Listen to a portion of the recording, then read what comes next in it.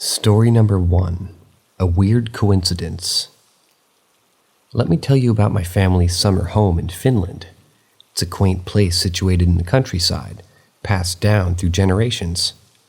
Constructed back in 1900 by my ancestors, it exudes an eerie atmosphere that's hard to escape.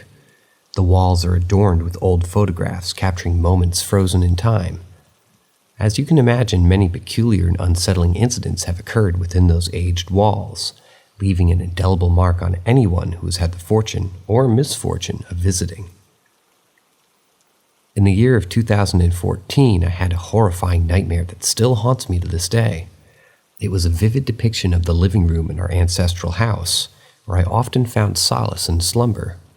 However, in this dreadful dream, something was amiss. Instead of the familiar couch positioned beneath the window, there stood a bed. I had never encountered a bed in that room before. It simply did not belong. Curiosity compelled me to sit on the edge of the unfamiliar bedding, and it was then that my world descended into a chilling nightmare. From between the layers of the mattress, a hand emerged, falling ominously into view. My heart raced as I hesitantly lifted the top mattress, revealing a gruesome sight that seared itself into my memory.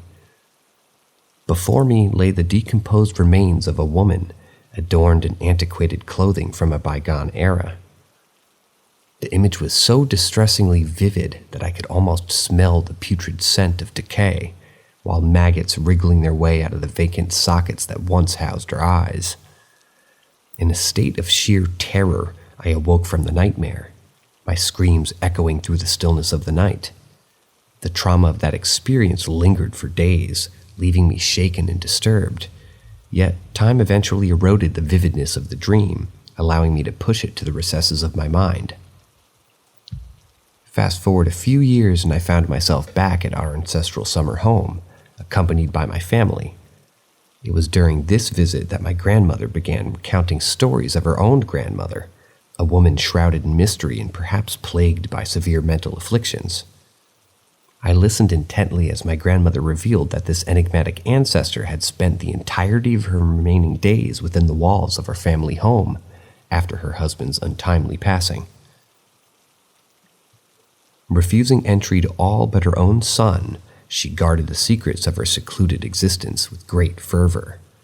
The mere thought of her reclusive nature sent shivers down my spine, each revelation deepening the chilling atmosphere that clung to the very fabric of our ancestral abode.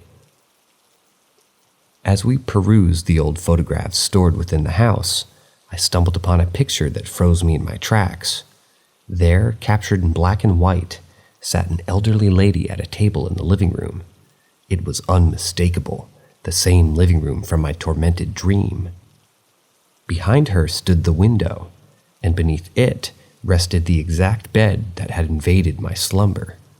The sheets, the single bed frame, the solitary pillow perched at its edge, all were identical to the haunting imagery that had plagued my subconscious. A surge of dread coursed through my veins as I shared the discovery with my grandmother, desperate for an explanation. To my astonishment, she met my revelation with a strange smile, a glimmer of knowing in her eyes. With an air of whispered secrecy, she uttered the words, "You saw her." The weight of those 3 simple words hung in the air, suffocating the room with an otherworldly presence. It was as though my grandmother touched the spirit of her own grandmother, and had confirmed the impossible truth that my dream had somehow tapped into the realm of the supernatural. I watched in disbelief as her smile faded into a mask of confusion, as if the conversation had never even taken place. It was a disconcerting moment that was leaving me unsure of what to make of this unsettling revelation. Recently, I summoned the courage to revisit the topic with my grandmother, hoping to shed further light on this enigmatic occurrence surrounding our ancestral summer home. To my surprise, her demeanor had transformed from nonchalant dismissal to genuine fear. The memory of our previous conversation had seemingly eluded her, leaving her apprehensive and visibly shaken. It was then that I realized the profound impact this revelation had on her, reawakening a long-forgotten specter that lurked within the depths of our family's history.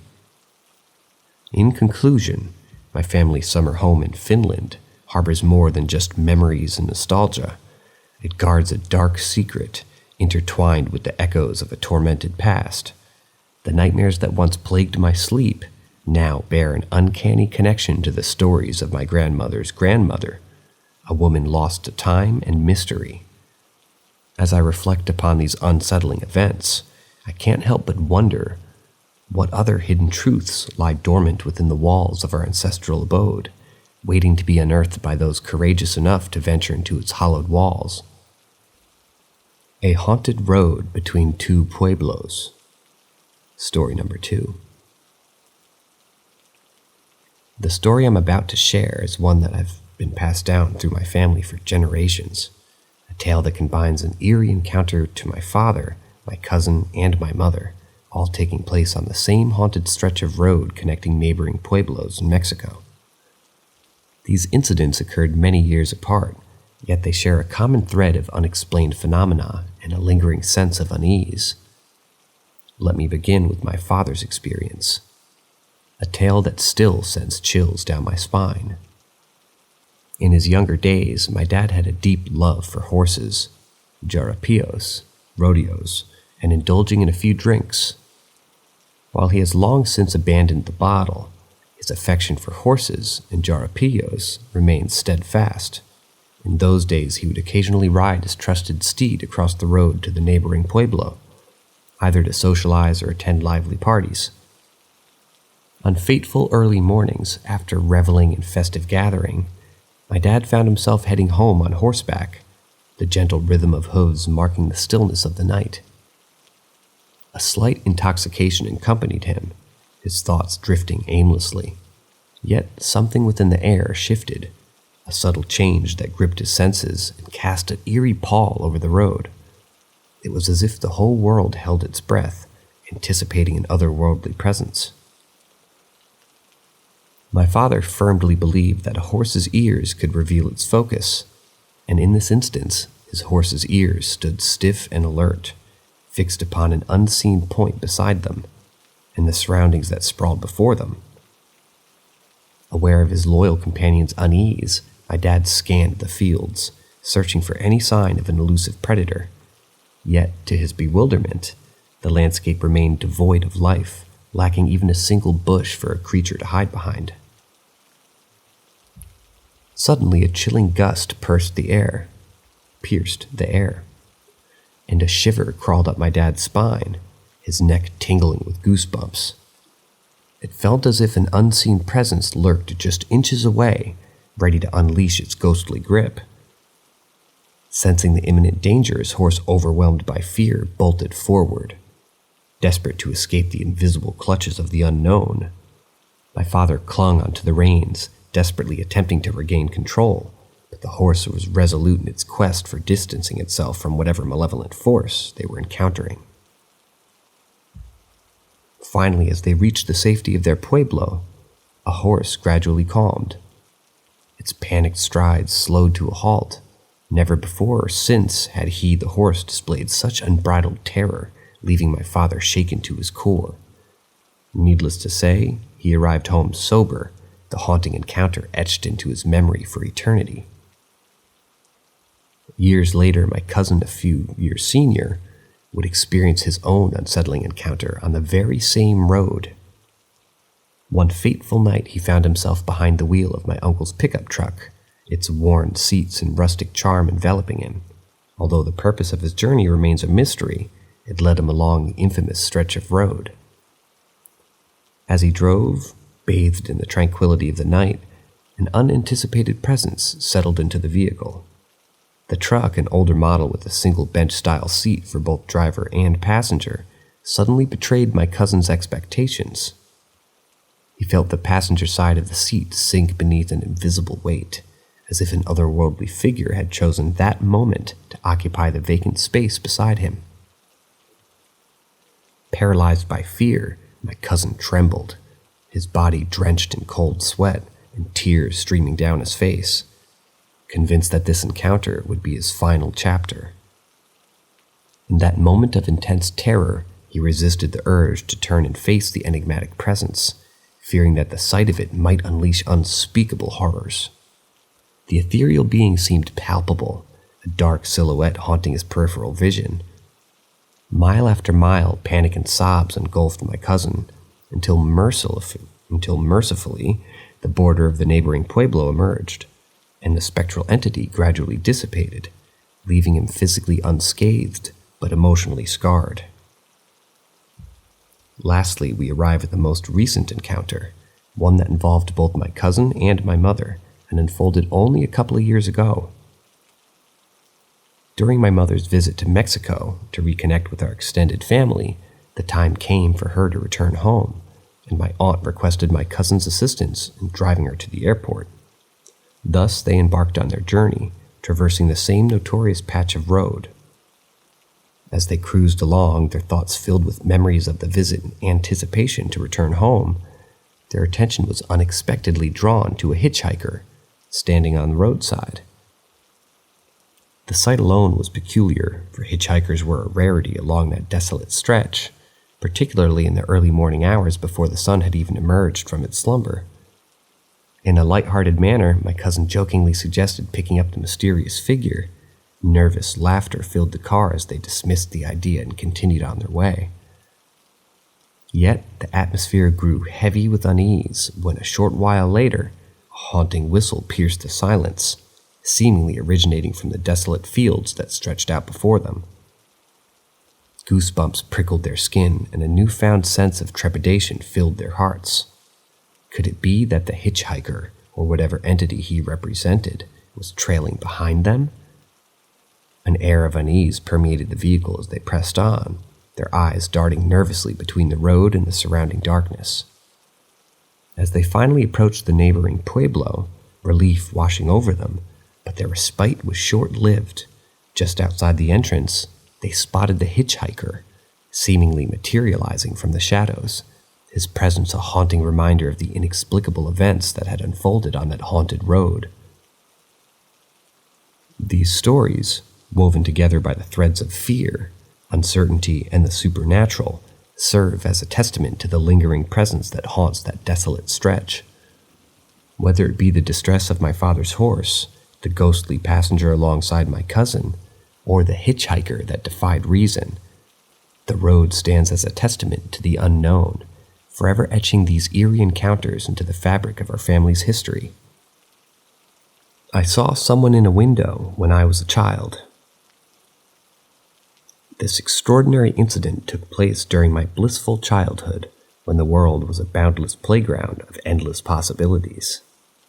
Ah, how I long for those carefree days. If memory serves me right, I must have been a sprightly little urchin of about 7 or 8 years old, overflowing with youthful curiosity and an unquenchable energy. The backdrop of this peculiar tale is set amidst a scorching summer, when my family and I sought refuge in our idyllic vacation home. Nestled in the heart of tranquility, it was the epitome of serenity. Adjacent to our humble house lived our amiable neighbors, whose son happened to be my closest comrade in the realm of adventure and make-believe. On a fateful day, the sun radiated its golden rays upon us, coaxing our playful spirits to engage in a spirited game of ball. The verdant front yard became our hallowed battleground, echoing with our joyous laughter and the rhythmic thud of a bouncing sphere. Oh, those halcyon days of innocence. As fate would have it, our exuberance propelled the ball to an uncharted territory, the mysterious depths of the house's rear. Brimming with determination and an insatiable thirst for retrieval, my dear friend and I embarked on a mission to reclaim our beloved plaything. It was of utmost importance to elucidate that the house harbored only the two of us and my friend's wise grandmother, while his parents and older sister had ventured out, presumably in pursuit of mundane tasks such as shopping. Navigating the labyrinth corridors of the abode, we arrived at a forsaken domain, where forgotten relics and ancient tools lay dormant. The atmosphere was heavy with the weight of time, and a sense of intrigue mingled with trepidation began to envelop my being. It was in this eerie place that the extraordinary unfolded, etching its indelible mark upon my tender psyche. in a serendipitous instant, as if orchestrated by the whims of destiny itself, I cast a furtive glance toward a solitary window. From this vantage point, a mere glimpse of the house's interior was unveiled, an ephemeral vista into the enigmatic realm beyond. It appeared to be a visage of a kitchen, or perhaps one of the ethereal bedrooms that adorned the dwelling. To my astonishment and abject horror, I beheld a sight that defied the laws of reason and challenged the very fabric of my youthful understanding. The delicate curtains, swayed by an imperceptible force, granted me a fleeting glimpse of a face unlike any I had ever encountered. Its eyes, dear reader, were stark white orbs devoid of color, innocence, and warmth. A specter of the ethereal beauty, its gaze met mine for the briefest of moments before vanishing into the abyss of the unknown. Petrified, I stood rooted in the spot, grappling with the incomprehensible. Naturally, my instincts were to dismiss this uncanny occurrence as a figment of an overactive imagination. After all, I was but a mere child, susceptible to flights of fancy and whimsical illusion. With an ardent desire to regain my youthful verve, my playmate and I resumed our quest for the elusive ball, letting the tendrils of that otherworldly encounter dissipate into the recesses of our consciousness. Minutes turned to hours, and eventually our fervent search bore fruit. The ball, once lost amidst the labyrinth of memories, was safely ensconced within our grasp. Triumph surged through our veins, rekindling the flame of youthful jubilation that only innocent victories can bestow. In the afterglow of our success, a curious thought seized my mind, a simple query, born out of the nagging curiosity. Turning to my companion with wide-eyed wonder, I inquired about the whereabouts of his sisters. In my fleeting moment of introspection, I had been seized by a peculiar notion, an inkling that the ethereal apparition I had glimpsed could be none other than his sibling, frolicking within the confines of her bedroom. But alas, my conjecture was swiftly dispelled by my dear friend, who reminded me that his sister, along with her parents, had departed for greener pastures, leaving behind a void within the home, a void that echoed with silence and solitude. Now, dear reader, I beseech you to accompany me on this journey through the corridors of time. 22 years have passed since that mystical encounter, and yet its memory lingers within the chambers of my consciousness, resurfacing from the depths of my reminiscence on the occasion. The significance of that fleeting moment remains shrouded in an impenetrable mist, evading my attempts to unravel its enigma. I have pondered upon the peculiarities of that day, revisiting every minute detail etched into the tapestry of my recollections. It is with conviction that I declare the visage I beheld was not that of my friend's sister or any other known acquaintance, nor could it have been his venerable grandmother, whose gentle demeanor and wise countenance had always bestowed upon her an air of undeniable authenticity. Nay, the spectral countenance that graced my vision was an enigma, a riddle that defied the boundaries of rationality and continues to elude my comprehension. So, dear reader, here I stand, traversing the realms of memory and time, my soul burdened by the weight of that inexplicable encounter. The passage of years has not diminished its hold upon me, nor has it dulled the curiosity that resides deep within my heart. The incident serves as a constant reminder, that our world is a vast tapestry, interwoven with the threads of the extraordinary, waiting to be unraveled by the intrepid souls who dare to venture beyond the veil of the mundane. Mayhaps, in the realm of the ethereal, there exist answers to the questions that plague my mind, and so the chapter of my life unfolds, imbued with the ceaseless yearning to comprehend the unfathomable, to seek solace in the knowledge that there are mysteries yet to be unraveled, and the human spirit, no matter how frail, is destined to wander the labyrinth corridors of the inexplicable, forever in pursuit of truth. Story number 4. Woke up to a glowing white mist over me. About 7 years ago, There was a period of my life when I resided in a rather eerie house that seemed to possess a haunting presence. Although I never laid eyes on this mysterious entity, its presence was made abundantly clear through the eerie sounds of angry stomping that reverberated throughout the house.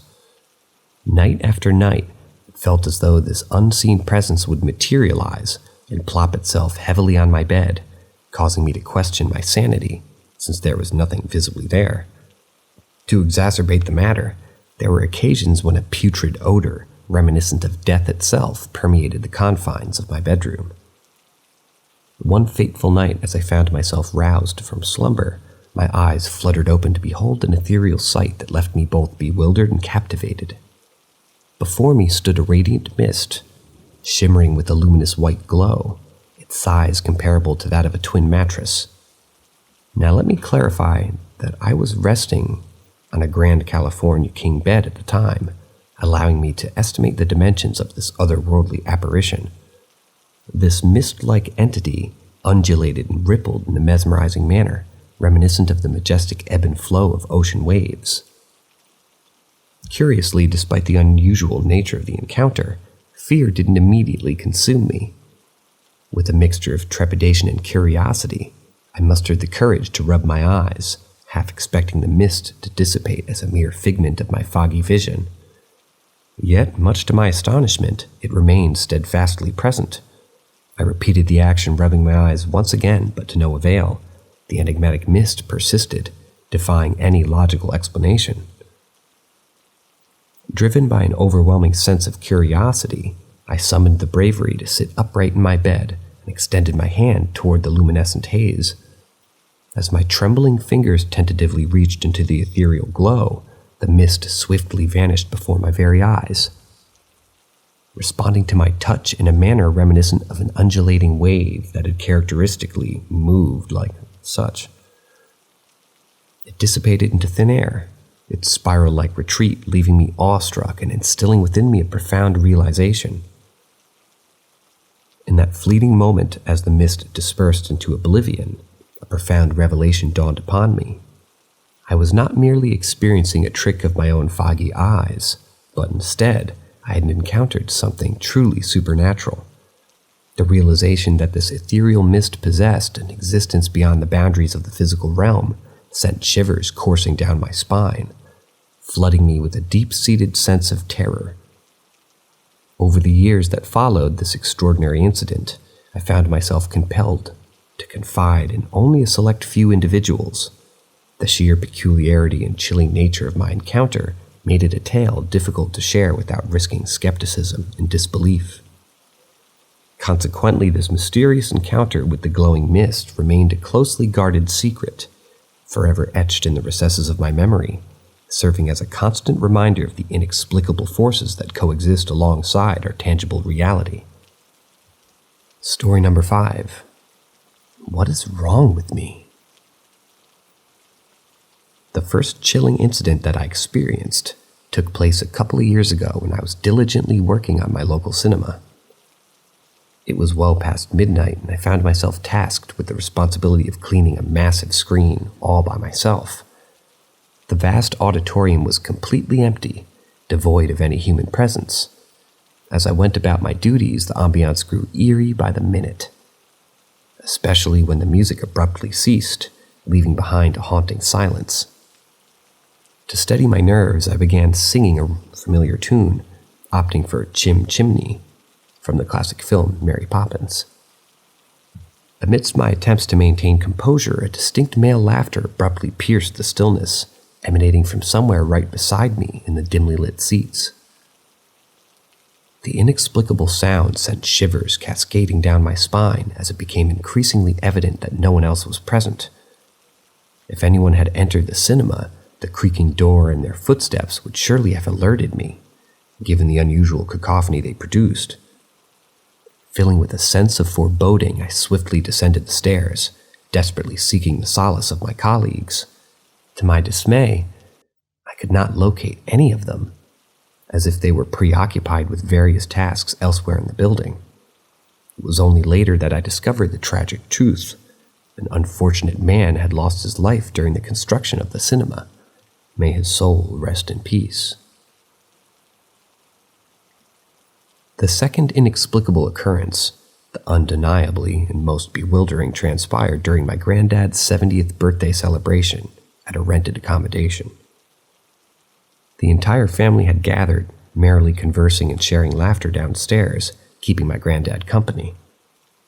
In the midst of the festivities, I decided to retreat upstairs for a moment of respite. As I ascended the staircase, one could catch a glimpse inside the room across the corridor. To my astonishment, I beheld a figure perched upon the bed, a figure adorned in my granddad's distinctive shirt and pants. Its appearance was an uncanny replica of my beloved granddad, right down to the minutest details. Without hesitation, I called out to him, bewildered by his presence in the upper quarters. "Why are you up here, Granddad? Everyone's waiting downstairs," I implored. However, to my profound dismay, the figure merely remained transfixed, gazing pensively out the window. It neither responded to my inquiries nor made any movements indicative of acknowledging my existence. An inexplicable sense of unease washed over me, as if an unspoken intuition warned me against drawing closer.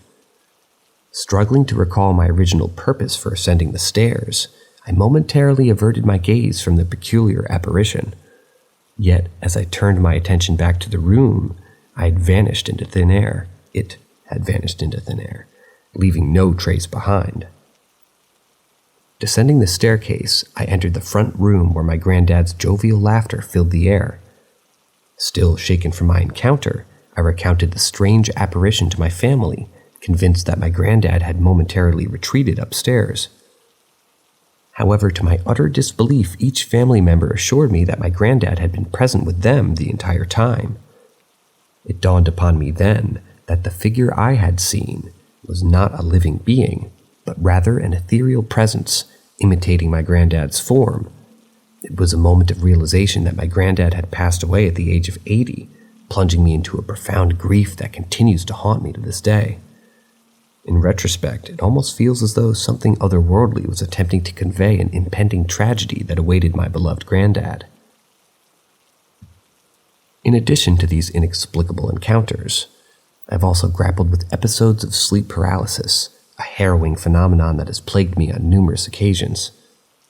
During these distressing episodes, I find myself immobilized, trapped within the confines of my own body, as if an invisible force holds me captive. It is during these paralyzing moments that I have been confronted with a peculiar revelation.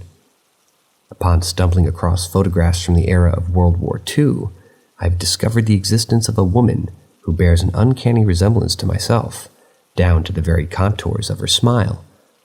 The uncanny resemblance has left me pondering the enigmatic nature of the human experience and the inexplicable connections that span across time and generations. In conclusion, these series of inexplicable events, ranging from the eerie laughter in the deserted cinema to the apparition of my granddad's doppelganger, along with the disconcerting episodes of sleep paralysis and the mysterious resemblance to a woman from the past, all of this has left an indelible mark on my psyche. They serve as haunting reminders that the realm of the unknown, the supernatural, and the unexplained often interweave with our everyday lives, adding an ethereal dimension that defies rational explanation. These encounters have forever altered my perceptions of reality, reminding me that the world is teeming with enigmas, waiting to be unraveled, even as they continue to perplex and confound us. Story number 6. It's happening again. Here I am again, experiencing the same eerie phenomenon that unfolded a decade ago. Back then, I was romantically involved with a man who happened to possess an expansive 300-acre ranch, complete with a flourishing herd of cattle. It was during one of our rustic escapades that this inexplicable series of events began to unravel. On a moonlit night, we found ourselves on the ranch, engrossed in a charming country-style date. Picture blankets strewn across the grass, a delightful picnic spread, and a tranquil atmosphere. The clock struck midnight, and suddenly we heard distant drumming, reverberating through the stillness of the night. At first we assumed it was merely the booming bass of a passing vehicle or nearby highway, equipped with an outrageous sound system. But our assumptions crumbled as blood-curdling screams pierced the air, sending shivers down our spines. Despite growing increasingly unnerved, our curiosity urged us to uncover the source of these haunting sounds. We rose from our cozy spot, hastily climbed into the truck, and the moment the engine roared to life, the drumming and screaming ceased abruptly. Determined to investigate, we embarked on a cautious patrol, scrutinizing every nook and cranny of the vast land. Strangely, nothing seemed amiss. The surveillance cameras displayed no sinister imagery, only footage of the peaceful bovine residence and the peculiar donkey named Dipshit. Yes, that was his actual name. The gates securing all entrances remained locked, and there was no sign of any disturbed earth, as if no vehicles had ventured there. Perplexed, we reluctantly retreated, leaving behind our unanswered questions. A few days later, as we carried out the routine task of feeding and counting the cattle, a disquieting revelation unfolded before our eyes. A cow and her newborn calf were inexplicably missing from their designated location. Determined to locate the mother and child, we hopped onto a utility vehicle and we embarked on a thorough search. Beginning from the western pasture, we traversed the sprawling expanse, making our way towards the eastern reaches. As we neared the eastern pasture, a region harboring treacherous sinkholes and a couple of cave entrances, a strange sensation washed over us. The once familiar sounds of nature had surrendered to an unnerving silence, akin to standing alone in a vacant church for an empty school building. A sense of suffocating oppressiveness permeated the air, as if an unseen multitude of eyes bore into our very souls. Furthermore, an unusual odor wafted through, a peculiar amalgamation of hospital-like cleanliness and an overwhelming presence of ozone. It was a scent that defied its rural surroundings. Compelled by the mixture of curiosity and apprehension, we abandoned the vehicle, clutching our weapons tightly, and ventured into the dense thicket. The ground beneath our feet felt damp, evidence of recent rainfall. Curiously, only a single set of hoof prints marred the earth's surface, indicating that the missing cow had indeed passed this way. The missing cow indeed passed this way. However, there was an unsettling absence. The tracks of her newborn calf were conspicuously absent. Determined to unveil the truth, we pressed on further into the wilderness. And then we stumbled upon her. It was a cow, number 68, cruelly robbed of her tongue. Her udders and reproductive organs had vanished, leaving behind wounds that appeared seared shut, devoid of blood, scent, or any sign of decomposition. The absence of insects and scavengers, typically drawn to such gruesome scenes, amplified the haunting nature of this discovery. Utter disbelief and horror washed over me, causing me to be utterly bewildered. What the fuck? Meanwhile, my ex-partner, his face a mask of resignation, muttered the unsettling phrase, "Not again." According to him, a decade prior to this macabre encounter, a similar incident had unfolded on this very ranch. Another cow, in the throes of calving, has been found dead, her newborn calf nowhere to be found. The authorities had been notified, yet no meaningful action had been taken. This revelation sent chills down my spine as the gravity of the situation began to sink in. We marked the location of the disfigured cow, then hastened towards the front of the ranch to make an urgent call for our assistance. Our present whereabouts were nestled deep within the rear section of the pasture, a realm segmented by multiple fenced-off areas, two of which had been rendered inaccessible due to the perilous presence of sinkholes, caves, and an abundance of overgrown brush. As we approached the second fenced-off region, approximately 150 acres away from the site of our gruesome discovery, a distant sound reached my ears. A faint, desperate cry, unmistakably belonging to the missing calf. Without a moment's hesitation, I disregarded any sense of personal safety, swiftly maneuvered under the barbed wire barrier, and scooped up the defenseless creature in my arms. We had found her, the precious offspring that we had thought lost to the dark forces haunting this ranch. Cradling the calf against my chest, we returned home triumphantly, albeit an undercurrent of trepidation being present. It was then, in a feeble attempt to cloak our unease with humor, that I jokingly remarked that in another 10 years the time would come for yet another sacrificial episode. Now a decade has passed since that fateful incident, and my ex-partner and I have long since parted ways. However, a recent article unexpectedly resurfaced, rekindling the suppressed memories of those haunting days. The article chronicled similar cattle deaths, bearing an uncanny resemblance to the ones that we had encountered all those years ago. The same geographical area served as a backdrop for this new wave of terror. Compelled by an insatiable curiosity and a lingering sense of responsibility, I find myself driven to investigate this sinister pattern further. Yet, an undeniable fear gnaws at the recesses of my mind, warning me of the potential dangers as I may encounter in the pursuit of truth. Nevertheless, armed with determination and a readiness to confront whatever awaits me, I steel myself for the harrowing journey that lies ahead. Story number 7. My mother's past life. Growing up, I had always heard my mother recount a haunting tale from her childhood, a recurring nightmare that plagued her young mind. It was a vivid dream set in a bygone era, presumably the 1930s, where she found herself working as a dedicated social worker. In this dream, she was assigned to visit an orphanage, her heart burdened with the responsibility of ensuring the welfare of the children residing there. As the dream unfolded, my mother would ascend a seemingly endless staircase, surpassing the second floor and making her way up into the expansive attic.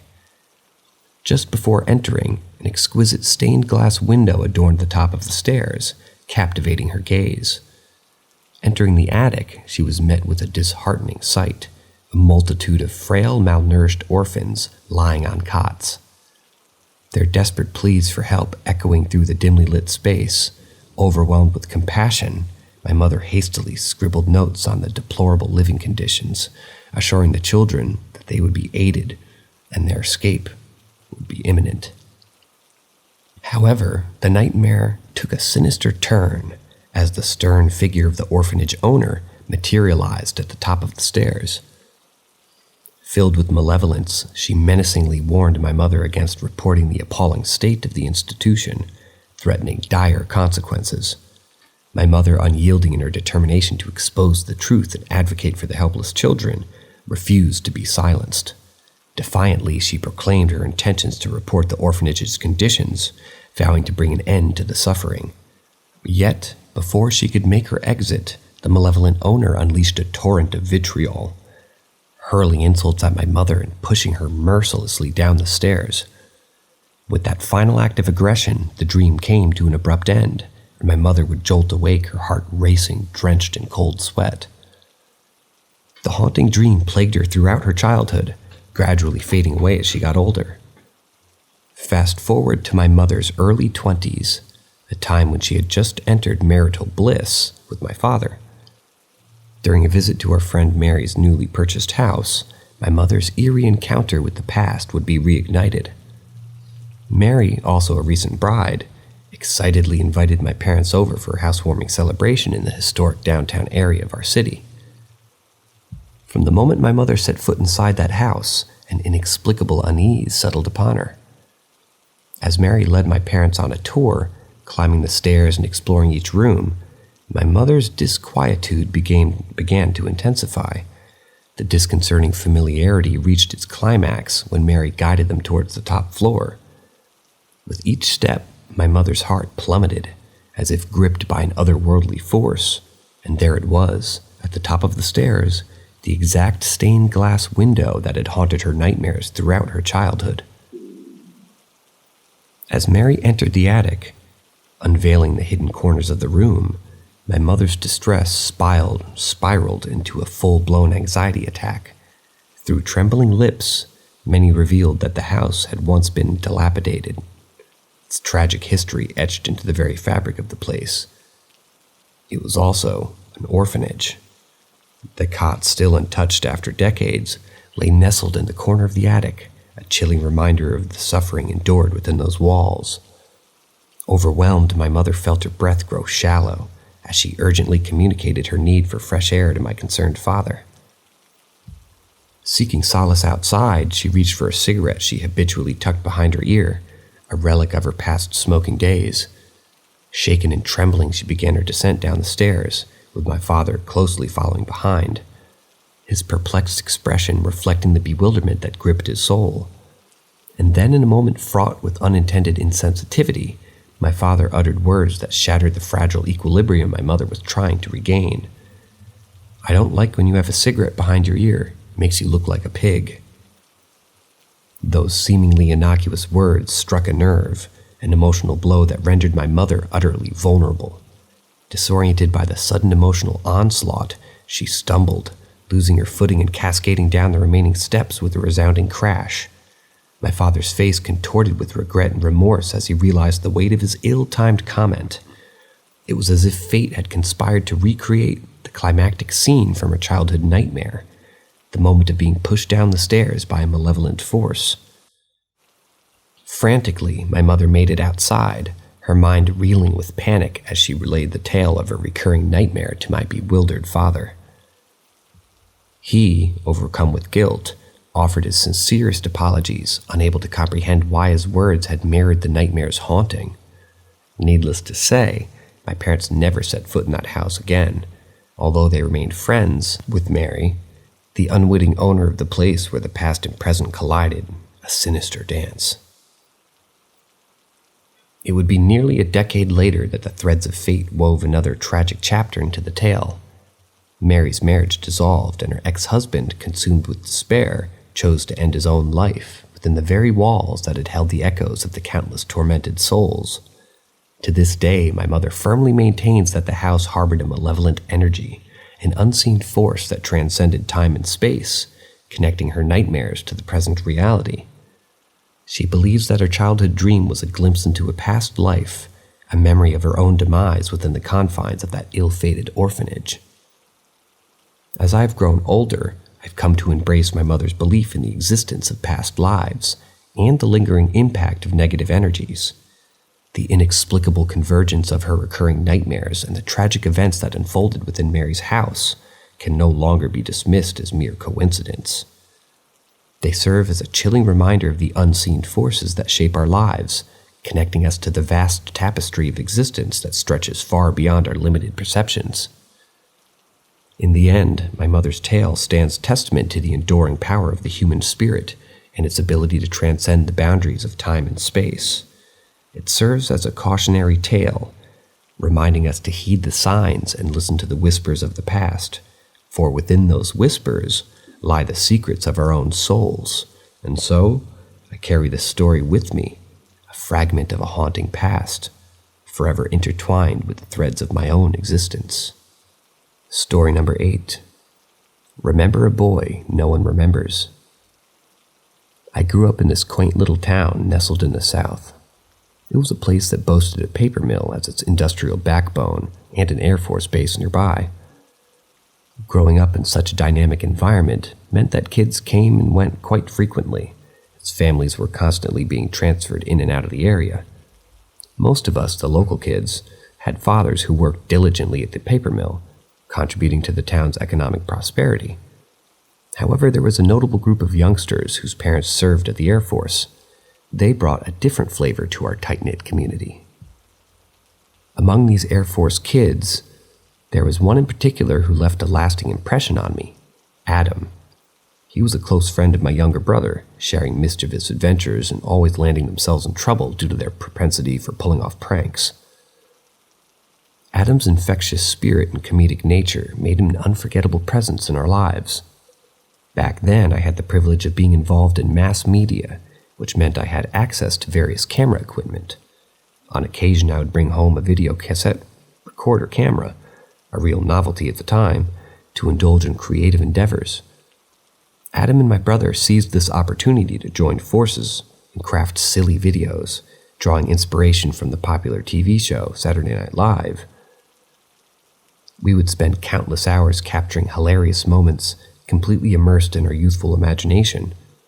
However, as time passed, around 3 decades to be precise, those cherished tapes have mysteriously vanished into the depths of time. It's disheartening to realize that those tangible memories are now lost. Recently, in a bout of nostalgia, I initiated a conversation with my brother about our long-lost friend Adam. To my utter surprise, he seemed utterly clueless about whom I was referring to. It was as if Adam's existence had been erased from his memory. Determined to unravel this perplexing enigma, I turned to another childhood friend named Corey, hoping that he could provide some clarity.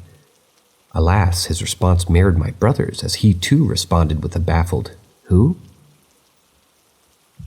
Driven by an unrelenting curiosity, I embarked on a mission to uncover any trace of Adam's presence in our shared history.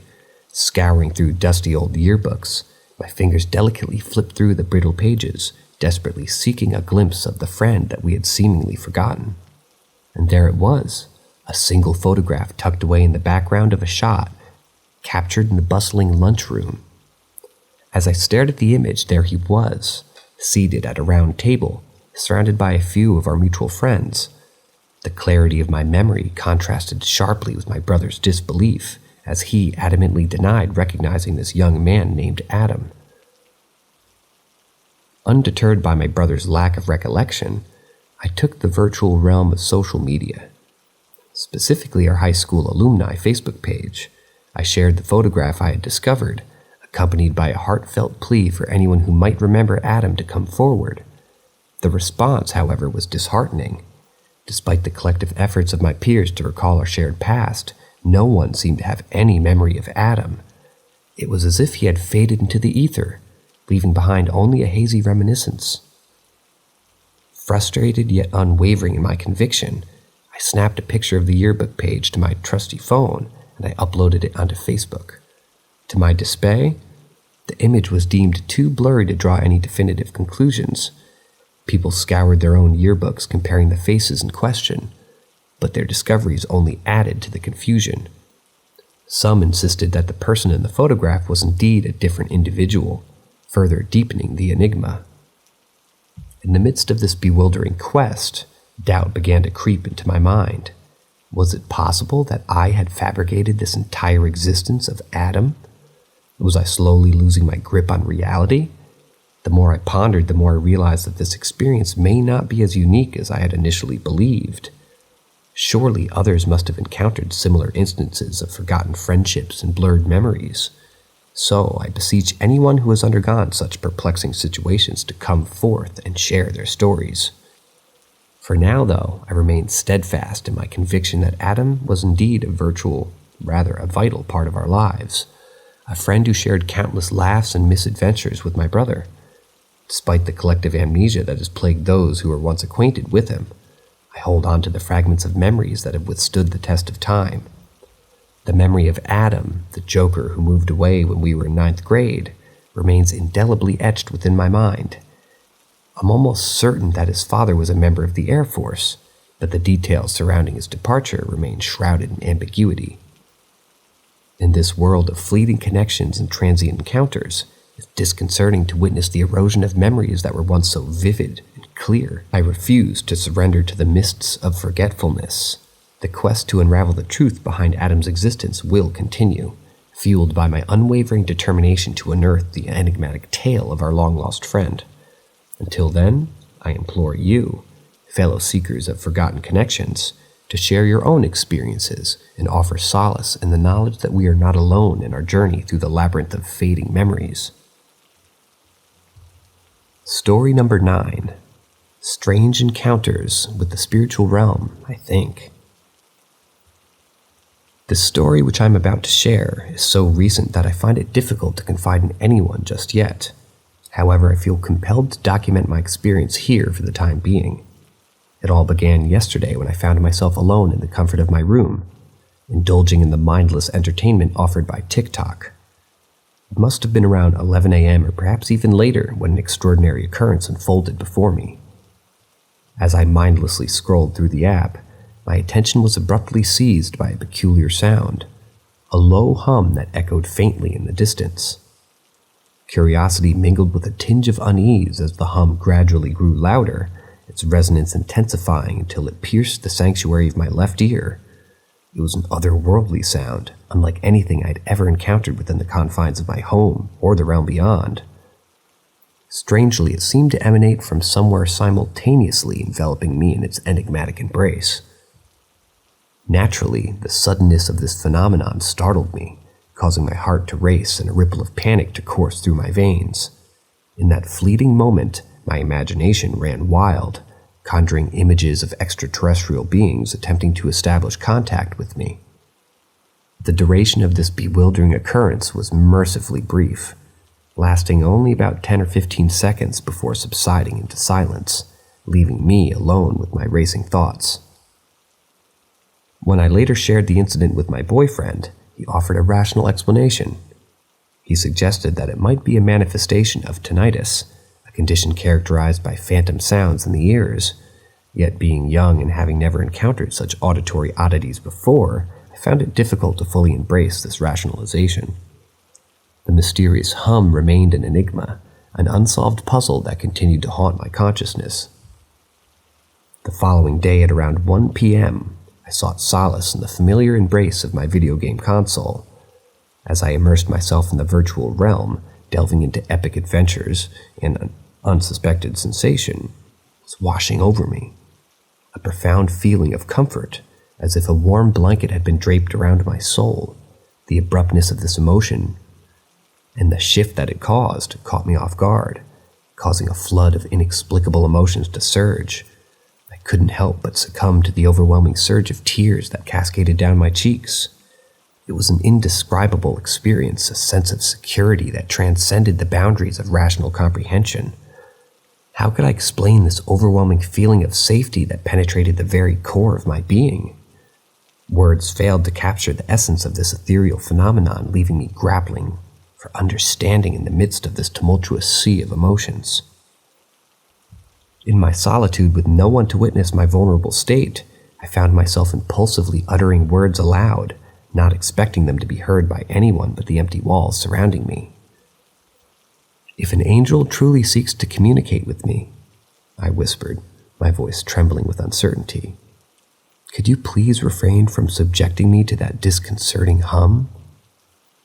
It frightened me immensely, and I misinterpreted its purpose.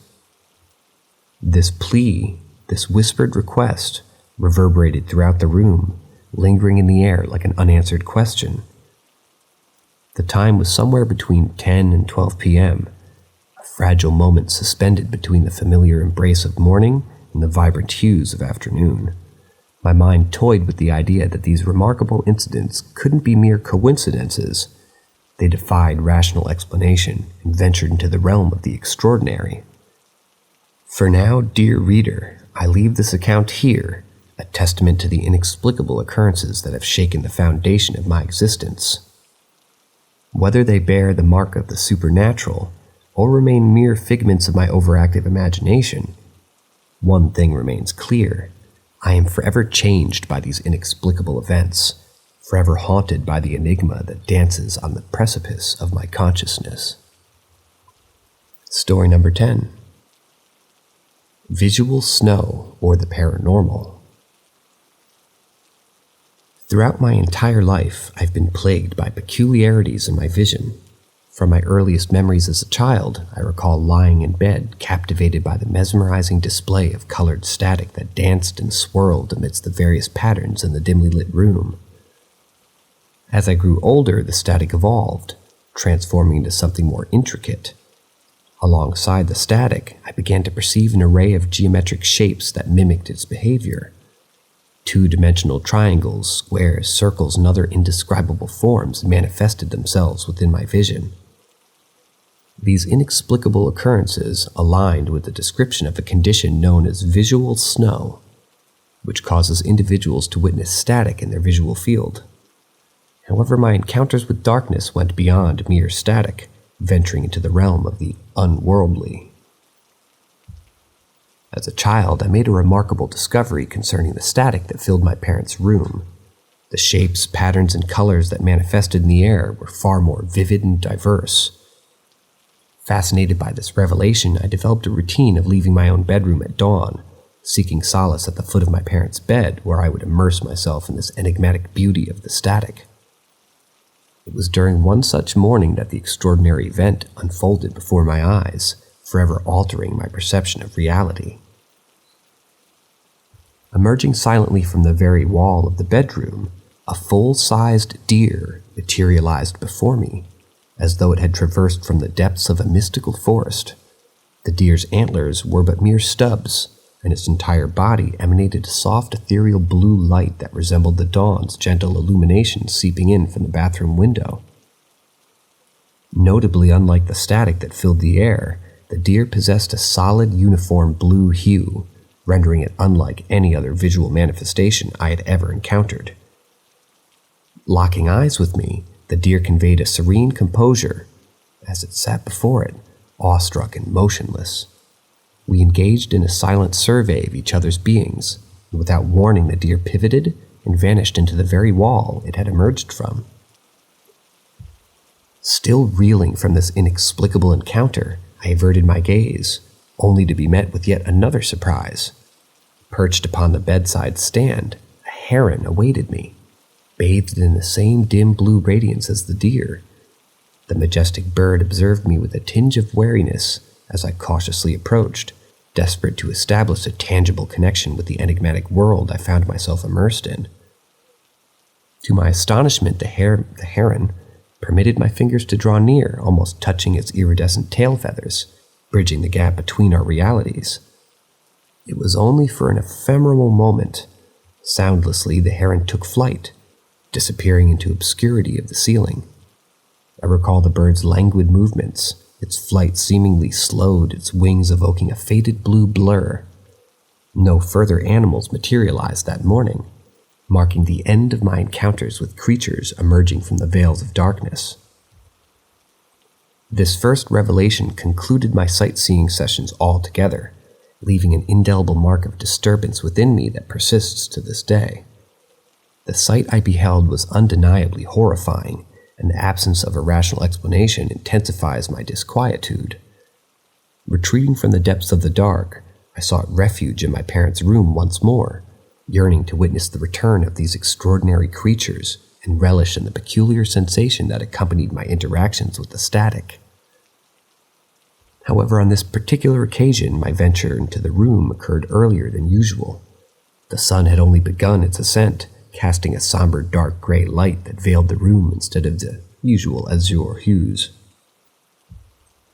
Nestled amid my slumbering parents, I scanned the expanse of the ceiling, my attention drawn to the presence of the obscure masses gliding across the room above my head.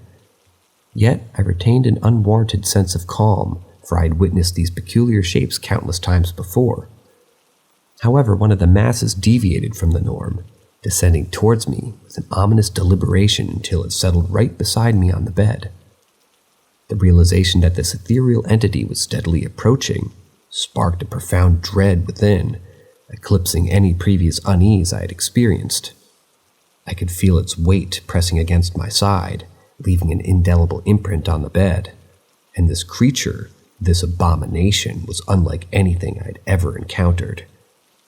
Unveiling itself in a shade of dark gray, the creature assumed a feline form, albeit devoid of fur, its grotesque emaciation accentuated by the protrusion of its bony spine and the visible outline of its ribs beneath the thin, ashen skin. Yet the most disconcerting aspect within its head and neck, reminiscent of a prehistoric dinosaur featuring a long, arched neck and lizard-like visage. The creature's eyes emitted a dim, lighter shade of gray, instilling a sense of profound unease within me. I cannot recall specific facial details or whether it possessed a tail, for all I remember is the paralyzing fear that consumed me in its presence. Assuming a cat-like pose, it turned its head to regard my askance. With my heart racing, I remained frozen in terror, too petrified to make even the slightest movement. The notion of provoking the creature and subjecting myself to its potential malevolence held me captive. Meanwhile, my parents slumbered peacefully, oblivious to the monstrous entity that had usurped their sanctuary. Never before have I felt so utterly helpless, my life seemingly hanging by a thread despite the proximity to my parents. Amidst my mounting panic, the creatures remained motionless, emitting no sound. Eventually, it averted its gaze from me, displaying a disinterested disposition. In that moment, an instinctual surge of survival propelled me to escape the room without a moment's hesitation. Counting to 10 in my mind, I bolted from bed, retreating back to the refuge of my own room, my mind plagued with the conviction that I was being pursued. My recollection of the events that followed fades into obscurity from that point onward. The encounter with the aberrant creature marked the final chapter of my exploration into the enigmatic world of static and darkness. Reflecting on these events, I now realized that I should have heeded the signs and ceased my engagement with the static long before. It seems evident that I was never meant to bear witness to the ephemeral phenomenon that occupied my sight. Rather, I believe that this haunting experience served as a warning, cautioning me against meddling in the realms beyond our perceived reality. It has become abundantly clear to me that alternate dimensions exist, intersecting with the plane that we consider reality. While I maintain an open mind regarding the supernatural, the disconcerting possibility of sinister entities lurking in our midst, unbeknownst to us, fills me with an unshakable sense of trepidation. Thus, my fears predominantly stem from the specters concealed within the shadows, rather than the apparitions that manifest themselves within my sight. To those who harbor the desire to embark upon similar journeys into the depths of the darkness, I implore you to exercise caution, or better yet, refrain from venturing forth altogether. If anyone shares similar experiences, perchance possesses explanations to unravel these mysteries, I beseech you to enlighten me. The search for understanding continues, fueled by a yearning to shed light upon the uncharted territories that lie beyond our comprehension. Haunted house, footsteps, and light dimming. During my late teen years, I found myself residing in a peculiar abode that had been around for a good 10 or 15 years. This place harbored a myriad of intriguing tales that left me with an unsettling feeling that never seemed to dissipate. It seemed as though an enigmatic presence dwelled within those walls, an elusive entity that made it impossible for me to feel truly at ease. One fateful night, I was in the company of my former partner and her cousin, just casually hanging out and engaging in light-hearted banter. My significant other at the time proposed we partake in a game of sorts, a recollection that has grown hazy over the course of the past decade. It involved some form of dancing or charades, if I recall correctly. As I rose to my feet and performed one of the prescribed actions, an eerie occurrence transpired. The lights within the room dimmed to a low glow, only to swiftly regain their previous luminosity. However, it was in that momentary dimness that I glimpsed something unsettling. Reflected upon the glass surface of a photograph hanging on the wall, I discerned the outline of a figure standing near the light switch. My heart skipped a beat as I spun around, hoping to catch sight of this apparition, but it vanished into thin air, seemingly melting away behind an adjacent wall. Astonishingly, my then partner and her cousin appeared oblivious to this peculiar shift in lighting, their attention fixated on the minor alteration between acknowledging the presence I had perceived. Naturally, I was shaken to my core by this inexplicable encounter. Instinctively, I dialed up a friend who happened to be accompanied by 2 other companions at the same time. Urgently, I implored him to join me, yearning for the silence of their presence and the added security of numbers. Graciously, my friend agreed to come over, their arrival instilling a semblance of safety amidst the unnerving circumstances that enveloped me. For the following couple of hours as we sat there together, our collective ears were accosted by unsettling sounds emanating from the rooms directly above us. The distinct creaking of floorboards intermingled with the unmistakable patter of footsteps echoing throughout the house. Each noise served as a chilling reminder of the inexplicable and sinister presence that permeated the atmosphere.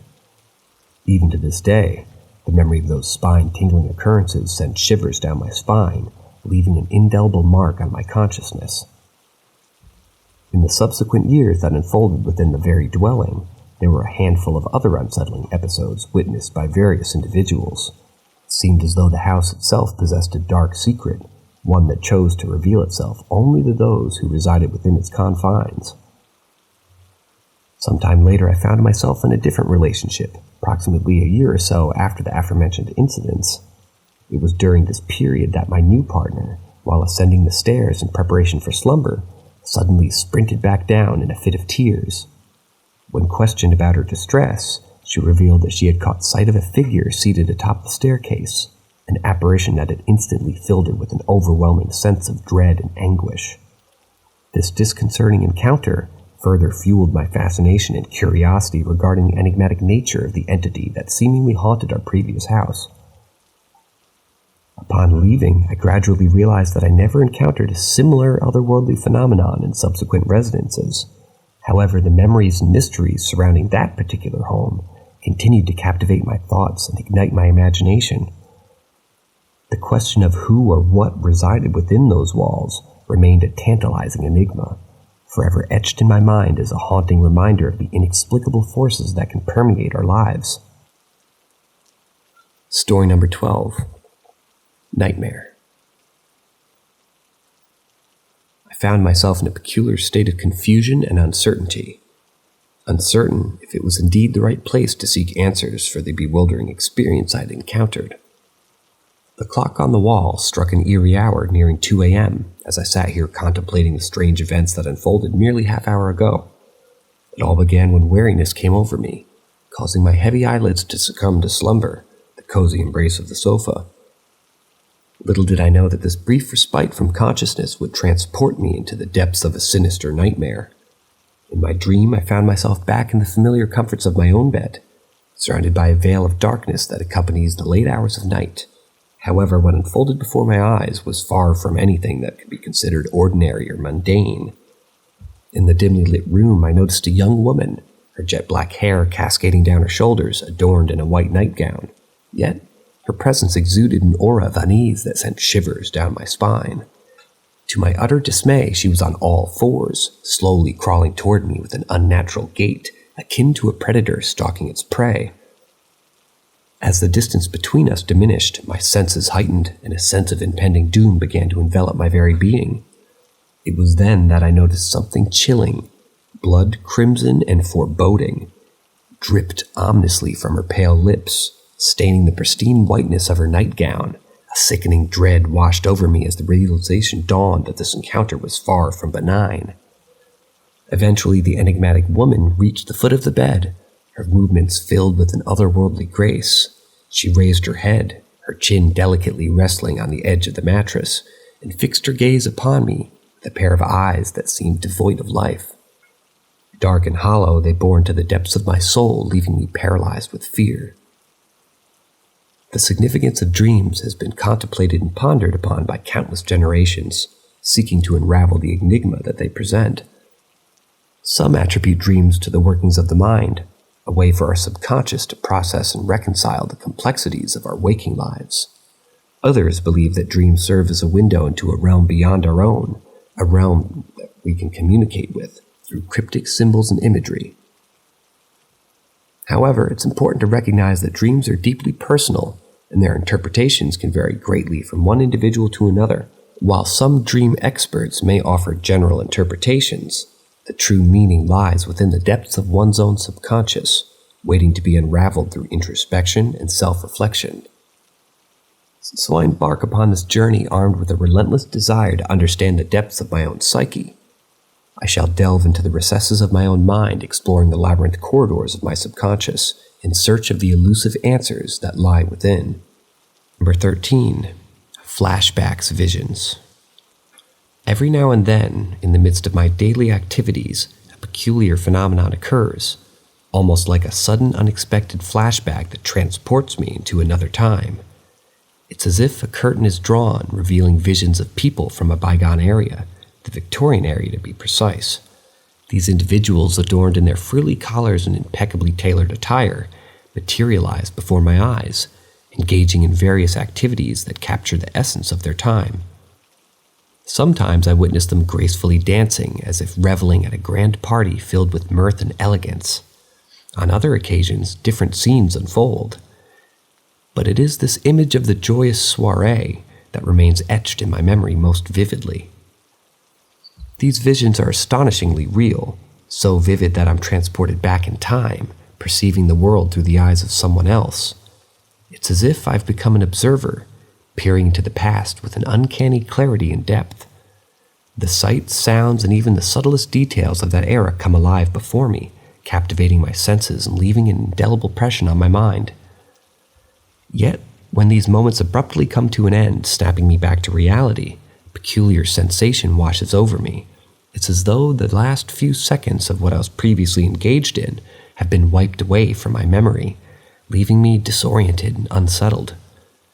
The transition between the ethereal world of the Victorian area and my present surroundings feel jarring, almost as if I've been rudely awakened by an enchanted dream. Rudely awakened from an enchanting dream. In the aftermath of these encounters, I often find myself grappling with conflicting emotions. On one hand, there's a deep fascination and curiosity about the lives of those individuals who inhabited that time, so different from our own. I wonder who they are, what stories they carried, and what their dreams and aspirations might have been. The allure of the past beckons me, tempting me to delve deeper into the annals of history, to uncover the secrets that lie hidden beneath the layers of time. Yet simultaneously, there's a sense of unease that accompanies these experiences. The sudden disorientation and loss of temporal continuity, and the nausea that washes over me after each episode raise disconcerting questions. What is the origin of these visions? Why am I chosen to witness this particular era? Is there a deeper meaning or purpose behind these glimpses into the past? Or are they merely figments of an overactive imagination? The ambiguity surrounding these occurrences lingers in my thoughts, captivating my mind during quiet moments and infiltrating my dreams when sleep comes to me. I find myself yearning for answers, for a deeper understanding.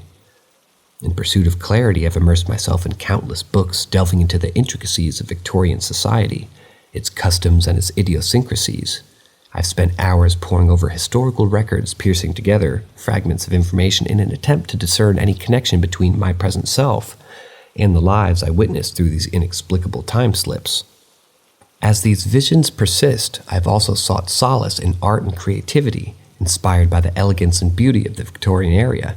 I've taken up painting, attempting to capture the essence of those bygone times on canvas. Through the strokes of my brush, I endeavor to recreate the scenes that have unfolded before my eyes, hoping to unravel the mystery that binds me to that era. As time goes by, the dissonance between my normal life and these time slips become increasingly unsettling. The world around me continues to march forward, propelled by the relentless march of progress, while I remain anchored to the past. And so I continue this journey of discovery, grappling with the enigma that's become an integral part of my existence. The Victorian era, with its frilly collars and resplendent parties, still holds sway over my thoughts and aspirations. I yearn to uncover the secrets that lie buried with the annals of history, to understand the connection that binds me to the bygone time. Until then, I shall embrace these fleeting visions, these brief glimpses into a world long past, and remain ever vigilant for the next moment when the veil is lifted, and I'm transported once again to that captivating era. For within those moments, I find a sense of purpose, a connection to the forgotten past, and a glimpse into a reality beyond my own. My paranormal experience in high school. Back to 2010, I had the privilege of attending high school in the beautiful country of the Philippines. It was an unforgettable time in my life, filled with unique experiences and fascinating encounters. During that period, I was in my second year of high school, which technically speaking would be equivalent to 8th grade in the United States. The educational system in the Philippines differed slightly as we transitioned from 6th grade directly into high school as freshmen. I attended a private high school located in Cavite, a province known for its rich history and vibrant culture. Our school had a customary routine after recess and lunch, where all the students would gather and form a line in the gymnasium. This assembly served two purposes: to listen to important announcements and to wait our teachers, who would then lead us to our respective classrooms. As high schoolers, we would be assigned the upper floors, while the lower floors were dedicated to the elementary and preschool students. One particular part of this routine intrigued me and my group of friends. On our way up to the classrooms, we often stopped by the bathroom situated near our classroom.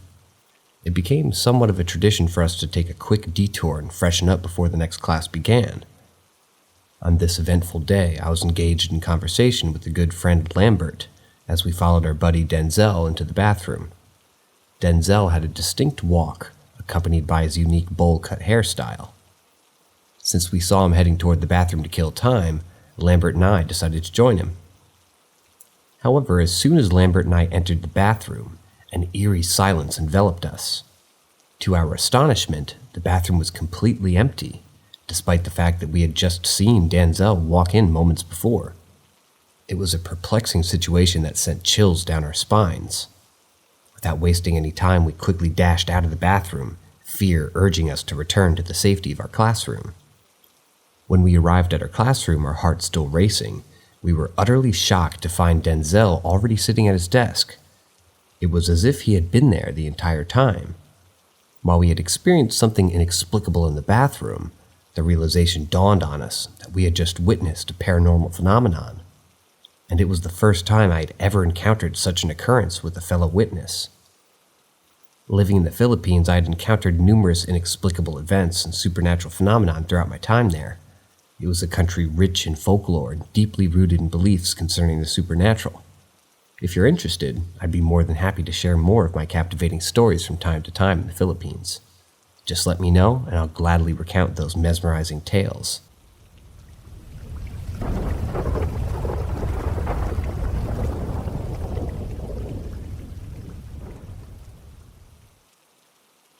Phone call to dead mom? My mom passed away 4 years ago, and the void she left in my heart is still as vast as ever. The profound absence of her presence in my life is a constant reminder of the immense love and warmth that she brought into our family. And it's in those moments of longing that my sister comes to my rescue, sending me cherished old photos of her mom that I've never had the chance to lay my eyes on before. The flood of emotions that washes over me when I see these precious glimpses of her is indescribable. There's a bittersweet joy that accompanies the discovery of these unseen snapshots. As I witness her radiating happiness in a way I had never witnessed before. During my monotonous work days, I found solace in stealing glances at these treasured photographs. They became a source of inspiration and a tangible connection to the past. As the hands of the clock inch closer to midnight, signaling the end of yet another exhausting day, I finally find myself back home. Weary from the demands of the outside world, I begin the ritual of shedding my work clothes and slipping into comfortable clothes and embrace the entire house. Absent-mindedly, I placed my phone down on the dresser in front of the television, oblivious to the mysterious events that would soon unfold. In search of sustenance, I navigate my way to the kitchen, my footsteps echoing through the house. Engaging in brief conversation with my ever-supportive wife, I share a few moments of respite and affection before the outside world is momentarily forgotten. It is during this ephemeral respite that my subconscious mind reminded me of the phone left unattended in the other room. Returning to my sanctuary, I enter the dimly lit room and catch sight of my phone, its screen illuminated as though someone is desperately trying to reach me. Puzzled and intrigued, I approach the device, only to realize that it's not receiving any incoming calls, but is instead initiating one. My mom's name, Grace, is on the display, shimmering with an otherworldly aura. The sheer impossibility of the situation left me dumbfounded, my mind struggling to comprehend the inexplicable.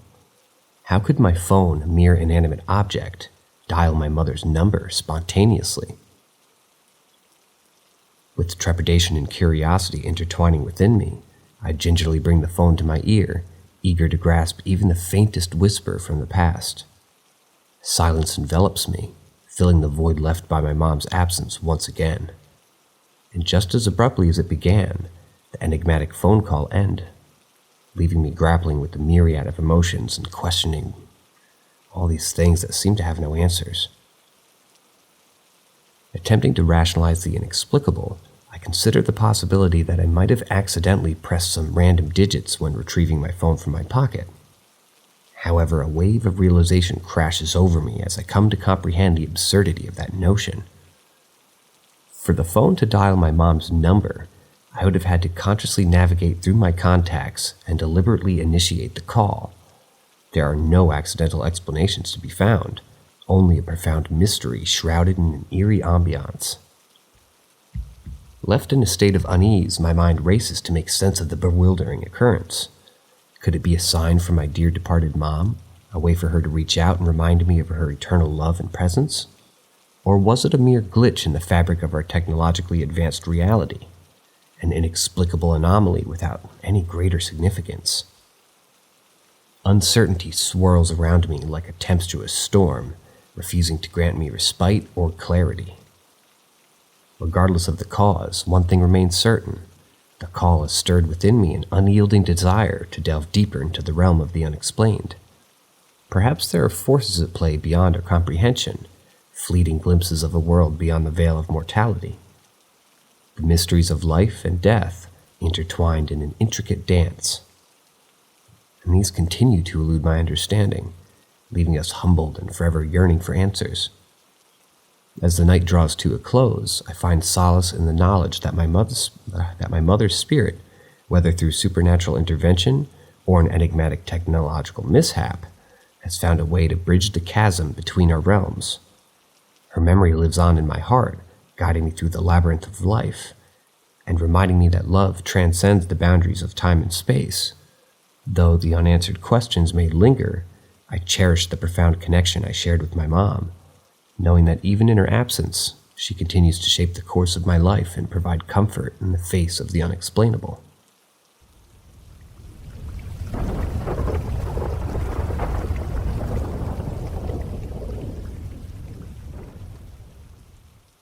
Living alone in an 1800s bookbinder building.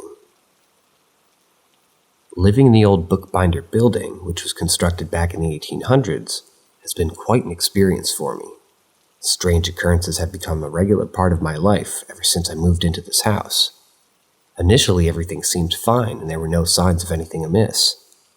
However, as time went by and years passed, peculiar things started happening around me and even to me. Now, let me clarify that I firmly believe in the existence of the paranormal. I hold the belief that spirits of those who have not found peace after passing away might linger in certain places, and it seems that such a presence has made its way into my home.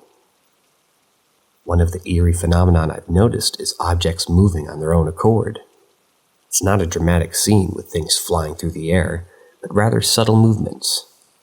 For instance, an item placed on a flat surface would shift slightly without apparent cause. These objects are usually heavy enough that even a gust of wind from an open window wouldn't be able to move them. Additionally, I have an aversion to closed doors, so all the doors in my house, except the entrance door, remain wide open and adorned with door curtains and insect nets. Despite my efforts, I'm observing these curtains occasionally swinging as if an invisible presence is brushing against them. Even as I sit at my computer, focused on the screen, I catch glimpses of the curtains moving behind me in the distance, beyond the reach of my PC's fan's gentle breeze against the wall. But that's not all. Every now and then I experience an unsettling smell that seemingly emerges out of nowhere. It's as if I suddenly detect the odor of rotting, moldy, burning wood in my room. However, upon thorough investigation, I find no traces of decaying or moldy wood in my home. The only wooden elements present are my old furniture pieces, which, when inspected closely, exude a faint scent of leather and wood polish that's barely noticeable. Furthermore, my dreams have taken a turn for the bizarre. They lack any logical sequence or coherent storyline, leaving me perplexed upon waking. Day or night, I occasionally sense a penetrating gaze fixed upon me, even when I'm alone. It's an indescribable feeling that I struggle to shake off. One particular incident stands out in my memory. While standing in my kitchen, my attention was drawn to the doorway by an inexplicable instinct. To my astonishment, I caught a sight of a pale white face peering at me from the top right corner, partially hidden behind the string curtain. The moment our eyes met, the face vanished as swiftly as it had appeared. Since that encounter, I've noticed a disturbing change within myself. I've become easily irritable and prone to anger, causing strain on my friendships. These newfound emotions even led me to entertain thoughts of inflicting harm upon others, an utterly alien notion to my inherently calm and kind nature. As I walk through the city, a passing stranger can trigger an inexplicable urge to hurt them, and I find solace in the fact that I've refrained from acting upon these impulses. In a desperate attempt to find solace, I've tried burning sage and displaying a cross, and various other remedies, but nothing seems to alleviate the growing presence that haunts me. Despite the turmoil, I have a deep attachment to this place. Moving is not an option I want to consider. Instead, I find myself contemplating the idea of seeking assistance from a medium or someone well-versed in ridding homes of unwelcome entities.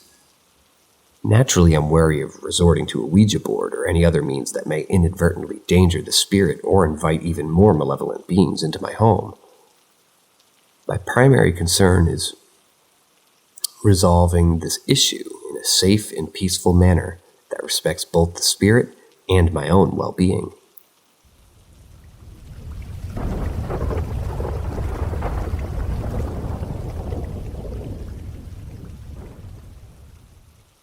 Something tried taking me. A few nights ago, as I was preparing to go to bed, I couldn't help but notice the stifling humidity in my room. It was unbearable, and I knew I needed to do something about it. In an attempt to create some ventilation, I decided to open my window wide open and left my bedroom door ajar to allow a constant breeze to flow in. Little did I know that this decision would lead to a series of strange and unsettling events that would leave me questioning my own sanity. Before I could even drift off into a peaceful slumber, I sensed an unusual restlessness in my German Shepherd. It was as if he too had detected something amiss. To my surprise, my other two canine companions seemed equally agitated, adding to the growing unease in the room. Suddenly, when I was rudely awakened by a peculiar sound, like something attempting to pry open the screen of my window, startled, I jolted upright in bed, only to witness my faithful shepherd growling fiercely at the window. My mind was still foggy from sleep, and I struggled to make sense of the situation unfolding before me.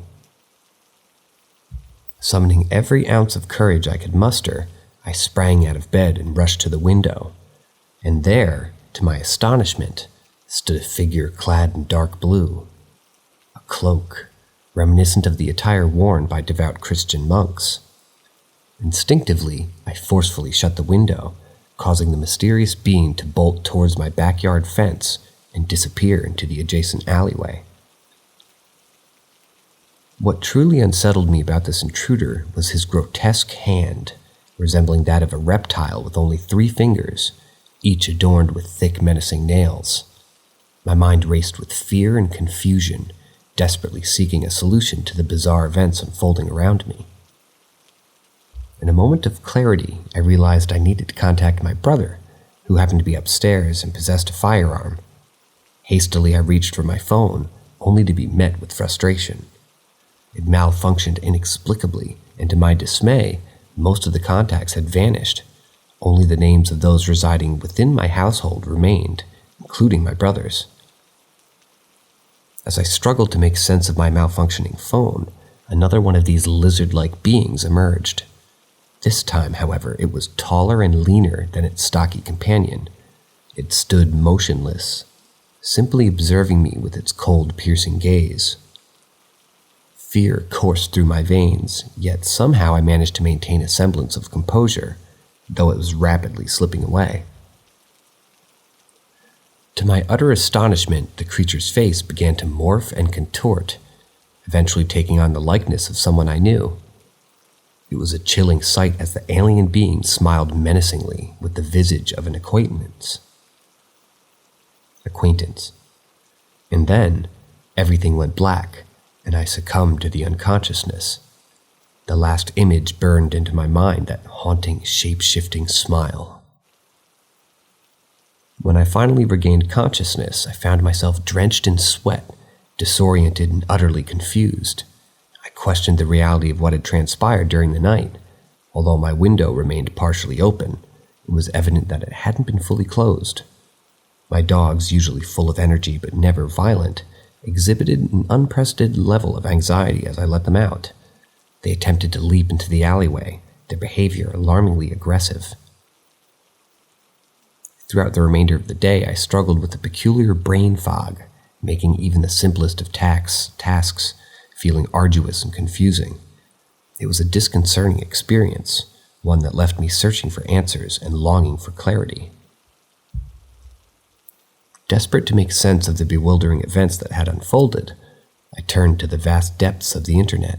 In my quest for understanding, I stumbled upon references to lizard men, alien beings purportedly aiming to seize control of our world. However, I soon discovered that this theory was primarily propagated by David Icke, a well-known conspiracy theorist whose ideas were deeply rooted in anti-Semitism. Here in this online community, I've come seeking your thoughts and opinions on this extraordinary and disconcerting encounter. I yearn for any insight that might shed light on the inexplicable events that unfolded in my life. As I delve deeper into the rabbit hole of speculation, I can't help but wonder, was I truly visited by otherworldly creatures, or did my mind concoct an elaborate fabrication influenced by external factors? Only time and further investigation will reveal the answers I so desperately seek.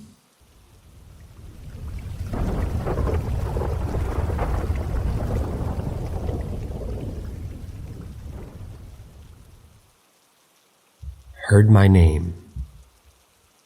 I've been living in our current house for over a decade now, and throughout these years we've had a series of intriguing experiences that seem to occur sporadically, usually every few months. While these incidents are generally minor in nature, they've managed to pique my curiosity and leave a lasting impression on me. You see, our house has a rich history. It was once owned by a single family for more than half of a century, and the couple who resided before us have since passed away. It's not uncommon for homes with such a long lineage to retain a certain essence or energy, and our house seems to possess its fair share of residual effects. The peculiar occurrences we've encountered are seemingly innocuous, yet undeniably eerie. For instance, we've heard peculiar sounds echoing through the halls, unexplained footsteps resonating from upstairs, and even the distinct noise of drawers opening when no one is present. These incidents have become part of our everyday lives, leaving us with a lingering sense of intrigue and wonder. However, nothing could have prepared me for what I guess I saw that night. It was around 11:30, and I was preparing to retire for the evening in the comfort of my bedroom. As I was going about my nightly routine, an unexpected event unfolded. Shattering the relatively calm atmosphere, it was a moment that will forever be etched in my memory. In the midst of preparing myself for a peaceful slumber, a voice, unmistakably that of a woman, rang out with startling clarity. It called out my name, causing me to instinctively whirl around in a state of shock and disbelief. The room was shrouded in silence, devoid of any external disturbances.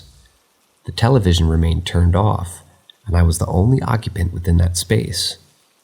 The utterance of my name from an unseen presence sent shivers down my spine, leaving me perplexed and unnerved. In all my years residing in this house, this was the first time I had encountered such a direct and personal interaction. While my wife might dismiss it as a figment of my imagination or the product of an overactive mind, I find it challenging to disregard the multitude of unexplained phenomena that have unfolded over time. This inexplicable incident, specifically the enunciation of my name, surpassed anything I had previously experienced. Perhaps there is a lingering energy within these walls, remnants of the couple who had once called this house their home. Or maybe it's a manifestation of something beyond our current understanding, a glimpse into the realm of the supernatural. Regardless, the encounters left me contemplating the nature of our existence and the unseen forces that may exist parallel to our own. While my wife may attribute these occurrences to mere chance or coincidence, I found myself compelled to explore the depths of this enigma further. I yearned to uncover the secrets hidden within these walls, to understand the true nature of the whispers and footsteps that reverberate through the rooms. Each unexplained incident adds a layer of mystery to the narrative of our lives, compelling me to seek answers and delve deeper into the unknown. As I reflect on the multitude of inexplicable events that have transpired throughout our time in this house, I can't help but marvel at the intricacies of the human experience. We are often confronted with phenomena that challenge our preconceived notions and force us to question the boundary of our knowledge. Our house, with its enigmatic history and ethereal occurrences, serves as a constant reminder that there is so much more to this world than what meets the eye. So as I lie in bed tonight, listening to the faint creaks and murmurs that permeate the air, I find solace in the fact that I am part of something greater, something beyond the realm of the mundane. And as I close my eyes, I eagerly await the next chapter of this ongoing tale, eager to unravel the mysteries that lie within the very fabric of our existence.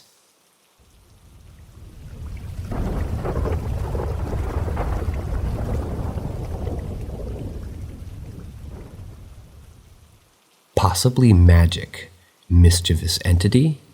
Didn't notice it in my food? I had just returned from a brief trip to relieve myself and freshen up by rinsing my mouth with water. Little did I know that this seemingly innocuous act would soon thrust me into a perplexing and bewildering situation. As I began swishing the water around in my mouth, an abrupt and unexpected hardness made its presence known, causing me to pause in confusion. My initial assumption was that one of the brackets on my braces had come loose, which often led to unexpected discoveries in my mouth. However, upon closer inspection, I realized that it was not a fragment of orthodontic hardware that had captured my attention, but rather a solid flake of old wall or ceiling drywall. Ew. To my astonishment, this peculiar flake of drywall was approximately the size of a nickel, leaving me utterly perplexed as to how it found its way into my mouth. My mind raced with questions, desperately seeking answers to this enigma. How had such an inconspicuous object ended up in my mouth? Had it somehow infiltrated my food without my notice? The thought of inadvertently consuming a fragment of drywall was both disconcerting and unfathomable. As I pondered the baffling origins of this intruder, my attention turned to the faucet itself. It boasted peculiar features, an aerator, a seemingly harmless addition, designed to enhance the water flow and control the formation of splashes. However, in light of recent events, this seemingly innocuous device now assumed an air of suspicion. Could it be that this aerator held the key to the mysterious appearance of the drywall flake in my mouth? Intrigued and determined to solve this puzzle, I retraced my actions meticulously, hoping to find any shred of evidence that would shed light on the situation. I replayed the moment in my mind, reliving each step of my endeavor to rinse away the day's remnants. And then, like a stroke of genius, a theory began to form within the recesses of my mind. Perhaps when I took my initial handful of water to commence the rinsing process, the drywall flake had appeared as if by magic. The prospect of such a fantastical occurrence both intrigued and bewildered me. Could it be that the drywall flake had materialized within the water stream itself, as if guided by an unseen force? I mulled over the possibility, considering the various elements at play. The aerator, with its intricate design and purpose, became the focal point of my inquiry. Could it have inadvertently transported this mysterious object into the water flowing from the faucet? My curiosity propelled me forward, and I decided to inspect the aerator more closely. With great care, I dismantled the apparatus, exposing its inner workings to the naked eye. Each component revealed itself, offering clues and insights into the intended functionality. It was then that I noticed a minuscule gap within the aerator structure, a potential gateway for foreign objects to enter the water stream. With an air of cautious optimism, I peered into the small crevice, hoping to uncover any remnants or traces of the enigmatic drywall flake. However, my search proved fruitless, as no evidence of its passage through its hidden passage could be found. Frustration mingled with fascination as I contemplated the elusive nature of this bizarre occurrence. Hours turned into days, and my quest to unravel the mystery persisted. Countless theories and scenarios flooded my thoughts, each one more fantastical than the last. I consulted experts in plumbing and construction, seeking their professional insights into the matter. Yet, despite their collective wisdom, no conclusive answers could be found. The drywall's flake origin remained shrouded in ambiguity, its journey into my mouth an unsolved riddle. As time wore on, I resigned myself to the fact that perhaps this incident would forever be relegated to the realm of the inexplicable. It would remain a tale to share with my friends and family, a captivating story that defied rational explanation. The drywall flake had become part of my personal folklore, a testament to life's penchant for presenting us with enigmatic occurrences that defy conventional understanding. And so, dear reader, I leave you with this tale of the unexpected, an account of a routine act gone awry, leaving me with a drywall flake in my mouth and a sense of wonderment in my heart. For in life, it is often in these inexplicable moments that remind us of the boundless mysteries that surround us, urging us to embrace curiosity and welcome the unknown.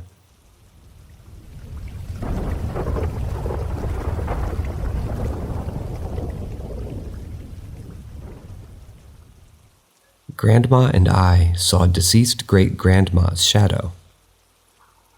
When I was just a young child of 8 years old, living in El Salvador, my grandmother's house was a place of mystery and peculiar occurrences. She practiced Santeria, and as a result, her home was always enveloped in an atmosphere of strange energy. I remember it vividly, the constant presence of eerie sounds and unexplained phenomena that seemed to manifest within those walls. The house itself held a haunting history, as my great-grandmother had passed away within its confines. Her bedroom was conveniently located adjacent to the garage, with a door separating the car parking area from the rest of the house. Beyond her bedroom, there was yet another door leading to a storage room.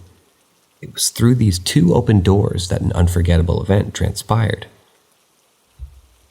One evening, my grandma and I were preparing to go out to dinner. As she turned the key to the ignition, the engine roared to life, causing the headlights to illuminate the area outside. It was at that moment that a peculiar shadow was cast upon the wall, seemingly projected by an unknown source. Startled, I glanced towards my grandmother, seeking an explanation for its eerie phenomenon. "That's my mom," she calmly uttered, her voice carrying a mixture of reverence and awe. In an instant, a profound sense of tranquility washed over both of us, overwhelming our senses. Tears welled up in our eyes as we stood there, transfixed by the apparition before us. It was a rare and profound connection, bridging the gap between the living and the departed. For a brief moment, time seemed to stand still as we basked in the presence of my great-grandmother's spirit. It was as she had reached out to us from the realms beyond, offering solace and reassurance. The weight of her existence and the knowledge that she was watching over us filled our hearts with warmth and love. As a young child, I struggled to fully comprehend the depths of what had occurred that fateful day. But even at such a tender age, I recognized the significance of that encounter. It was a testament to the enduring bonds of family and the profound impact that they can have, transcending the boundaries of life and death. In the years that followed, my grandma's house retained its mystical aura. The peculiar sounds, the inexplicable flickering of lights, and the occasional glimpse of shadowy figures continued to bewilder and captivate me. It was an environment where the supernatural and the everyday coexisted, blurring the lines between the tangible and the ethereal. Looking back on that momentous day, I realized the profound impact that it had on shaping my beliefs and understanding of the world. It ignited a curiosity within me, a fascination with the unseen and unexplained. It sparked a lifelong quest for knowledge and a deep appreciation for the intricate tapestry of the human experience. To this day, the memory of the encounter lingers within me, like a cherished heirloom passed down through generations. It serves as a reminder of the extraordinary nature of existence, the interconnectedness of the past and present, and the enduring power of love. My grandmother's house, with its strange sounds and mysterious energy, will forever hold a place in my heart, a testament to the unspoken wonders that lie just beyond the veil of our reality.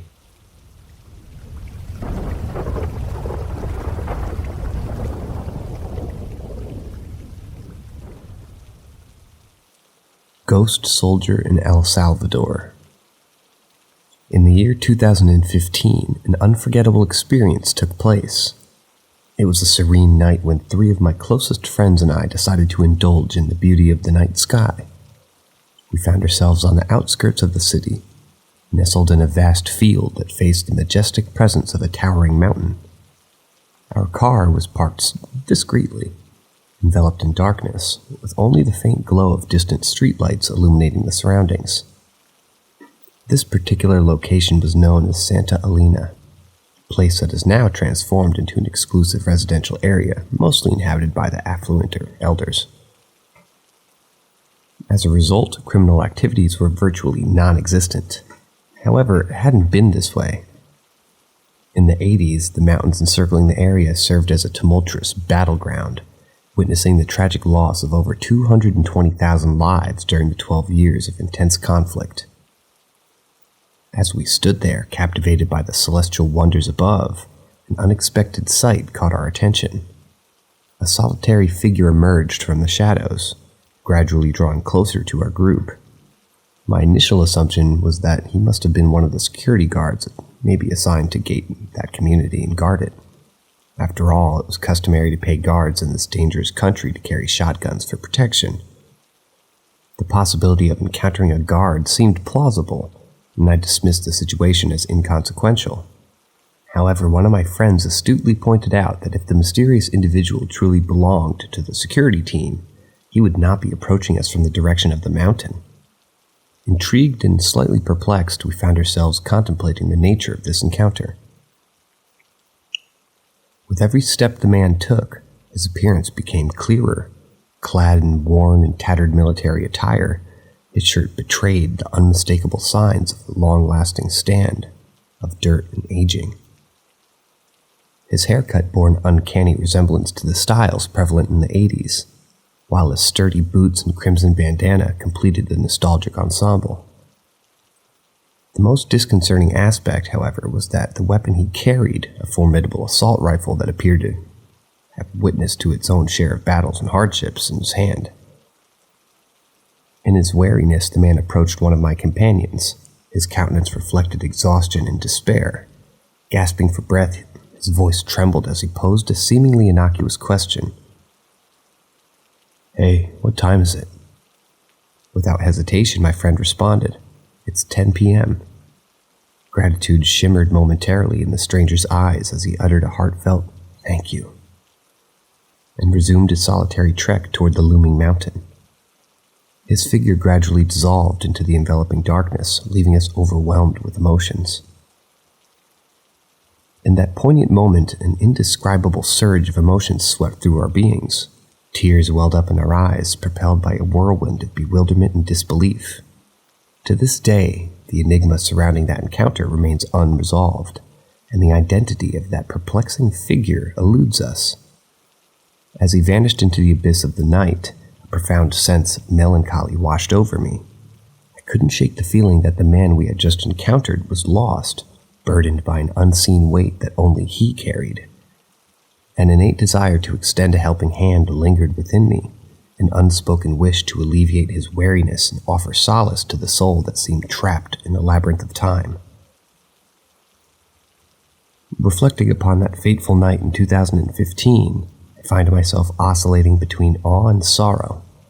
The memory of the man with his tired eyes and the haunting aura he exuded remains etched in my consciousness. The unanswered questions and the unexplained circumstances continue to occupy my thoughts, reminding me of the inexplicable mysteries that lie dormant in the depths of our existence. Perhaps one day, the truth behind that encounter will be unveiled, and the lost soul that we met on that starlit night will find the peace and redemption he so desperately seeks.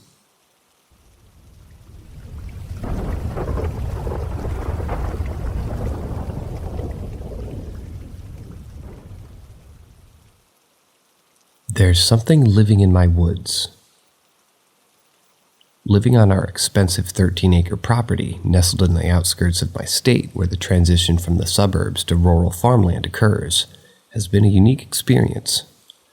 My parents residing in the main house near the road, and my beloved fiancé and I, who decided to transform one of the barns situated on the back half of the property into our cozy abode, have truly embraced this unconventional lifestyle. Surrounded by a picturesque landscape of a wide clearing and a pasture, we found ourselves encircled by enchanting woods on 3 sides. The seclusion and tranquility offered by our idyllic setting ensured that our humble dwelling was not frequented by many visitors. Ever since we embarked on this venture almost a year ago, I've encountered inexplicable bouts of terror during my nocturnal ventures outdoors. As an individual accustomed to residing in the woodland environments for the entirety of my existence, having previously inhabited locations far more remote than our current, this situation was entirely foreign to me. Unusually, the woods have always felt like an extension of myself, a place that resonates as my woods wherever I have dwelled. However, within this particular realm, an unsettling notion continually gnawed at me, suggesting that I was an intruder trespassing on someone else's domain, an unwelcome presence. It was on one fateful evening, as I stepped outside with my loyal canine companion for his customary final stroll, that the eerie events reached their crescendo. The clock struck 11 p.m., shrouding the surroundings in an inky blackness beyond the meager illumination cast by the floodlights adorning the sides of our house. As I proceeded towards the fringe of the tree line, where my faithful pup habitually completed his nighttime rituals, a peculiar sound resonated through the air. It mimicked the distant hoot of an owl, emanating from the direction of the other barn. Positioned approximately 30 yards to our right, instinctively I believed it to be a clever ruse orchestrated by my father, endeavoring to startle me as he closed the barn for the night. Anxious to uncover the source of this charade, I involuntarily called out, "Ha ha, funny, Dad." Regrettably, no response echoed in the darkness. Curiosity quickly gave way to a surge of trepidation when at that moment, my loyal companion ceased his exploratory sniffing, raising his head abruptly. Fixated in the barn's direction, his hair bristled along his spine, while a low, menacing growl escaped his lips. It was an unprecedented display, for his canine harbored an unyielding fascination for all creatures and humans alike, considering each one a prospective friend waiting to be made. I had never witnessed him exude aggression towards anyone or anything, not even in encounters with hostile canines. Moreover, my father held a special place in his heart, ranking as his most cherished individual. Thus, it became inconceivable that my dog's ire was directed at him. As my own body reacted to the harrowing atmosphere with every hair on my neck standing erect, a chilling wave of fear washed over me, striking with the force of a weighty brick. Positioned at the precipice where light surrendered to the unyielding grasp of darkness, my canine companion halted. Ordinarily, the gentle transition from light to shadow allowed for discernible outlines of trees and shrubs, enabling modest visibility. However, this time, an impenetrable barrier of obsidian greeted us, as if a solid wall materialized where light should have prevailed. Suddenly, the replication of the artificial owl call reverberated mere feet away, originating from the abyss concealed beyond the shroud of darkness. My loyal companion jumped, startled by the proximity of the sound, and immediately abrupted into a furious chorus of barks, positioning himself valiantly between me and the enigmatic noise. Fully aware of his petite stature, I instinctively lunged forward, scooping him up protectively, before embarking on a frenzied sprint toward the sanctuary of our dwelling. Retreating from that eerie scene, I discerned a distinct alteration in the sound this time, a peculiar undulation resembling malicious laughter, With the dawn of a new day, curiosity propelled me toward the barn, eager to uncover evidence that might elucidate the enigma of the previous night. Upon arrival, a disconcerting sight greeted my eyes. The doors hung askew, partially unhinged from their sliding mechanisms, as if subjected to a forceful intrusion. Each door swung past each other, affixed in an incorrect orientation, as if an unknown entity attempted to pry them open in an unfamiliar manner. Surprisingly, the sea of sawdust and dirt surrounding the area betrayed, with no signs of footprints or other signs of indicating the presence of an intruder.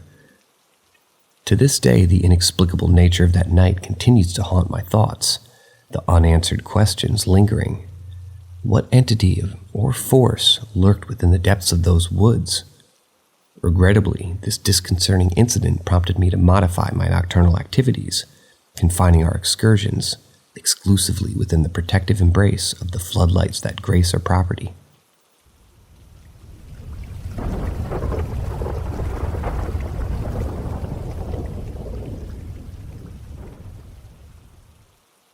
Destroyed my bedside fan because I thought it was a ghost. I slowly opened my eyes, still caught in the clutches of sleepiness. As usual, I'd left my fan running overnight, its whirring providing a comforting white noise that drowned out the sounds of passing traffic and nosy neighbors. Little did I know that this ordinary morning ritual would soon take an unprecedented turn. In the groggy haze of awakening, my drowsy gaze fixated on the oscillating fan. To my half-conscious mind, it appeared distorted, as if assuming the eerie form of that infamous ghost girl from The Ring. My heart raced and a surge of adrenaline coursed through my veins, jolting me into a state of alertness. Startled, I abruptly sat up in bed, wide-eyed and fully awake. Without a second thought, instinct propelled my arm forward, connecting forcefully with the unsuspecting fan. The impact shattered it into 5 fragmented pieces, sending them hurtling across the room. In that adrenaline-fueled moment, I had unleashed an unexpected display of strength upon the innocent appliance. However, as the remnants of the fan settled on the floor, my racing heartbeat gradually slowed. A peculiar mix of relief and embarrassment washed over me. It was then that the reality revealed itself, and I revealed the truth. It was just my fan all along, innocently providing me with a cool breeze on those warm nights. As dawn gradually illuminated my surroundings, the objects in my room took on a form of mere silhouettes, their details obscured by the faint light. It dawned on me that my bleary-eyed mind had misinterpreted the innocuous shape of the fan, morphing it into a ghostly specter from a horror film. The interplay between light and shadow had deceived my senses, conjuring illusions that vanished in the clarity of daybreak. Reflecting upon the bizarre sequence of events, I couldn't help but chuckle at the curious workings of my own mind. I had unwittingly stumbled upon a newfound understanding of my brain's automatic response to perceived threats. In the face of a seemingly imminent danger, my primal instincts had swiftly taken over, propelling me to defend myself against the imagined menace. With a wry smile on my face, I concluded that, at the very least, I now had an entertaining anecdote to share. Who would have thought that a simple fan could trigger such a cascade of emotions and actions? It served as a reminder of the unpredictable nature of our own perceptions, the way our minds can play tricks on us, distorting reality in unexpected and sometimes comical ways. As the morning light grew stronger, I took a moment to savor the realization that in this instance, the only threat I faced was the one conjured by my own sleepy mind. And with that newfound understanding, I greeted the day with a mixture of amusement and gratitude, appreciating the quirks and idiosyncrasies that make each moment in life an adventure unto itself.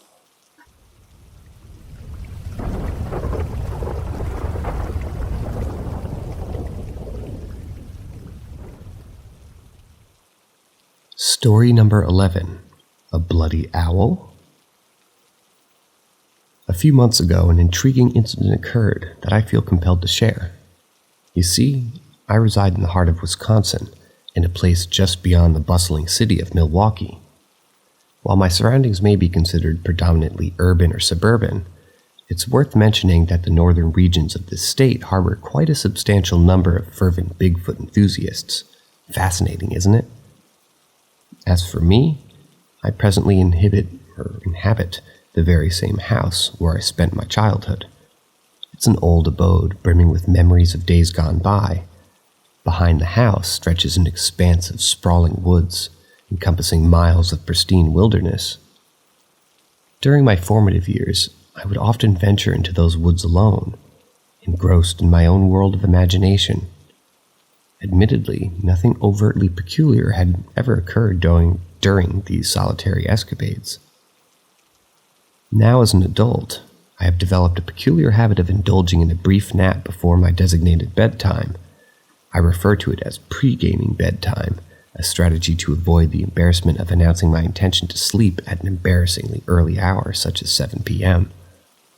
Consequently, I would awaken from this evening nap sometimes between 10 and midnight, allowing me to conclude the remaining activities of the day. One fateful night, however, I inadvertently overshot my intended nap duration. Abruptly roused from my slumber, I groggily glanced at the clock, only to discover it was 2:45 a.m. Understanding the necessity of taking my faithful canine companion outside for his nocturnal bathroom break, I ventured into the night. As we stepped into the darkness, I could hear the distant hooting of an owl, a sound that had become somewhat of a familiar lullaby due to a family of owls that had taken up residence near the woods.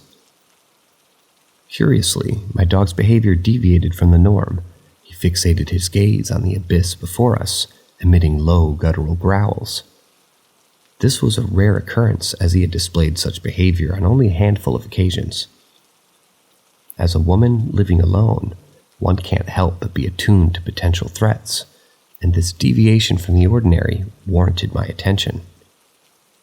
Suddenly, a peculiar sound reverberated through the stillness of the night. To my ears, it appeared unmistakably as though it were my own voice. More specifically, the voice of a younger version of myself. It was as if a tiny juvenile version of me was calling out my brother's name, utilizing a peculiar mannerism I had long discarded. Initially, I attempted to dismiss this auditory anomaly as mere misinterpretation, an absurd notion conjured by a groggy mind. Consequently, I embarked upon a quest to identify any plausible sounds that could have been mistaken for a little girl's voice emanating from the depths of the darkness at such an ungodly hour. Could it have been rustling leaves? Perhaps an exotic bird with an uncanny vocalization? Alas, I stood there. A cascade of unsettling thoughts began to permeate my consciousness.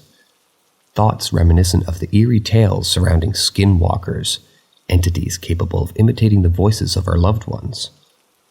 Yet, according to the lore, one should hear their own name being called, not echoes of one's own voice from 3 decades past beckoning another's name. The chilling realization struck me. For such a voice to have been replicated, an unseen observer must have scrutinized me over the period of time.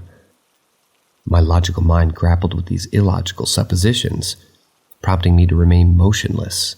Meanwhile, my canine companion persisted in his growling, as if echoing my own unease. It was then that the hoots once more began, their calls resonating through the night. The sound, so quintessentially owlish, served as a backdrop for what occurred next. Abruptly, a deep, almost masculine and eerily human-like voice interjected, mocking the owls with a single word: "Who?" The tonality of the voice itself, distinctively non-human, dispelled any notions of encountering a malevolent human intruder lurking within my forested domain. Instead, it affirmed the opposite, a presence decidedly unworldly. A single word escaped my lips, a feeble yet determined declaration of my refusal to engage further. Nope. Swiftly, I pivoted on my heel and nonchalantly retreated into the safety of my abode, ensuring my loyal companion followed suit. Once securely inside, I resolved to arm myself, retrieving 2 robust industrial flashlights from my possessions. Brimming with a sense of trepidation, I braved the threshold once more.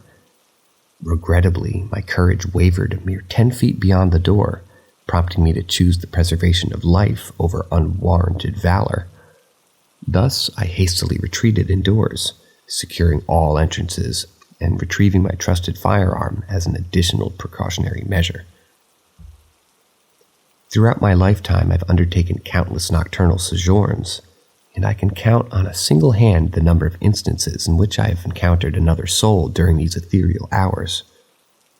Eventually, I rationalized that the audacious culprit behind this bizarre episode might have been none other than my neighbor's 18-year-old offspring, partaking in a clandestine rendezvous with a 3 a.m. joint amidst the woodland depths. This theory held steadfast until a serendipitous encounter on an online platform enlightened me to a bewildering revelation. It appeared that numerous individuals had shared eerily similar experiences, recounting incidents of mysterious entities skillfully mimicking the calls of owls. One user even proposed that fledgling owls, in their nascent stages of development, emit such sounds as they struggle to master the art of proper hooting. Curiosity piqued, I embarked on a thorough investigation, scouring various resources in search of audio recordings depicting these fledgling owls' vocalizations. Alas, my efforts proved in vain, as only videos I could locate depicted these avian juveniles emitting shrill, unsettling screeches, sounds that bore no resemblance to the one I had encountered on that fateful night. To this day, the enigma remains unsolved, serving as a haunting reminder of the mysterious forces that lie hidden within the depths of the natural world. The inexplicable mimicry of my own voice from childhood, coupled with the unearthly voice mocking the owls, has left an indelible impression upon me. It's a testament to the vastness of the unknown, and a testament to the chilling notion that perhaps our perceptions of reality can be shattered in the most disconcerting and bewildering of ways.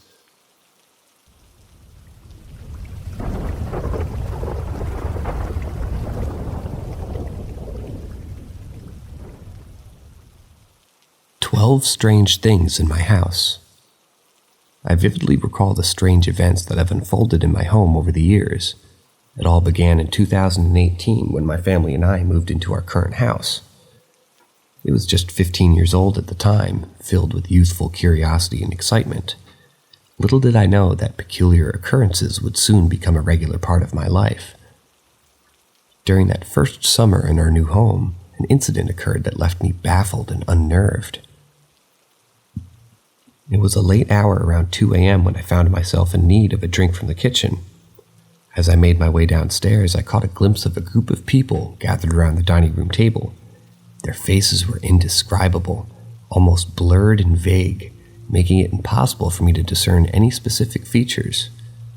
Before I could fully comprehend the surreal sight before me, they vanished into thin air. It was a perplexing encounter that would forever stay etched in my memory. The following year, in 2019, I was home alone one day, except for my cat. I distinctly recall hearing faint footsteps emanating from upstairs while I was in the living room. These sounds were different from the gentle movements of my feline companion, so I ventured to investigate. To ensure my safety, I gripped a knife tightly, unsure of what I might encounter. However, as I reached the upper floor, I found nothing out of the ordinary. The windows were closed and everything appeared undisturbed. It was as if there had been no one else present, but deep within, I couldn't shake the feeling that something was amiss.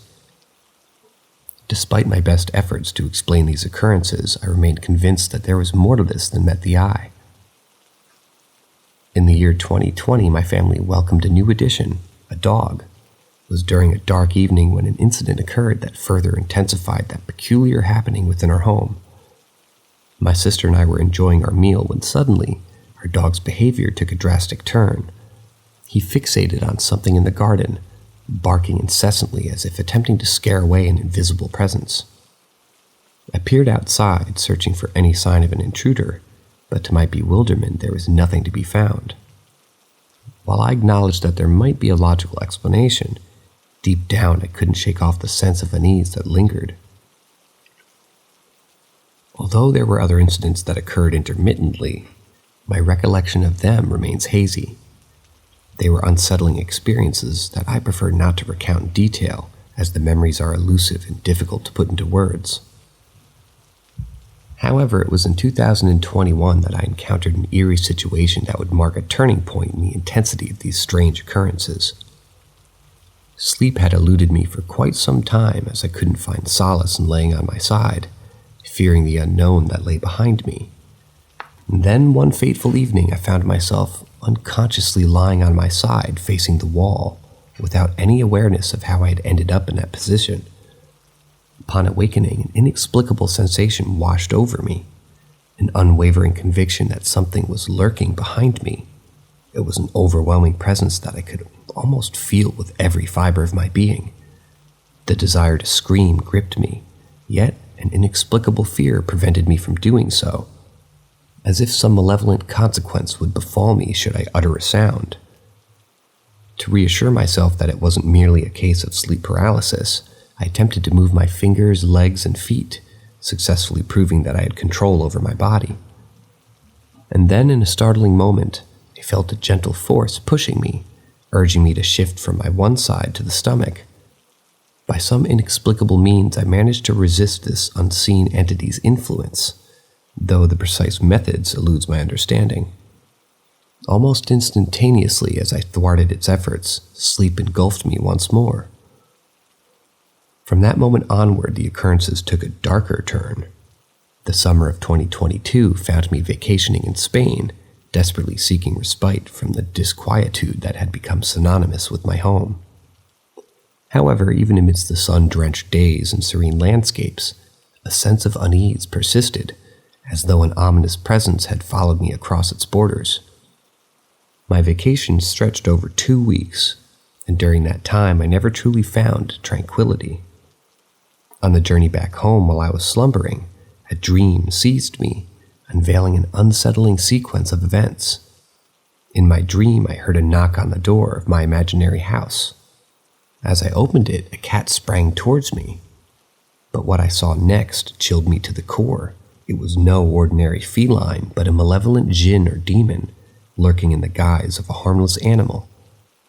Upon its leap, an indescribable force gripped my throat, robbing me of breath for several agonizing seconds. The dream then spiraled into a nightmarish realm, evoking unspeakable horrors. When I finally awoke, the situation took even more of a disconcerting turn. Still in 2022, on a night when sleep claimed me once more, I inadvertently neglected to perform my nightly prayers, a fundamental aspect of my Muslim faith. It was on this particular night that I descended into a nightmare of unparalleled proportions. In this macabre realm, I found myself illuminated by the glow of lamps as I lovingly caressed my dog. But as I turned away, a chilling revelation awaited me in the kitchen, a duplicate of my dog, devoid of any shadow. In Islamic lore, such absence of shadow signifies a jinn's presence. My realization triggered a monstrous transformation as the doppelganger morphed into a grotesque demon, hell-bent on annihilating me. However, I found solace in my faith as the words of prayer flowed from my lips, warding off the nefarious entity. With the invocation complete, the abhorrent apparition vanished into thin air.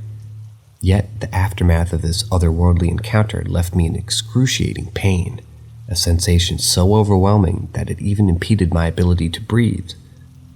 This physical torment persisted for an entire week, haunting my every waking moment. January of 2023 saw me tormented by insomnia, trapped in a perpetual state of wakefulness. It was approximately 1 a.m. when a tremendous bang reverberated through the walls of my room, as if an invisible force had struck it with great fury. The impact was so powerful that my entire room quivered in response. Startled and filled with trepidation, I couldn't fathom what could have caused such a disturbance. Shortly thereafter, in February of the same year, another bewildering incident occurred. As I awoke one morning, a searing pain seized my attention. A deep scratch, seemingly appearing out of nowhere, adorned my skin. The scratch was long, leaving an indelible mark of agony. Days later, a vivid red streak appeared in the exact area where the initial scratch had materialized, serving as a disturbing reminder of the mysterious events that plagued my sleep. And then, yet again, a few days later, I woke up to discover a crimson line etched across my nose. These unexplainable marks left me profoundly unsettled, unable to find solace, even in the sanctuary of sleep. In March of 2023, while in the solitude of my bathroom at midnight, a series of incessant knocks echoed through the door, 6 or 7 distinct raps demanding my attention.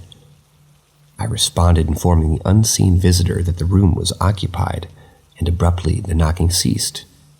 Stepping out, I assumed it must have been one of my parents seeking entry. However, upon reaching their room, I discovered both of them sound asleep. Emanating the possibility of their involvement, my sister slumbered peacefully as well, and with my brother at university, I was the only one awake. Perplexed, I pondered over the identity of this mysterious knocker. Someone or something with intentions that remained elusive.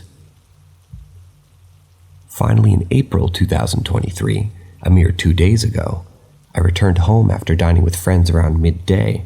As soon as I stepped through the threshold, an oppressive atmosphere enveloped me, filling my senses with an inexplicable fear.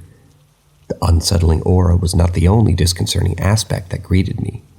My pets, usually a source of comfort and companionship, displayed bizarre behavior. Their gaze fixated on specific spots, seemingly guarding me from an invisible threat that I couldn't perceive. Whenever I went, they followed. Their attention directed me towards areas adjacent to my presence. In the living room, they stared intently at a spot beside the couch, while in the dining room, their watchful eyes remained locked on the kitchen and the cellar door. It was as if an unseen entity shadowed my every move, its presence detectable only by my vigilant pets. As the evening wore on, an overwhelming sense of distress overcame me, intensified by my cat's unwavering devotion. This normally aloof feline remained by my side, mirroring my steps in an unwavering loyalty. Even when I sought respite in the bathroom, he trailed behind me, unyielding in his unwavering vigilance. Meanwhile, my dog devoted minutes on end to fixating on a particular spot in the darkened kitchen. The tension in the air was palpable, leaving me gripped by an unexplainable terror. However, the arrival of my parents brought a momentary respite as the peculiar behavior ceased, and I found some measure of relief. These chronicles merely scratch the surface of the inexplicable occurrences that have plagued my home and my psyche over the years. Each incident, from the ghostly figures to the spectral scratches and unyielding presences, has left an indelible mark on my being. As I traverse this journey through the unknown, searching for answers and potential explanations, I can't help but wonder what lies beyond the realm of our understanding. The enigmatic forces that encroach upon our lives remain a constant reminder of the vast mysteries that surround us, ever beckoning us to explore the uncharted territories of our existence.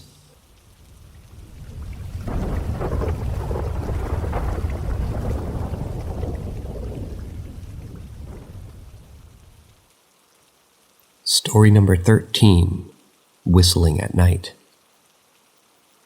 It's currently 4:30 a.m. in the place where I am, and I woke up approximately an hour ago with a sudden realization. I had left my drink, the trusty Stanley container filled with refreshing Mountain Dew, in my car, and the thought of it bothered me. Now, normally I have no qualms about getting out of bed and dashing to my car to retrieve whatever I may need, even if it means venturing out into the darkness of the night. Occasionally, I've experienced a peculiar sensation while walking to my car, but considering that I reside in a small rural town plagued by a drug problem, it wouldn't be unreasonable to anticipate a chance encounter with someone under the influence, potentially leading to an altercation as well. As a 22-year-old female, I'd rather avoid such a situation. Perhaps it's worth mentioning that I live on one of the older sections of town, an area built long before streetlights became a common fixture in this vicinity. Consequently, some of the residents have taken it upon themselves to install small street lights in their yards, aiming to illuminate the neighborhood during the nighttime. However, these lights are scarce and scattered, leaving my neighborhood enveloped in darkness, which can be a rather eerie sight at times. Moreover, my residence is situated merely floor blocks away from the edge of a deserted expanse, predominantly employed by natural gas mining, which eventually gives way to a captivating canyon. As I mentioned earlier, ordinarily I wouldn't hesitate to walk to my car. However, tonight was different. Upon awakening, an inexplicable sensation of unease settled within my chest, causing me to question whether venturing out to my car was a wise decision. I spent a good 20 minutes attempting to convince myself to take the plunge and receive my drink. Eventually, I mustered the determination to do so. With a resolute mindset, I set out to collect my beverage. Initially, as I walked toward my car, everything seemed normal, and I cautiously scanned the surroundings to ensure no one was lurking outside. Upon opening the car door, though, an abrupt, strong whistle pierced the air from a distance. In that instant, every hair on my body stood on end, and an overwhelming sense of dread consumed me. It felt as if I had been transformed into a small, vulnerable creature. Hastily grabbing my drink, I was startled by the 2 additional short whistles emanating from the same distant source. As I closed the car door, I stood there silently for a moment, my senses attuned to the sound. Suddenly, the whistle resounded once again, but this time it seemed closer, triggering an onslaught of alarm signals within my body, thrusting me into a state of fight or flight response. Fueled by adrenaline, I sprinted back inside, the whistle echoing in my ear 3 or 4 more times. I cannot explain the origin of that haunting sound, nor can I comprehend why it evoked such a powerful reaction from me. However, during those few yards that separated me from my front door, it felt as though I were fleeing from a predatory creature. While it isn't unusual to hear peculiar noises at night, such a distant scream or other unidentifiable sounds, but nothing has ever sent chills down my spine quite like that whistle did. As I lay here in my bed, the unsettling feeling persists, and anxiety grips me tightly, leaving me on edge and restless.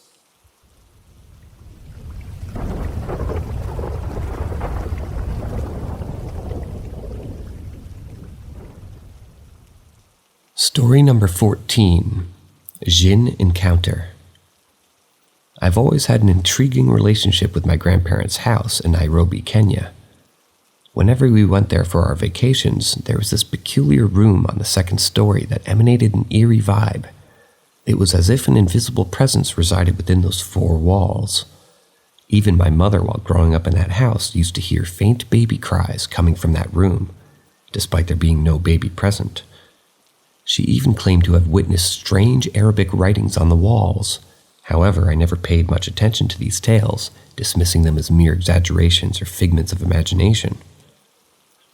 One fateful night, the room's mystery decided to reveal itself to me and 3 of my cousins.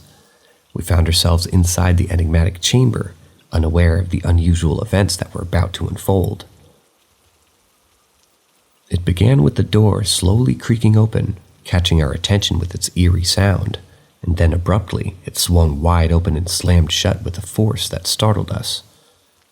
It was perplexing because the door was designed in such a way that it couldn't be easily closed without pressing down the door handle to release the hinge. We exchanged bewildered glances, trying to make sense of what had just occurred. However, before we could gather our thoughts, the door repeated its strange behavior a minute later. It opened slowly, then forcefully shut. The cycle continued 4 more times. Fear gradually crept into our hearts, and we instinctively huddled together, seeking solace and reassurance in each other's presence. Something was undeniably amiss, and we couldn't comprehend the sources of these inexplicable occurrences.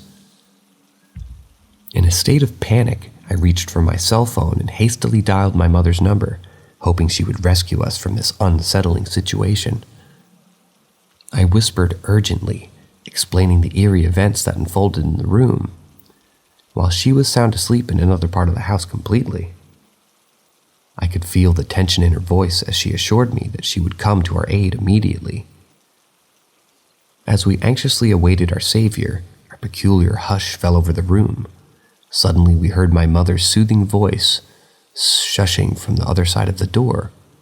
Relief washed over us as we anticipated her arrival, hoping that her presence would dispel the mysterious occurrences. Slowly, she turned the doorknob, and with a gentle push, the door swung open. We eagerly looked up at her, eager for answers and a sense of security. However, what she revealed left us dumbfounded. Outside the room stood a cat, a pure white feline gazing innocently at us with its piercing eyes. It was a sight that defied logic because my grandparents did not own a cat. Furthermore, the time was around 2 a.m., adding an extra layer of peculiarity to the situation. Confusion mingled with curiosity as the cat swiftly darted down the stairs, disappearing into the shadows. We were left speechless, unable to comprehend the significance of this unexpected visitor. Was it a mere coincidence, or did it hold a deeper meaning? Questions swirled in our minds, but answers eluded us, leaving us to ponder the enigma that had unfolded within the confines of that haunting room. From that day onward, the room on the second story of my grandparents' house held a newfound mystique. It became a subject of endless discussions and speculations among our family members. The inexplicable incidents we experienced served as a constant reminder that there are realms beyond our comprehension where unseen forces may reside. Our encounter with the supernatural, whether it was a Jinn or otherworldly phenomenon, left an indelible mark on our memories and ignited a sense of fascination for the unknown. In retrospect, that eerie room and the strange occurrences within its walls served as a reminder that the world is a vast and mysterious place, brimming with inexplicable phenomena waiting to be unraveled. It taught us to approach life with an open mind and an appreciation for the unexplained. While the events of that night may forever remain a mystery, they've enriched our lives with a sense of wonder and a newfound respect for the realms beyond our senses.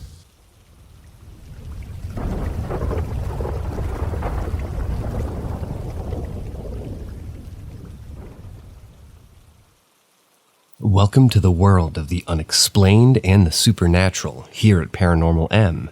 Subscribe and turn on notifications to be the first to know about our latest mysterious stories. We hope you're ready to be taken on a journey into the unknown. Story number 1. Too scared to leave my room. I'm a 22-year-old student, and my life revolves around my studies and living in a smallish apartment with a roommate and her adorable cat. Little did I know that my perception of reality was about to be challenged in a way I had never experienced before, starting just about an hour and a half ago. It all began when I was diligently working on an assignment in the comfort of my room. Suddenly I heard a series of thumps emanating from the living room. Naturally, assuming it was the mischievous feline knocking something over, I prepared myself to rectify the situation. However, as I made my way toward the living room, an indescribable sensation of unease washed over me, sending chills down my spine. It was an eerie feeling unlike anything I'd ever felt before, as though something ominous was lurking nearby, ready to disrupt the tranquility of my humble abode.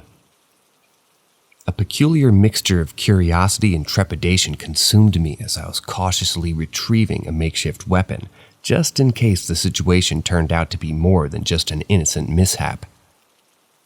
With bated breath, I stepped into the living room, my eyes darting around, searching for any sign of disturbance. That's when I caught sight of something peculiar, a black triangular object, reminiscent of a hood, swiftly descending behind the table.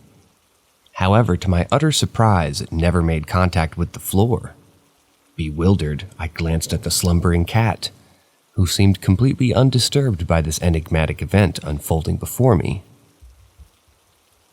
Barely containing my racing thoughts, I couldn't help but consider the alarming possibility that my sanctuary had been invaded by an intruder. Determined to uncover the truth, I mustered the courage to approach the opposite side of the table. As I drew closer, my heart pounding in my chest, I realized with a mixture of relief and confusion that there was absolutely nothing there. No fallen objects, no signs of disturbance whatsoever. It was as if the incident had evaporated into thin air. Perplexed, I embarked on an exhaustive search of every nook and cranny, combing through the apartment meticulously in pursuit of an intruder that simply didn't exist. Returning to the solace of my room, a lingering sense of unease continued to gnaw at my consciousness. Seeking solace in rituals passed down through generations, I reached for a bundle of sage, intending to cleanse the space of any lingering negative energy.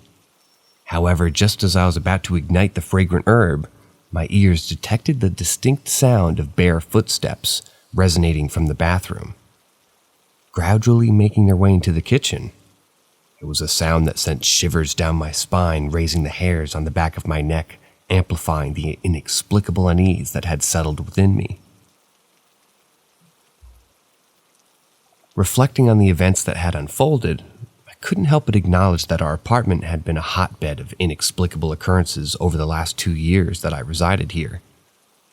Knocking on doors that seemingly came from nowhere, light bulbs flickering without any rational explanation, these phenomena had become an integral part of our daily lives. Admittedly, the apartment's proximity to an ancient graveyard had always served as a source of curiosity and speculation among our circle of friends. Yet, despite the occasional oddities, we had all managed to rationalize these incidents, attributing them to coincidences or quirks of an old building. Being someone who prided myself on skepticism and logical reasoning, I found myself grappling with the undeniable reality of what had just transpired. That mysterious object, dropping behind the table and disappearing without a trace, had appeared almost sentient, as if it possessed an awareness of my presence and sought to conceal itself. The overwhelming sense of anxiety that had accompanied the encounter was inexplicable, surpassing the boundaries of reason. It mirrored the visceral fear one experiences when walking alone on a dimly lit street, sensing an unseen presence trailing behind, or the impending dread that envelops you moments before a catastrophic car accident. As I sat in the stillness of my room trying to make sense of it all, I couldn't deny the presence of an otherworldly force that had infiltrated the realms of my reality. Questions swirled in my mind, each one more elusive than the last. What had I witnessed? Was it a ghost, a specter from beyond the veil of mortality? Or was it some form of supernatural entity whose true nature defied the boundaries of human comprehension? Regardless of my skepticism, I was left with an undeniable truth. I had encountered something inexplicable, something that challenged the very foundations of my understanding of the world.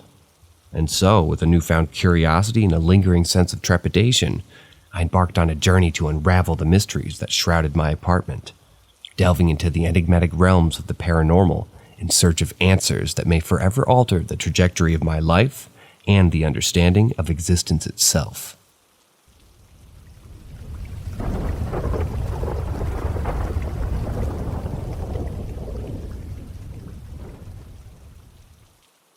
Story number 2. Is my house haunted, or am I just paranoid? I must admit, I've been feeling quite unsettled lately.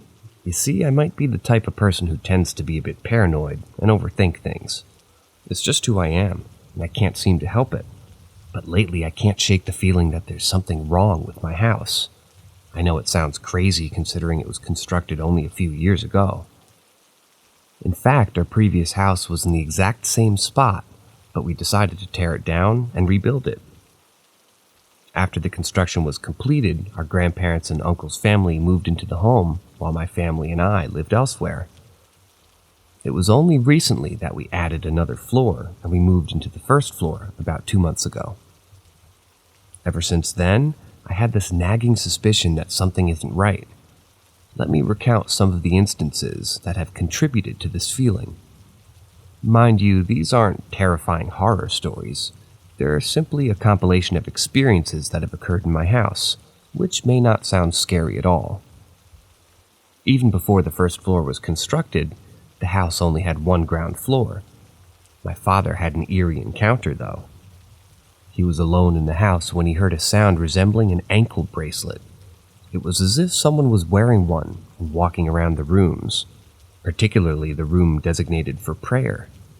Now, my father is a sensible and unwavering man, not easily spooked. After checking the room, he found no one there. Now, let me share an incident that happened to me. This occurred while the construction on the first floor was still underway, and we hadn't moved in yet. It was around 7 p.m. when my grandma thought she heard doors shutting on the first floor. She asked me to go and check, despite my fearful nature, and reluctantly I agreed and I made my way upstairs. The moment I stepped into the floor, I heard a voice, a loud, quick breath, as if someone was right behind me.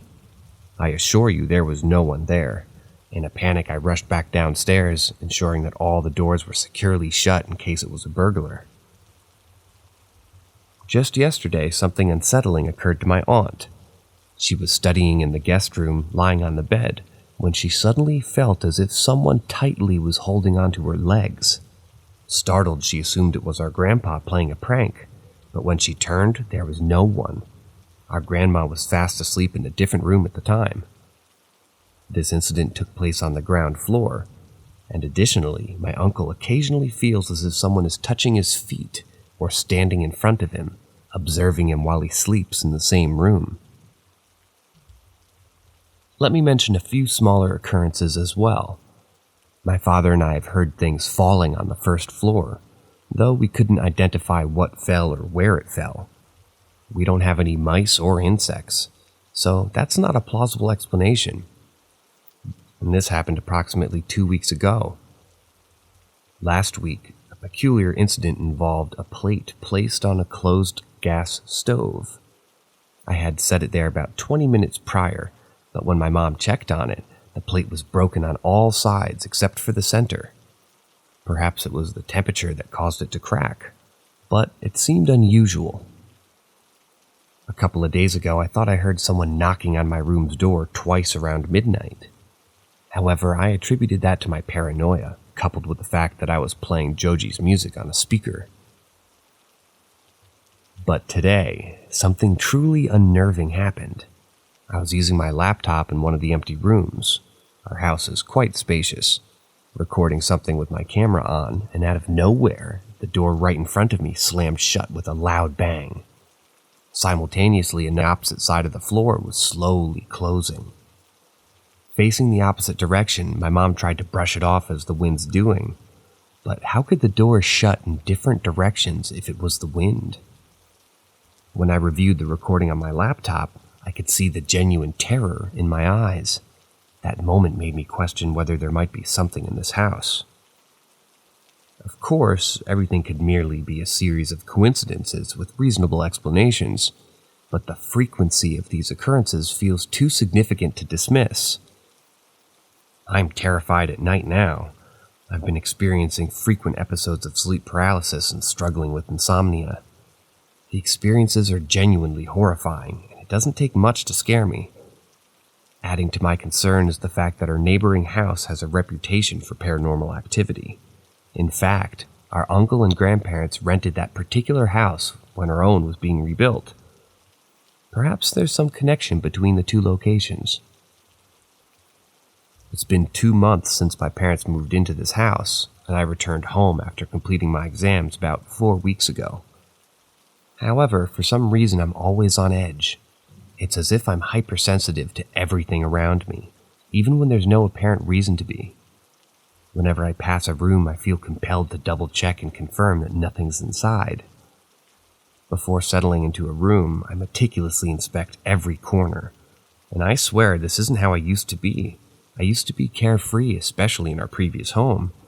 It was located in an old area of town, surrounded by lush greenery, low-density housing, trees, and ponds. Despite its rustic nature, I never felt uncomfortable there. On the contrary, our new home is in a bustling urban area filled with people, yet there's not a single moment of peace. Although my family is deeply religious, attributing everything to the work of God, I can't help but have genuine concerns. So you see, I'm caught in this web of unease, constantly questioning whether my house is haunted. The experiences I've recounted may seem insignificant on their own, but when viewed collectively, they paint a disconcerting picture. I'm desperately seeking answers, searching for logical explanations and hoping to find a way to put my mind at ease. Until then, I'll continue to navigate the halls of my house with trepidation, fearing what I might encounter around each corner.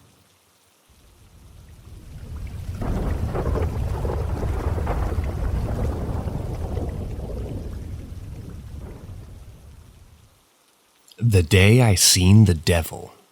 Story number 3. It all began when my precious little son, who was just a tender 5-year-old at the time, and I found ourselves in the cozy confines of our living room on a particularly starlit night. As he happily immersed himself in playful endeavors, his innocent laughter echoed throughout the hallway. However, the tranquility was abruptly shattered when he suddenly came rushing towards me, his tiny body trembling with fear. With his tiny fingers trembling extended, he pointed toward the room and hallway, and his voice quivering as he described an encounter with a truly grotesque apparition that had sent shivers down his spine. My heart skipped a beat as I witnessed the genuine terror etched into his cherubic face. I quickly made my way toward the room, a mix of concern and trepidation coursing through my veins. Upon entering, I meticulously scanned the surroundings, hoping to find nothing more than a figment of his imagination. To my relief, there was no sign of any sinister presence lingering in the room. My son assured me that the mysterious figure had departed through the window, vanishing into the night. Assuaged by his innocent explanation, I dismissed the incident as mere childhood fright, choosing not to dwell on it any longer. Yet as the night progressed, the darkness enveloped our abode. I found myself unable to quell the persistent nagging in the depths of my mind. What had my son truly witnessed? The enigmatic encounter continued to haunt my thoughts, refusing to dissipate into the recesses of forgetfulness. Driven by an insatiable curiosity mixed with a tinge of apprehension, I resolved to uncover the truth. That very night, with an uncharacteristic air of restlessness clinging to me, I cautiously settled into bed, positioning myself on the side opposite the window. A feeble attempt to reassure myself, perhaps, by placing a physical barrier between the eerie unknown and my vulnerable state of slumber. However, as sleep tentatively embraced me, I was unaware that this would be the night that forever altered my course of perception. In the midst of my dream-laden journey, abruptly my eyes flew open, startled awake by the inexplicable force that surged through my being. Panic coursed through my veins as I instinctively turned my gaze toward the source of my alarm, and there it stood, like a nightmarish tableau etched into the fabric of reality itself.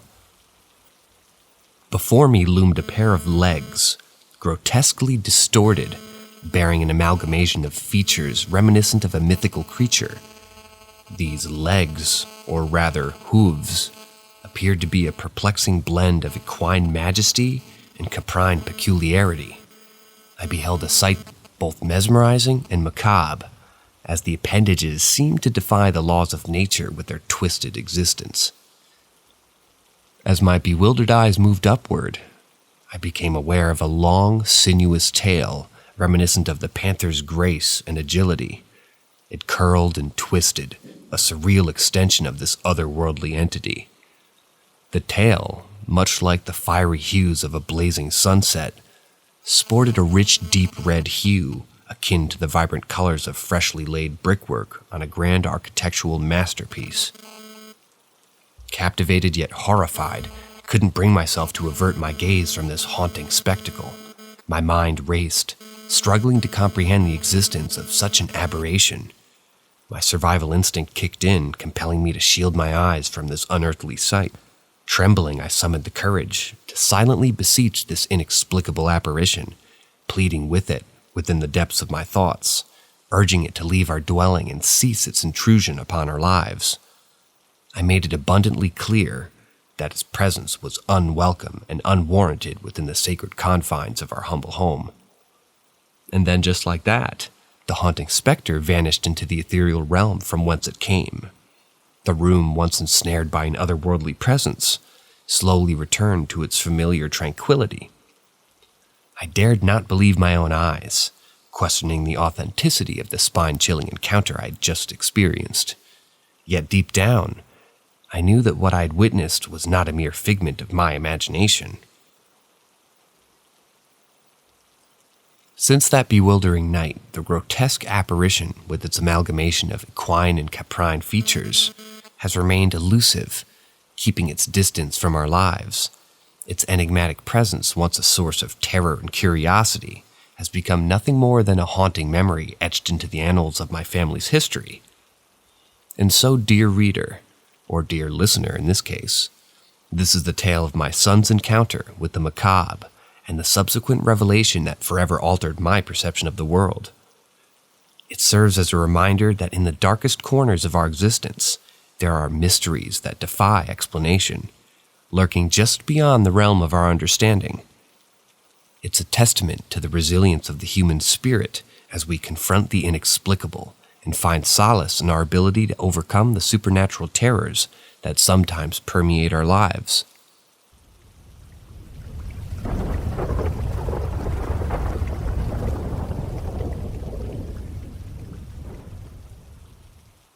Story number 4, Lady in the Window.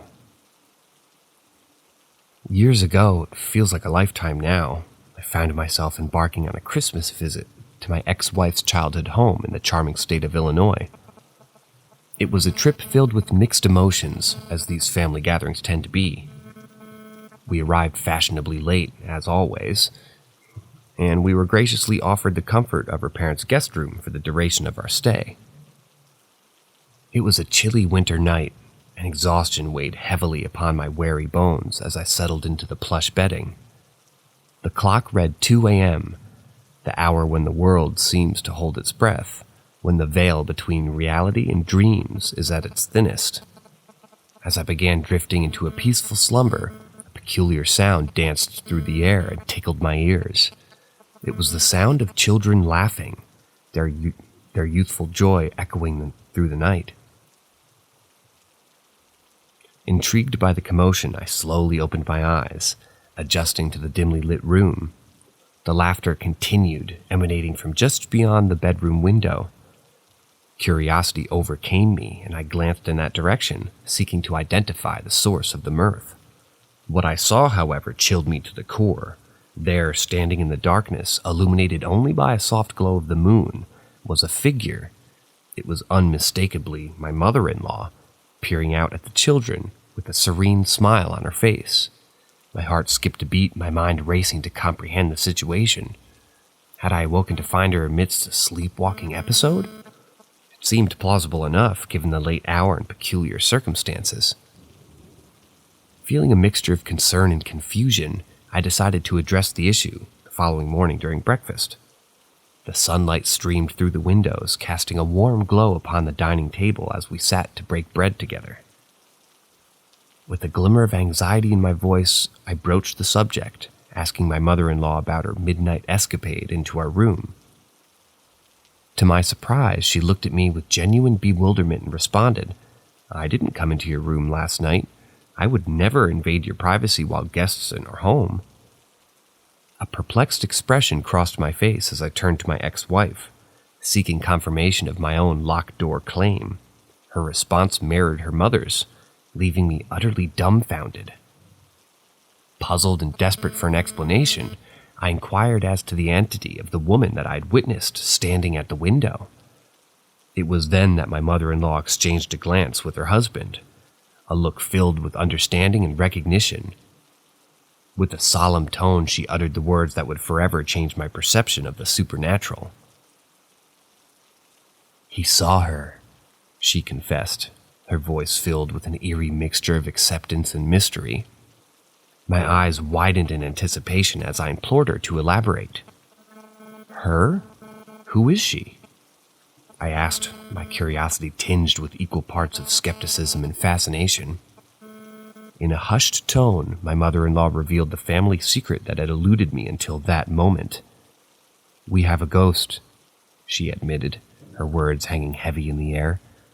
"Countless ghosts have been reported seeing her, or countless guests have reported seeing her, standing at that very window, her gaze fixated on the outside world. We don't know who she is or why she haunts us, but we believe she means no harm."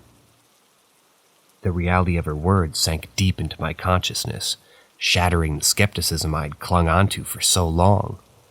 Until that visit, the existence of ghosts had been nothing more than a figment of imagination, relegated to the realms of folklore and superstition. Yet, what I had witnessed with my own eyes defied any rational explanation.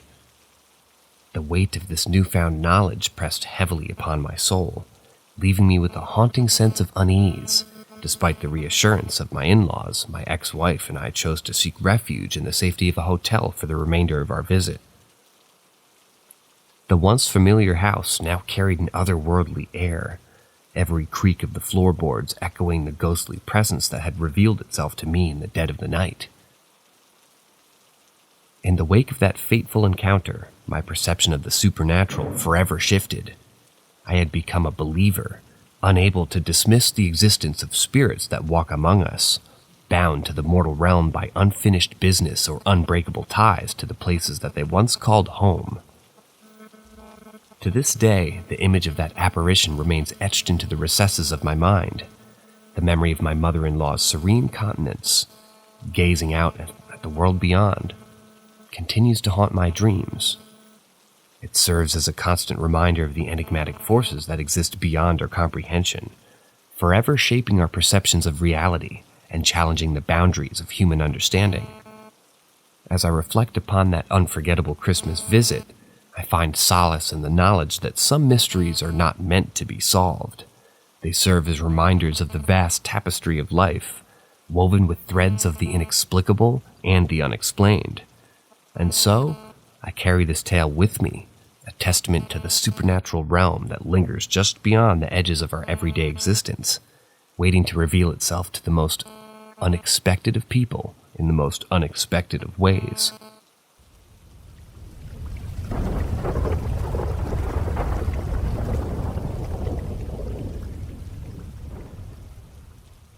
Moving back to Asia to be with my sick grandmother was a decision that I made without hesitation. All of my relatives and I felt like I was the only grandchild who had actually taken time to visit her. Her apartment, although old, held a certain charm with its creaking doors and occasional flickering lights. It wasn't necessarily a bad thing. It added character to the place. It had been a decade since my grandfather passed away, leaving behind a void that could never be filled. The last memory I had of him was when he kicked my relatives and me out of the house. Overwhelmed by emotions, I was only 14 at the time, unsure of how to react when my grandfather was yelling at my uncles, urging them to leave. Looking back, my biggest regret was not reaching out to him, not holding his hand and comforting him. For years, I had been distant from the apartment, avoiding the memories that it held. However, since my return, I couldn't ignore the heavy sadness that seemed to weigh upon me. It was an indescribable feeling, a constant burden on my heart.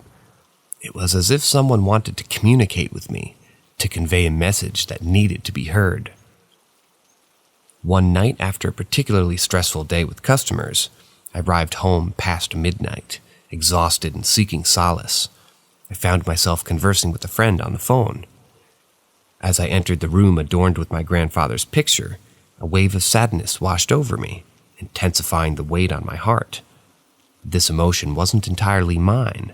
It felt as though someone or something was trying to reach out and share their sorrow. Memories of my grandfather flooded my mind. The last time I saw him, the moment he kicked us out, and it was all too overwhelming. My friend, sensing my distress, suggested that I speak aloud about what I was experiencing, as if addressing my grandfather directly. Intrigued and somewhat apprehensive, I decided to give it a try. I poured out my thoughts, my regrets, as if I were having a heartfelt conversation with my grandfather. I expressed my deep sadness, particularly my regret for not holding his hand during that chaotic farewell. And then it happened. The lights in the room began to flicker uncontrollably, like a wild dance of illumination. It was an astonishing display, one that could have made anyone lose their composure. Startled, I attempted to rationalize the phenomenon, attributing it to faulty wiring or a mere coincidence. But my friend, undeterred, urged me to continue speaking to my grandfather, convinced that there was a connection to be explored here. Taking a deep breath, I resumed my conversation, pouring my heart out into the empty room. Sharing stories of my travels and life outside of Asia, time seemed to blur as I spoke, and a sense of comfort enveloped me. I concluded my monologue with the words filled with love, assuring my grandfather that he would forever hold a special place in my heart. Just as I finished speaking, the lights flickered back on with a renewed intensity, as if they were affirming the connection forged between my grandfather and me. It was an awe-inspiring sight, a testament to the inexplicable forces at play. And then, in an almost poetic manner, one of the lights blew out, shrouding the room in darkness. It was as if the lingering sadness had been replaced by a profound sense of peace. In that moment, I couldn't help but feel a profound love, a warmth, a homely embrace that transcended the physical realm. I was convinced that my grandfather's spirit lingered in that apartment, patiently awaiting the reunion with my grandmother. Perhaps he had been listening all along, waiting for someone to acknowledge his presence and offer solace and love. From that day forward, the weight of sadness that had burdened me lifted, replaced by a renewed sense of purpose. I embraced the apartment and its quirks, finding solace in the belief that my grandfather's spirit resided within its walls. And as I cared for my grandmother, I knew that I wasn't alone. My grandfather's loving presence surrounded us, providing strength and comfort during our difficult times. In the end, my journey back to Asia was not only an act of compassion, but also a catalyst for discovering the hidden depths of my family's unique abilities. The aura reading and connection with the spirits that my relatives and I possessed became more apparent as time goes on, intertwining our lives with the spiritual realm in ways that we couldn't have imagined. Now, as I reflect upon my experiences, I am grateful for the opportunity to reconnect with my roots, to rediscover the love and support that transcends even death. The apartment, once a place of sorrow and distance, has transformed into a sanctuary of love, where the presence of my grandfather serves as a constant reminder that family bonds are unbreakable, even in the face of adversity. So, as I continue to reside in the apartment, cherishing each day with my grandmother, knowing that my grandfather's spirit watches over us, and as we navigate life together, I'm comforted by the knowledge that love endures, bridging the gap between the living and the departed.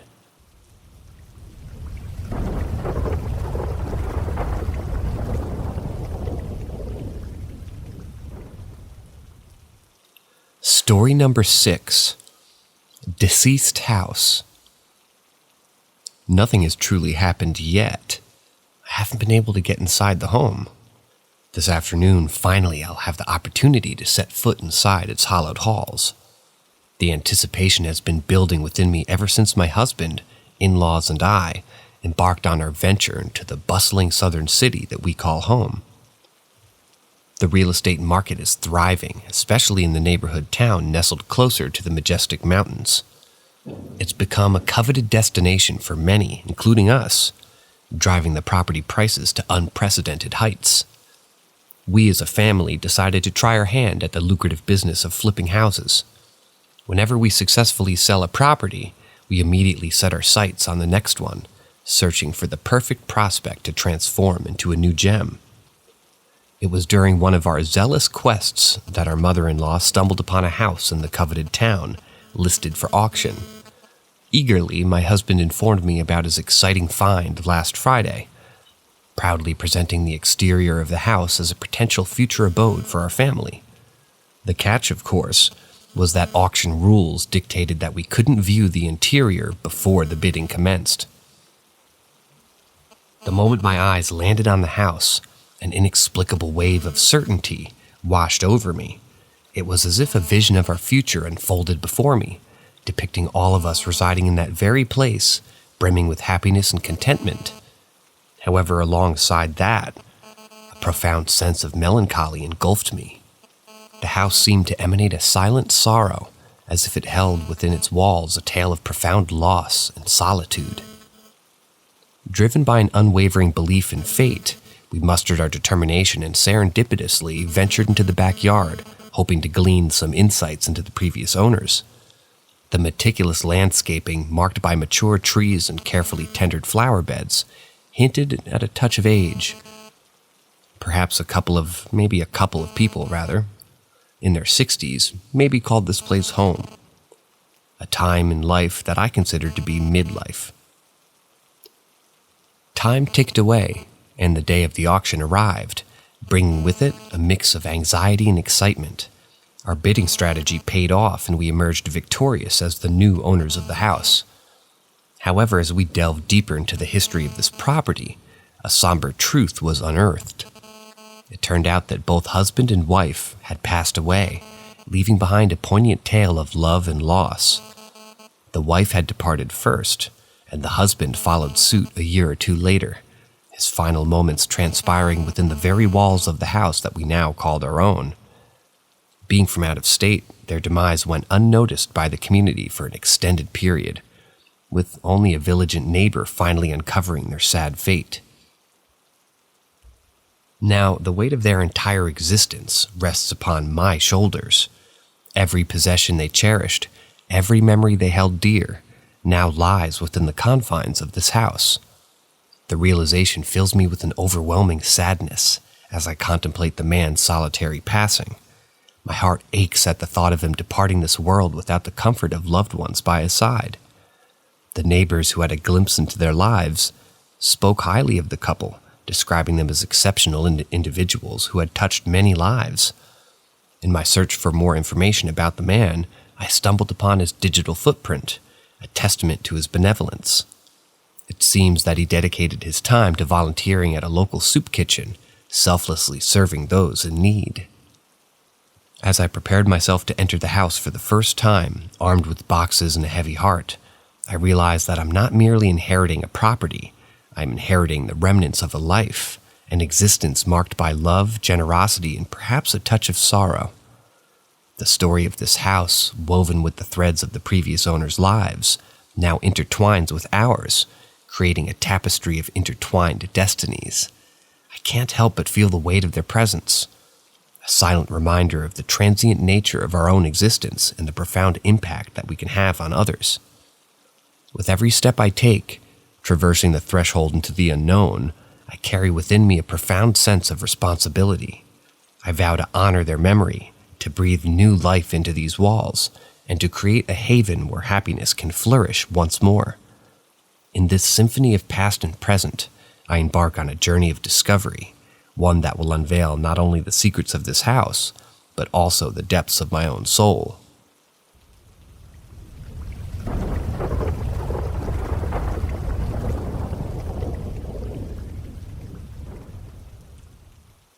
Story number 7. Toddler continues to see something. Last night at around 8 o'clock, my husband and I found ourselves inside our 3-year-old's bedroom.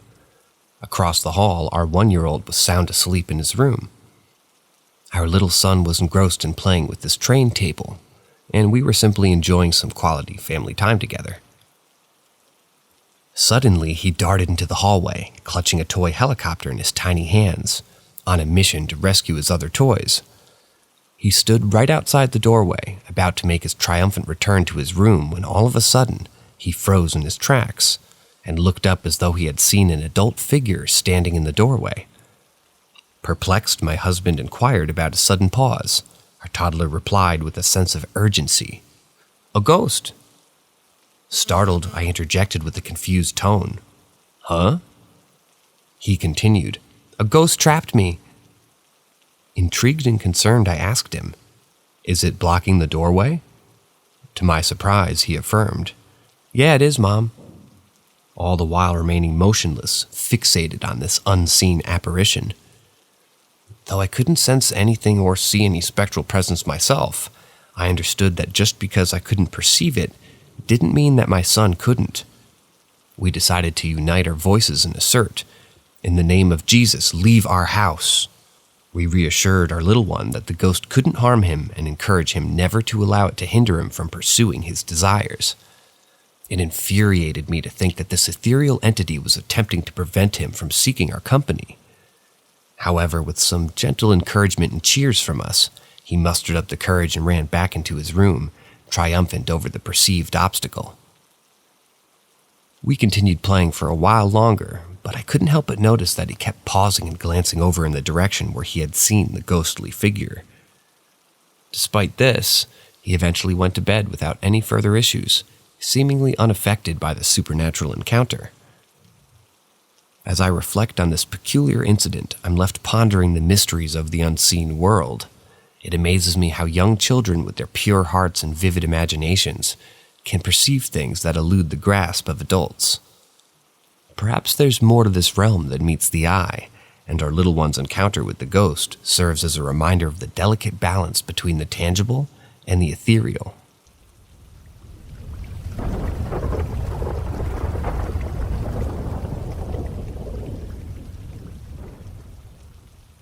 Story number 8. Ask Reddit. I'm a long-haul trucker, traversing the vast highways and bypasses of this great land. The life of a truck driver is filled with adventure, solitude, and countless miles of open road. We are the unsung heroes of the modern world, delivering goods and keeping the wheels of commerce turning.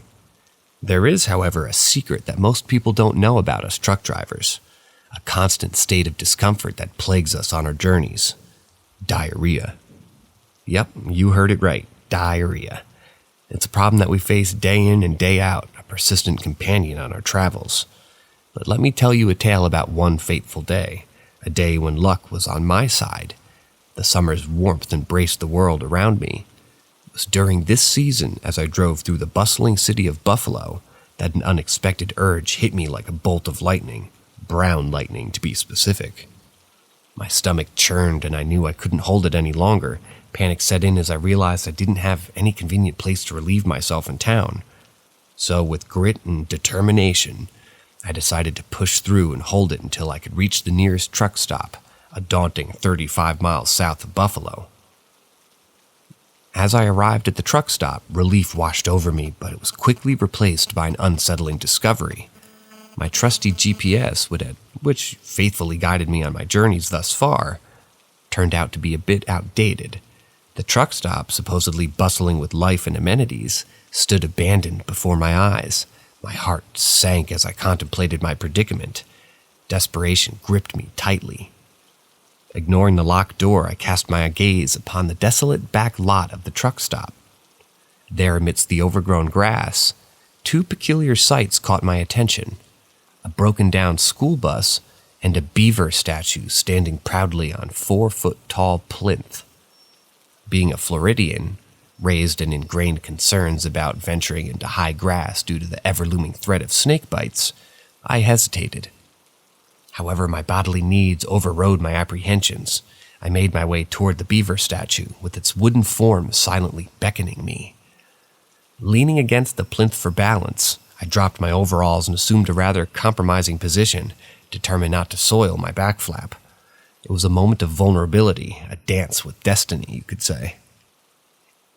As I focused on my business, a rustling sound from the nearby bushes startled me. My eyes darted toward the commotion, only to witness a beaver slowly retreating backward, as if it had witnessed the ultimate desecration of its sacred domain. A wave of curiosity washed over me. Was the statue I was leaning on created by this industrious beaver? Had the place been abandoned due to a beaver takeover? Perhaps it was a memorial erected for fallen beaver soldiers. My mind filled with speculation, but the pressing matter at hand demanded my attention. I completed my mission of necessity, my shameful act fading into the annals of time. Little did I know that my journey had only taken an unexpected turn. In my haste to evacuate the confines of my temporary brown hotel, I realized to my dismay that I'd left behind my trusty paper towels and baby wipes in the confines of my truck. A moment of decision loomed before me. Should I embark on a waddle of shame, traversing the 200 yards back to my truck to retrieve the necessary supplies? Alas, such a venture would require me to subject my bare feet to the remnants of my unfortunate predicament. The thought of becoming a shit-ass was simply unbearable. Left with no other option, I mustered the courage to tear the sleeves off my shirt, converting them into makeshift wipes. As I meticulously cleaned myself, I couldn't help but reflect on the consequences of my beaver blasphemy. Did my lack of respect for the beaver statue lead me to this karmic punishment? It was a humbling experience, a lesson etched into my soul. With my makeshift wipes discarded and my modesty restored, I climbed back into the haven of my truck and continued my journey, forever changed by this extraordinary chain of events. And so, dear friend, you may wonder why truckers often adorn themselves with sleeveless shirts. It's a reminder, a daily testament to the unexpected twists and turns that life throws our way. It serves as a symbol of resilience, adaptability, and the ability to triumph over even the most challenging situations. The sleeveless shirt is our armor, our badge of honor, as we navigate the unpredictable roads that stretch before us.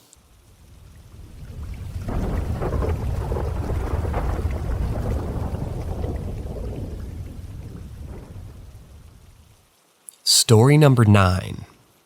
Did my grandmother kill her grandson? Bizarre occurrences have always been an integral part of the tapestry woven by the maternal side of my family. It is within the depths of this enigmatic lineage that I've come to witness the inexplicable intermingling of the supernatural and the mundane. One particular summer, when the sun was at its zenith and the world was cloaked in the embrace of warmth, I found myself spending a fortnight with my beloved grandmother, whose advancing age had begun to take its toll on her once sharp mind. It was during this time that the peculiar nature of our family's heritage unfurled before me in the most unsettling manner. In an act of benevolence, my cousin Robbie had beseeched my grandmother for permission to park his recreational vehicle in the vicinity of her humble abode. Being a widow for the past 4 years, she had developed an unwavering sense of fear that had firmly rooted itself within her heart, especially when the sun would descend beneath the horizon, leaving behind a cloak of darkness. Robbie's offer was driven by his desire to assuage her worries and provide a sense of security. However, my grandmother perceived this act as an invasion of her personal space, failing to recognize the goodwill behind his intentions. The ensuing tension served only to exacerbate the apprehension, thereby weaving a web of discord within our family's dynamic. To compound the situation further, a curious delusion took hold of my grandmother's fragile psyche. An insidious whisper entered her ear, convincing her that Robbie was surreptitiously siphoning off her precious electricity. In her mind's eye, she envisioned him connecting an extension cord from her property to the nearby pole, clandestinely stealing the energy that was fueling her existence. These unfounded accusations birthed a stream of murmured threats, which gradually transformed into a venomous word that she hurled at Robbie's mother, who also happened to be my aunt. The impact of these caustic tirades left behind a trail of wounded emotions, for my grandmother had never known for her gentle tongue. Yet the sinister saga continued its malevolent dance, with my grandmother's ire finally fixating solely on my unfortunate cousin. Her vengeful cries grew louder, punctuated by a chilling declaration that reverberated within the depths of my cousin's soul. "I'll get you, you little bastard." Alas, such words were not wholly unfamiliar in the context of our tumultuous family history, where the realm of reality and superstition had always flirted with each other, leaving us to question the boundaries of what lay beyond the veil of the scene. It wasn't long after these calamitous events transpired that my cousin's well-being began to falter. Though he possessed a robust constitution in his youthful years, numbering a mere 34, an unexplained malaise seized him by the heartstrings. Chest pains like sinister whispers from the abyss invaded his body, sending shockwaves of distress through his veins. Concerned for his welfare, he sought solace within the confines of a doctor's chamber, eager to uncover the elusive source of his ailment. Yet, much to everyone's bewilderment, the results of the thorough medical examination yielded naught but a clean bill of health. Ever the proponent of a healthy lifestyle, my cousin engaged in daily walks as a means to maintain his physical vigor, particularly during the enchanting season of hunting, when nature's magnificence unfolded before him. Having recently welcomed a beautiful baby boy into the world, he had become acutely aware of the fragility of life, thereby developing a deep reverence for the delicate balance between existence and mortality. Thus, it was amidst this backdrop of paradoxical circumstances that I found myself visiting my mother one fateful day, only to be greeted by the somber arrival of the county sheriff at her doorstep. A shroud of sorrow descended upon our hearts as the sheriff conveyed the unfathomable news. Robbie, our cherished cousin, had been discovered lifeless in the depths of his beloved hunting grounds, succumbing to a sudden heart attack at the tender age of 34. The cruel hand of fate had reached out and extinguished the flickering ember of his life, leaving us to grapple with the profound weight of grief and disbelief. However, the macabre tale didn't end there. In the aftermath of these tragic events, as we diligently sifted through the remnants of my grandmother's earthly existence, a startling discovery awaited us within the dimly lit recesses of her abode. Nestled amidst forgotten trinkets and faded photographs lay a voodoo doll, crafted with meticulous care, fashioned from Robbie's very own hair and adorned with a significant Carhartt garment. A patch in the shape of a heart, embroidered with loving precision, adorned the overalls that encased the doll's delicate form, while a single pin ominously driven through its center hinted at malevolent intent. The weight of this revelation pressed heavily upon our souls, and a collective decision was made to shield my aunt, Robbie's grieving mother, from the tormenting knowledge of this sinister artifact. For what good would it serve to awaken dormant demons within her heart, to burden her already shattered spirit with this realization that the forces beyond her comprehension had conspired to weave a tale of tragedy and despair? And so, this woeful chapter within the annals of our family's history drew to a close, its unsettling mysteries forever etched in the depths of our memories. The bizarre tapestry of our lives, interwoven with the inexplicable events, had unfurled yet another enigmatic narrative, leaving us to contemplate the delicate dance between the realms of the seen and the unseen, the fragility of existence and the enduring power of ancestral forces that forever shape our destinies.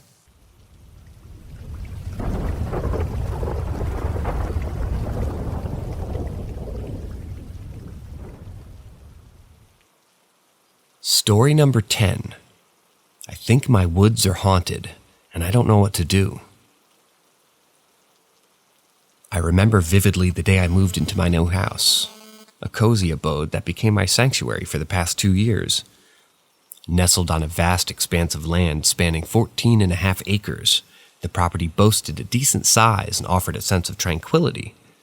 However, despite its inherent calm and charm, I couldn't deny the eerie aura that permeated the wooded area on the premises. It was as if an invisible force cast a shadow over that part of the property, leaving me with an overwhelming unease. Venturing into the park alone was something that I vehemently avoided. The mere thought of it sent shivers down my spine, evoking a deep-rooted fear within me. I realize this may sound childish, but trust me when I say there's a reason behind my trepidation.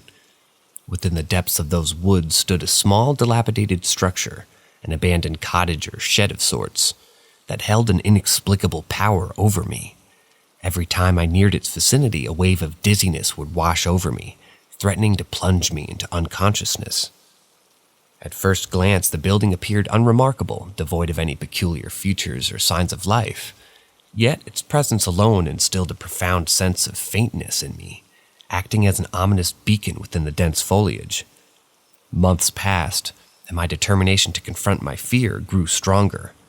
I resolved to venture into the woods alone, to face whatever haunted my psyche and reclaim a sense of tranquility within my own property. With hesitant steps, I followed the trail leading to the enigmatic structure, determined to remain composed and not succumb to the disorienting spells that awaited me. As I approached the building, my heart raced within my chest, each beat echoing the adrenaline coursing through my veins. And then I saw her. A woman, ethereal and otherworldly, circled the building with an eerie grace. She hummed haunting lullabies, her ethereal voice resonating through the trees, and called out for someone or something unseen.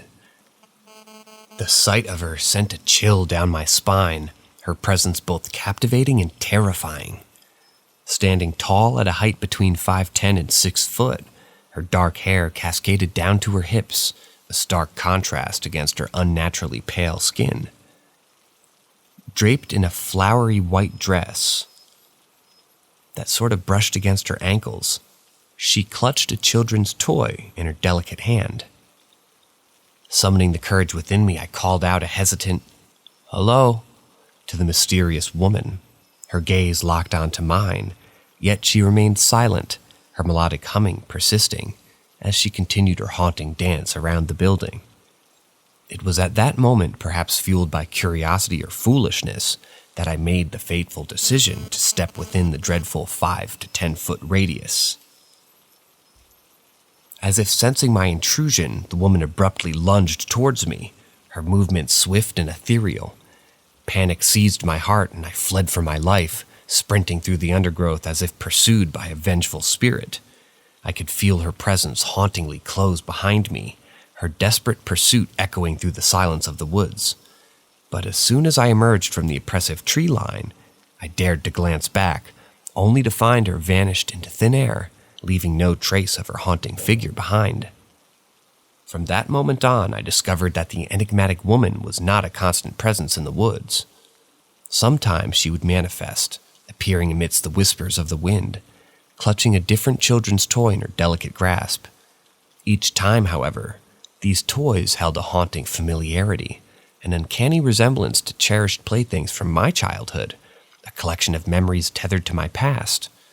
Among them, I spotted a plush pig, a beloved companion since my earliest days, a fateful source of comfort in times of distress. Witnessing my treasured pig in her spectral possession sent shivers down my spine, evoking a chilling realization that this encounter was no mere coincidence. The implications of these sightings filled me with dread. What connection did this enigmatic woman have with the cherished toys of my youth?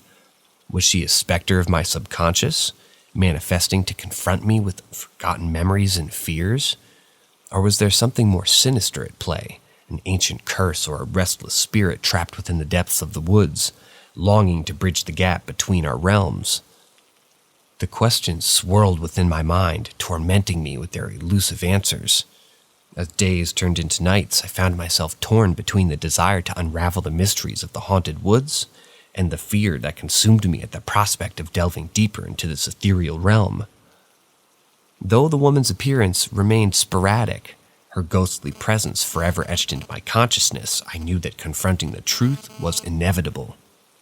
And so, the moon rose high in the midnight sky, casting an ethereal glow upon the land. I steeled myself for yet another encounter with the enigmatic woman and the secrets that lay shrouded within the haunted woods of my home.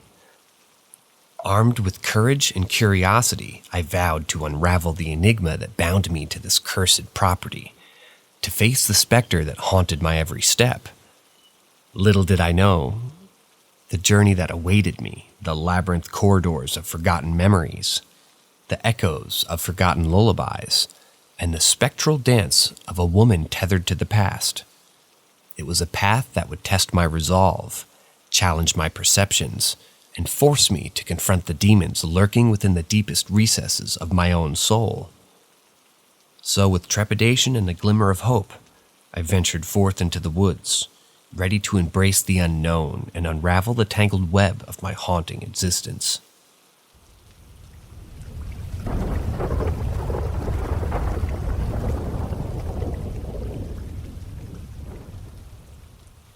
Story number 11. I've seen my fair share of UFOs, but I believe I was abducted once. Let me begin by explaining that my life has been significantly affected by my chronic illnesses, which manifest itself in the form of debilitating fatigue. Despite being relatively young, it's become quite common for me to retire to bed early, surrendering to the overwhelming weariness that plagues my body. However, there was a fateful day, etched deeply in the corridors of my memory, where the intensity of my exhaustion reached unprecedented heights. Around 6 p.m., on that evening, I sought refuge in the sanctuary of my bed, seeking solace in the pages of a captivating book or mindlessly traversing the vast realms of information on my trusty smartphone. Little did I know that this unremarkable evening would soon become shrouded in an enigma, as the hands of the clock continued their relentless march. It's at this point that my recollection becomes ominously hazy, almost as if a curtain had been drawn over my consciousness, obscuring the events that transpired during the intervening hours. It was not until the gentle embrace of dawn's early light gracing the sky, caressing my still sleeping form, that I regained consciousness once more, startled to find myself roused from the uninterrupted slumber at 3 a.m. The grogginess and overwhelming fatigue that greeted me were not entirely unfamiliar, as I attributed them to potential flare-ups of my chronic conditions, dismissing the peculiarity as the situation as being nothing more than a mere consequence of my fragile health. Yet, as the day unfurled its tapestry and I ventured forth to commence my daily rituals upon awakening, once again at approximately 9 a.m., an unsuspecting twist of fate awaited me. While preparing to dress myself, I inadvertently cast my gaze downward, only to have a chill course through my veins, leaving me frozen in a state of disbelief. My eyes fixated upon a colossal bruise that sprawled across my inner thigh, its appearance resembling that of a giant hand with 3 discernible fingers and an opposing thumb. In the realm of reason, where skepticism reigned supreme, my initial inclination was to dismiss this peculiar mark as self-inflicted, an unintentional consequence of my proclivity to bruise easily.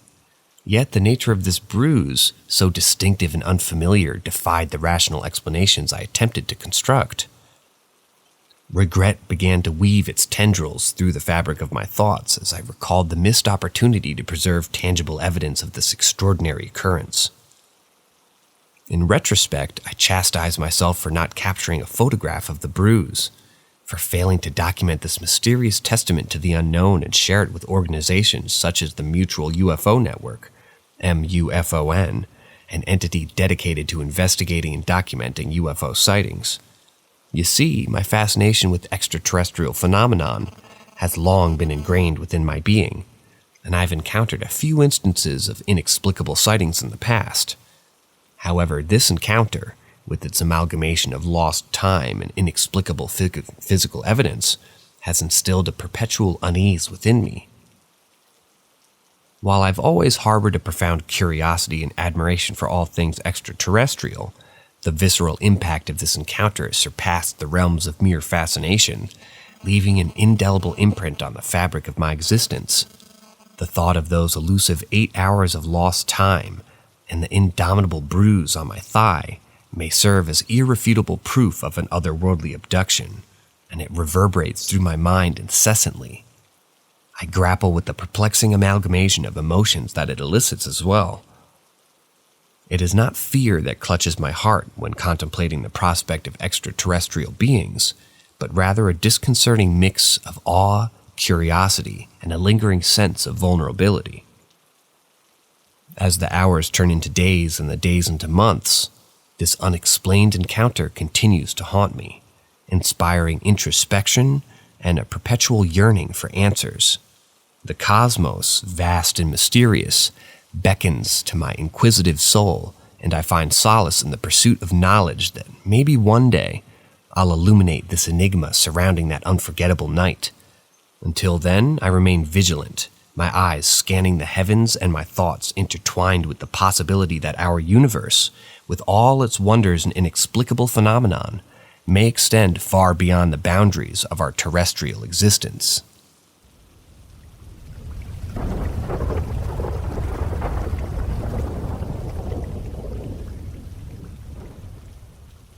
Story number 12.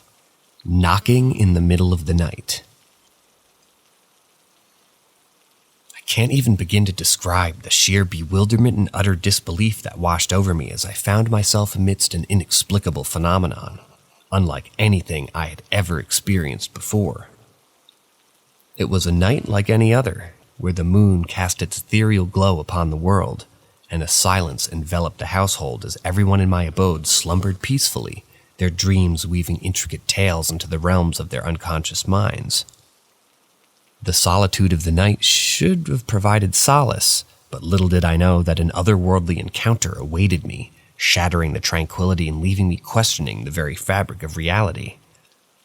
As I lay in my bed, surrounded by darkness, the sound of an unexpected disturbance pierced through the stillness, reverberating through the corridors of my home. It was a noise that sent chills down my spine, a door being forcefully slammed shut, emanating a deep thud that echoed in my ears. My heart skipped a beat, pounding against my chest like a wild beast yearning for freedom. Panic surged within me as I frantically tried to make sense of the situation. No one else was awake at this hour, and even if they were, the force required to create such a sound seemed far beyond the capabilities of any human inhabitant of the house.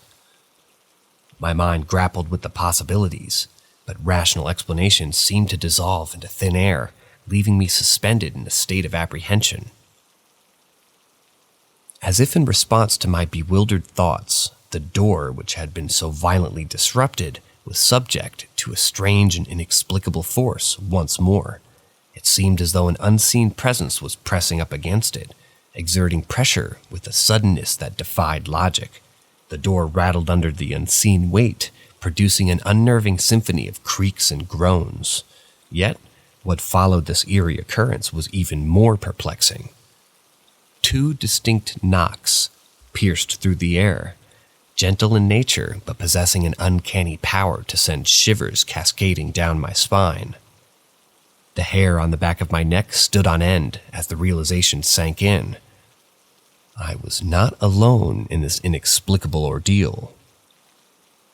The knocks, delicate yet deliberate, seemed to be a message of sorts, a subtle attempt to gain my attention. Fear and curiosity waged a battle within me, and I found myself torn between seeking answers and seeking refuge. Summoning whatever courage I could muster, I made a hasty decision to reach out of my lock, my trembling hands struggling to perform a task that should have been a second nature. With a resounding click, the door was secured, as if barricaded against the unknown force that lurked in the shadows. It was a feeble attempt at self-preservation, a futile act that sought to shield me from the inexplicable terrors that lie beyond. As moments turned into minutes, the quietude that followed was almost deafening. The air grew heavy with anticipation, as though time itself had been stretched thin, suspending me in this unnerving limbo. And then, as if the universe conspired to test the limits of my sanity, another knock reverberated through the silent expanse of my room, and this time it was a single delicate tap that resounded with a haunting elegance, as if a ghostly hand had gently brushed against the door. My mind raced, trying to comprehend the incomprehensible. I searched for any semblance of rationality, scouring the depths of my memory for instances of similar encounters. Yet I found no solace in my quest for answers. For never had I witnessed or heard of such a surreal sequence of events. It was uncharted territory, a realm untouched by the bounds of human understanding. A surge of curiosity mingled with fear coursed through my veins, tempting me to embark on a journey of discovery. to delve deeper into this enigma that had permeated my existence. I pondered the existence of countless stories and experiences shared by others on the vast expanse of the internet, yet none mirrored the peculiarity of my own plight. It was as if the universe had conspired to test the limits of my belief, thrusting me into the surreal narrative that defied explanation. And so, here I am recounting the extraordinary tale, striving to capture every intricate detail and every flicker of emotion that unfolded in those fleeting moments of the unexplained.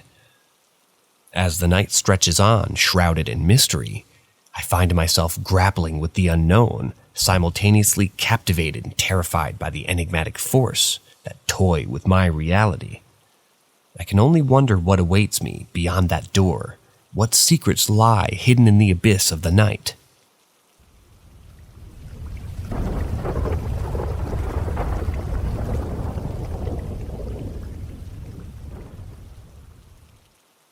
Story number 13. Can spirits attach to humans? When I was a child, one thing our parents would often stress was that we shouldn't play at night. According to them, that's when spirits and other supernatural beings would come out. They warned us that by playing at night, we might be inviting ourselves to be seen or interact with these entities. My wise grandma used to say that we never truly know their intentions toward us, and that it's better not to take any chances.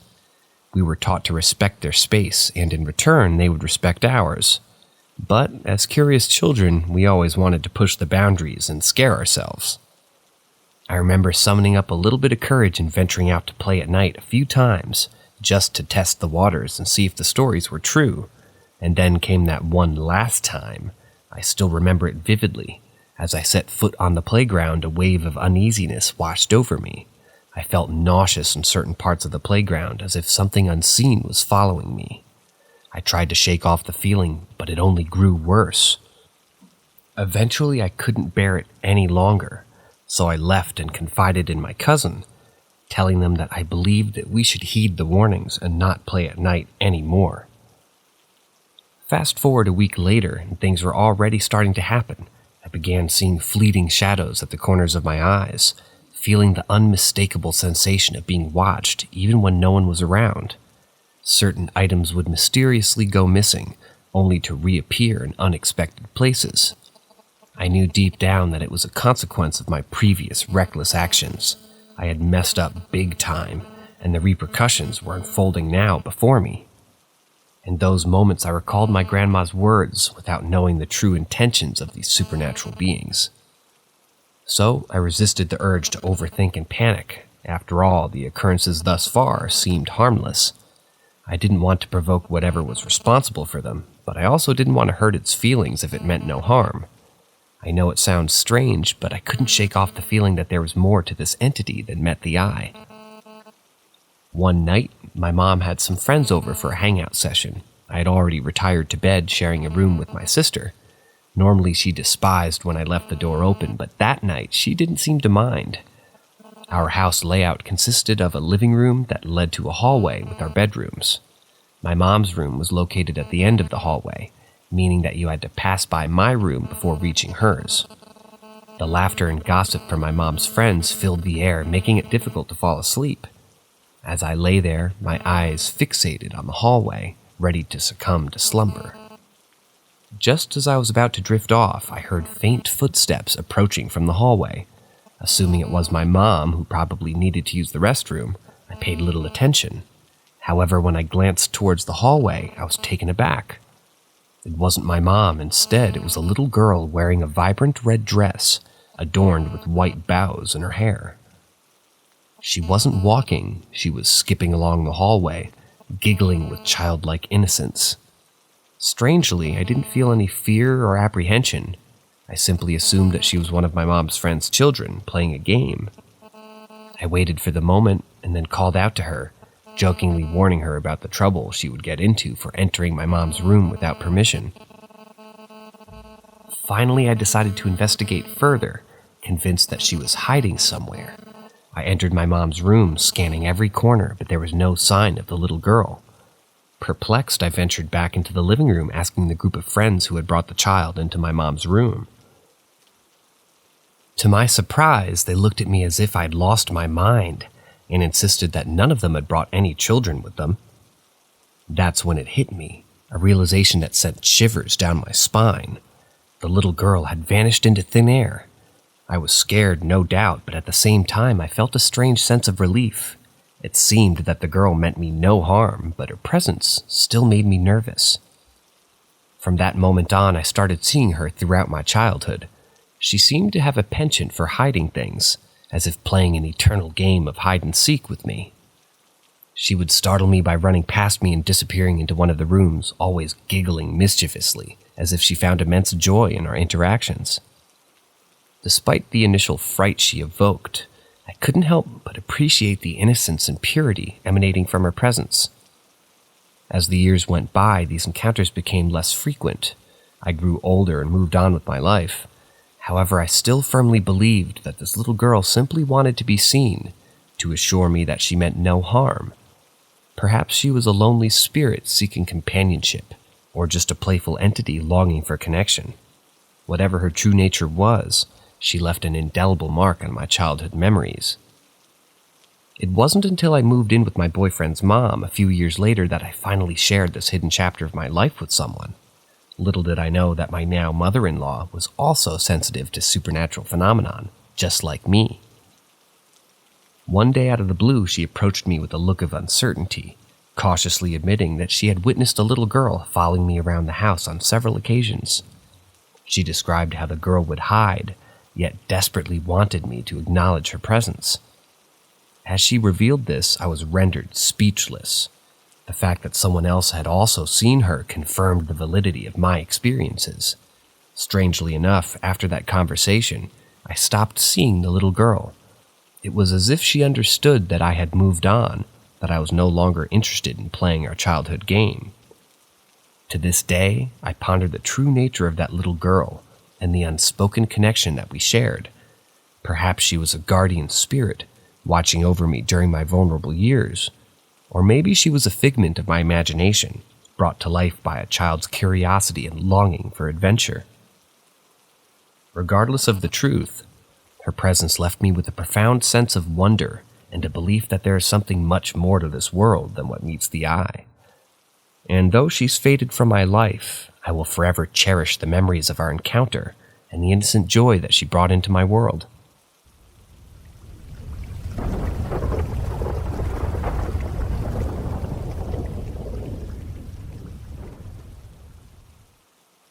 Story number 1. My first paranormal experience.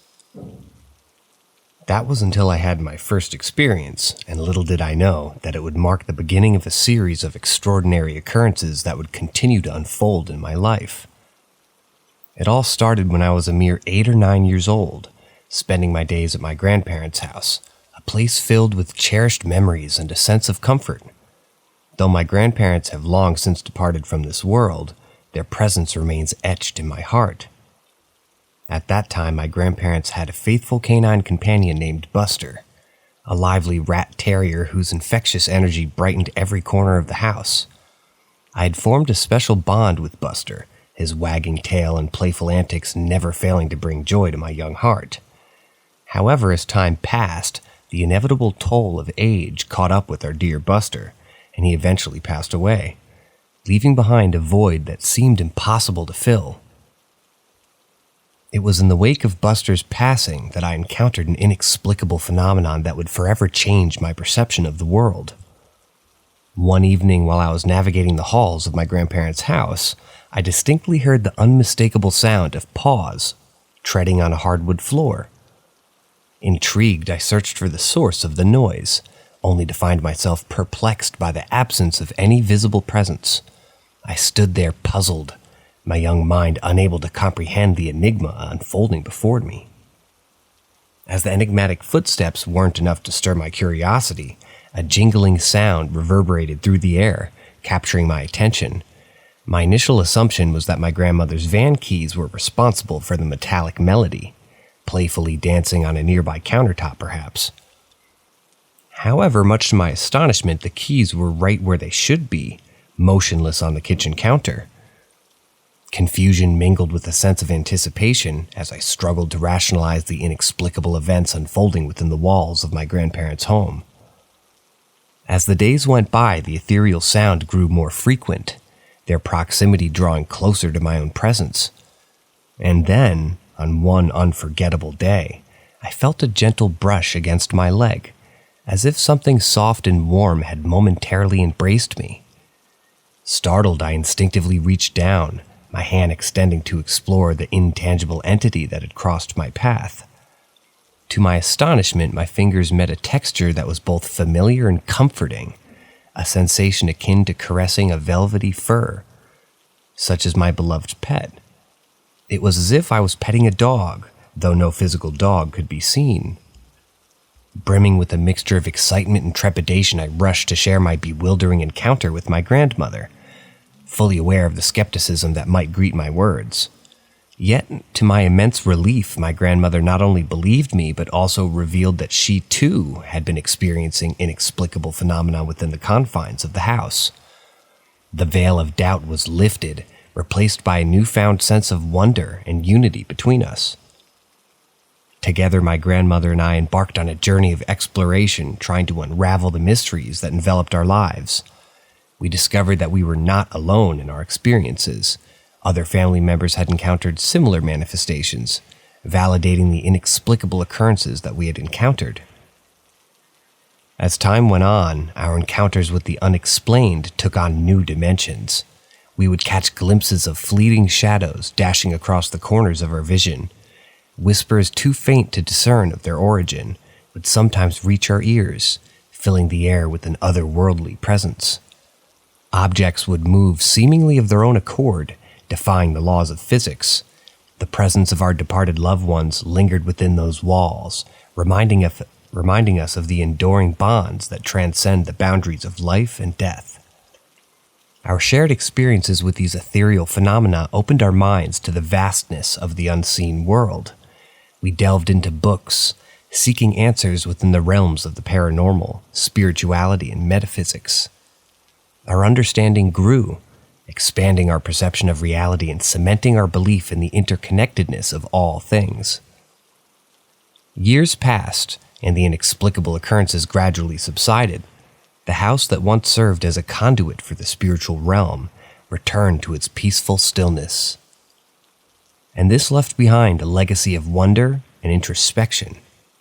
Although the ethereal encounters have become fewer and far in between, the impact that they had on our lives remained indelible. Today, as I reflect upon those extraordinary years spent in my grandparents' home, I'm filled with gratitude for the unique experiences that shaped my understanding of the world. The profound bond I shared with Buster, the playful rat terrier who first opened the door to the supernatural, remains etched in my heart.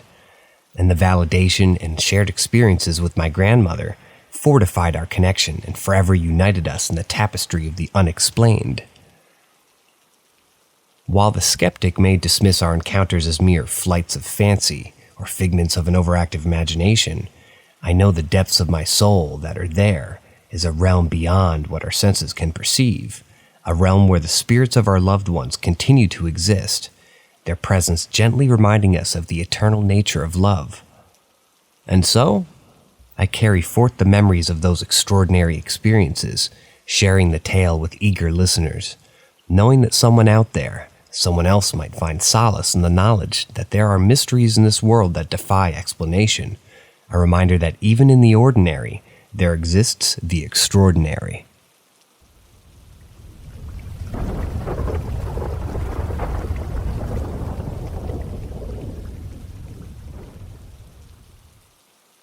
Story number 2. Weirdest paranormal experience. I was comfortably lying on my bed, engrossed in a captivating book while enjoying some soothing tunes from the radio. Everything seemed perfectly ordinary until something inexplicable happened. The music started fading out, and as I instinctively turned my gaze toward the radio, I couldn't believe my eyes.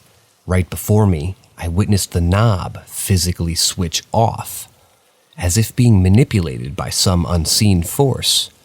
I was left dumbfounded, trying to make sense of what had just occurred. How could such a mundane object defy the laws of nature? It was a truly surreal moment that left me both fascinated and unnerved. But that was just the tip of the paranormal iceberg in my life. Another peculiar incident occurred when I was hanging out with a close buddy of mine in the depths of my basement. We were engaged in an intense session of Mario Kart, having a blast. I had recently charged my tablet, and it was in perfect working condition, displaying no signs of any issues. However, out of nowhere, as I unplugged it from the charger, the battery level plummeted to a mere 7%. What baffles me even more was the fact that it refused to charge back up. No matter what we tried, it was as if the energy within the tablet had been mysteriously drained away, leaving us bewildered and perplexed. But the strangeness didn't end there. As we continued our gaming session, the game itself started to act oddly. Glitches and distortions plagued the screen, making it increasingly difficult to navigate through the virtual world. It was as if some unseen entity had taken a keen interest in disrupting our gameplay, toying with the very fabric of the digital realm that we were immersed in. As the glitches intensified, an eerie coldness suddenly enveloped the basement. Both my friend and I could feel a chilling sensation crawling up our spines, goosebumps forming on our arms.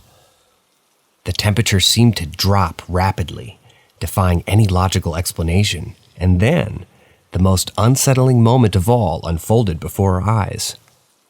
From an adjacent room, an obscure figure, started to materialize.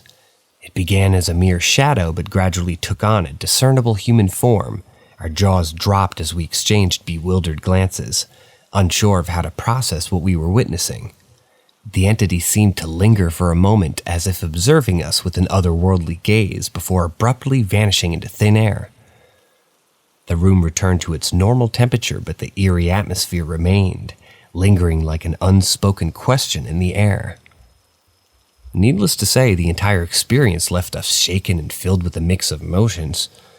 It was an encounter that defied any rational explanation, challenging the very boundaries of our understanding. To this day, I find myself pondering the nature of reality and the existence of forces beyond our comprehension. So, when it comes to paranormal experiences, the one I just shared with you stands out as one of the most bizarre and mind-bending encounters I've ever had. It serves as a constant reminder that there are aspects of the universe that remain uncharted, hidden within the shadows of the unknown, waiting to reveal themselves when we least expect it.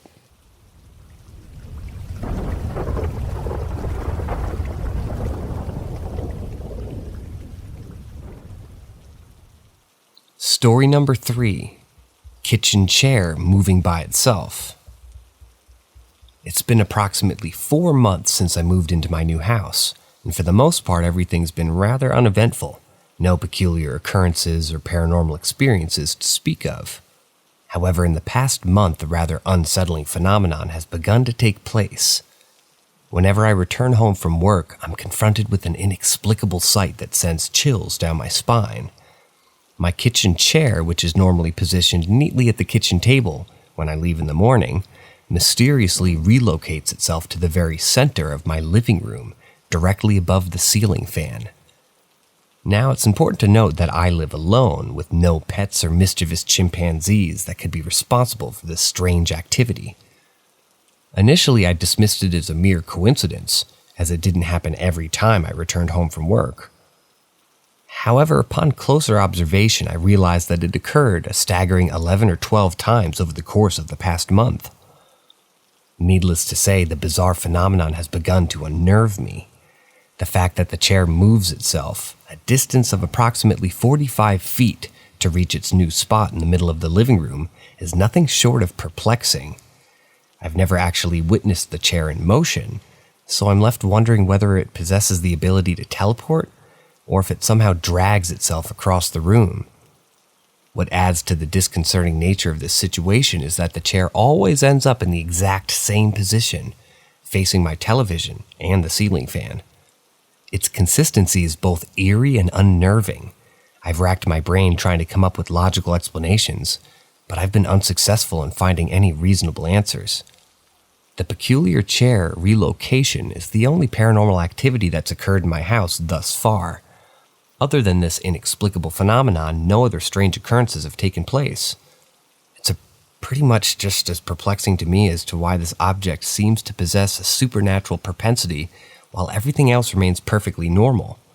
Is there something about this chair itself that attracts these inexplicable forces? Or is there something else entirely at play? Curiously, I recall visiting a cemetery approximately a month ago. Around the same time, the chair started displaying its strange behavior. Could it be possible that I unwittingly brought something back with me from the cemetery? Is there a connection between my visit to the burial grounds and the subsequent movement of the chair? These questions weigh heavily on my mind, and I find myself increasingly concerned about the nature of this occurrence. In an attempt to find some answers and seek solace, I've begun researching paranormal phenomena and consulting experts in the field. However, the information that I gathered thus far has only deepened the mystery surrounding my situation. There are accounts of haunted objects, possessed artifacts, and even poltergeist activity, but none of them precisely mirror the peculiar movement of my kitchen chair. While I'm generally a skeptic when it comes to supernatural events, I can no longer ignore the undeniable evidence before me. There is something inexplicable happening in my house, and it's centered around this seemingly ordinary chair. The daily anticipation and fear that grip me upon returning home have become overwhelming, and I find myself questioning my own sanity. As days turn into nights and the chair continues its inexplicable relocation, my curiosity and unease grow exponentially. I've become hyper-aware of every creak and every whisper within the house, wondering if there are other subtle signs of paranormal activity that I've overlooked. The thought of sharing my home with an unseen presence is chilling, and it weighs heavily on my daily existence. Perhaps it's time for some drastic measures, seeking the assistance of a paranormal investigator or a medium, or maybe the next step. Maybe that'll unravel the mystery of this perplexing chair. I yearn for answers, and I yearn for closure, and for the restoration of peace within the walls of my home. And until then, I will continue to document every occurrence meticulously, hoping that one day I will uncover the truth behind this eerie phenomenon and put an end to the unsettling mystery that's taken hold of my life.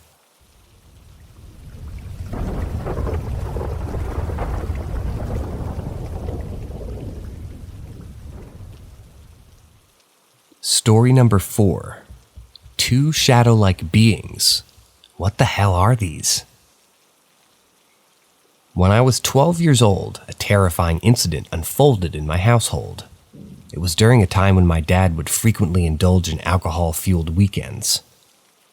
These were the moments when his behavior became increasingly volatile, although he never physically harmed any of us, my mother, my big brother, or myself. However, his drunken state would often lead to heated arguments and confrontations. On that particular night, my dad was stationed in the living room, drowning his sorrows in a haze of alcohol. My mother and I sought refuge in our respective bedrooms, while my brother was absent from home. As the night wore on, my father's consumption escalated, and the ominous signs of an impending clash began to emerge. His voice grew harsh and his demeanor aggressive, indicating that he had succumbed to one of his violent drunken states. Suddenly, my father stumbled into his bedroom with an alarming purpose to retrieve his gun. Sensing the imminent danger, my mother confronted him, her voice trembling with concern. She implored him to explain why he felt the need to wield such a weapon. In response, he callously reported, "Because I want to. Do you have a problem?" The chilling tone in his voice sent shivers down our spines, solidifying our fears. In an attempt to grasp the severity of the situation, I joined my mother in the living room, nervous and scared. I clung to her side, seeking solace amidst the brewing chaos. However, she tried her best to assuage my anxieties, dismissing my father as an attention seeker. She insisted that there was no cause for worry, as he wouldn't dare cross the line into insanity. Though her words were meant to comfort me, they failed to pacify my escalating fear. Reluctantly, I returned to the refuge of my bedroom, hoping for a swift resolution to this nightmarish ordeal. But the fate, at least this particular fate, had a different plan in store for us. Before long, the tranquility of our home was shattered by the unmistakable sound of 3 gunshots resonating from outside. Panic surged through every fiber of my being, prompting me to sprint towards my mother's room in a frantic bid for safety. As I locked the door behind us, my mother's instincts urged her to venture outside and check on my father. Terrified for her well-being, I pleaded with her, desperately begging her to remain within the confines of the bedroom. My fear of losing her was consuming me, overpowering any rationale or self-control. Finally aware of my distress, she consented to stay by my side. In that terrifying moment, she reached out for her phone and dialed my brother's number, recounting the horrors unfolding before us. Consumed by anger and worry, my brother vowed to return home immediately. When my brother finally arrived, he skillfully managed to approach my dad with a deceptive facade of calmness. Engaging him in conversation, he subtly maneuvered toward the gun, seizing it just as it seemed all hope was lost. In a whirlwind of emotions, my brother's anger took hold, and he unleashed a furious assault upon my father. Despite the chaos unfolding before my eyes, my brother's physical strength prevailed, subduing our father and keeping him immobilized. Amidst the frenzy, my brother didn't hold back his fury, berating our father for his reckless behavior. He vehemently condemned him for brandishing a loaded weapon while inebriated, endangering the lives of both my mother and me. In the midst of my father's profane outbursts and desperate pleas for release, my mother added her own desperate plea for peace, attempting to quell the escalating conflict. In the background, I sobbed uncontrollably, my tears mingling with the cacophony of the night. Unbeknownst to us, our apartment, perched upon the 4th floor, had become a stage for this harrowing drama. The echoes of gunshots, the piercing screams, and the turmoil undoubtedly reached the ears of our neighbors, stirring their concern. Alarmed by the commotion, they swiftly summoned the police, urging them to investigate our dire circumstances. Responding promptly, the law enforcement officers arrived on the scene, their presence both a reassurance and a source of trepidation. Recognizing the urgency of the situation, the police swiftly apprehended my father, escorting him from the premises of the remainder of the night. They sought to distance him from the intoxicated state, allowing for a momentary respite from the chaos that had consumed our lives. By the time the officers whisked him away, it was the early hour of the morning, around 4 a.m. Exhausted and emotionally drained, my brother, who had endured the turmoil alongside us, realized that he hadn't eaten anything throughout the night. In an attempt to find solace and nourishment, he decided to venture out, scouring the deserted streets for an open drive-through. And as he ventured out, I couldn't help but feel a mixture of relief and worry, grateful for his strength but fearful of what further dangers lurked beyond our sheltered haven. Thus, this night, which began with the ominous specter of my father's drunken rage, unfolded into a symphony of fear, anguish, and resilience. It tested the limits of our familial bond and plunged us into a maelstrom of uncertainty. From the depths of despair emerged a glimmer of hope, the knowledge that in the face of chaos, we could find solace and support within the arms of our loved ones, even in the darkest of nights.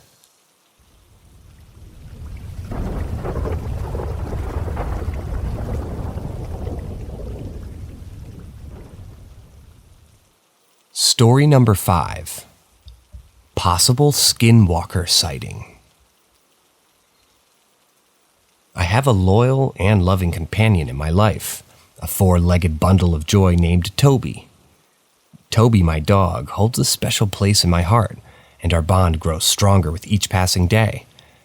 One of our cherished rituals is that every night without fail, Toby comes bounding into my room, jumps on my bed, and curls up beside me to sleep. Yesterday was no exception to this endearing routine. As dusk settled and darkness enveloped my surroundings, Toby's gentle presence graced my room. We nestled together, finding solace and warmth in each other's company. The room was filled with tranquility, and sleep gently beckoned us into its embrace. However, as the night wore on, an unexpected disruption shattered the peaceful silence. It started as faint echoes, barely discernible at first, a distant, ominous barking reverberating through the air. Toby, my faithful companion, stirred restlessly at the unfamiliar sound, his ears perked up and his eyes wide with apprehension. Confusion tinged with the concern knotted in my stomach, and I shared Toby's unease. What could possibly be causing such a disturbance outside my room? A stray dog, perhaps, lost and disoriented in the dark abyss of the night?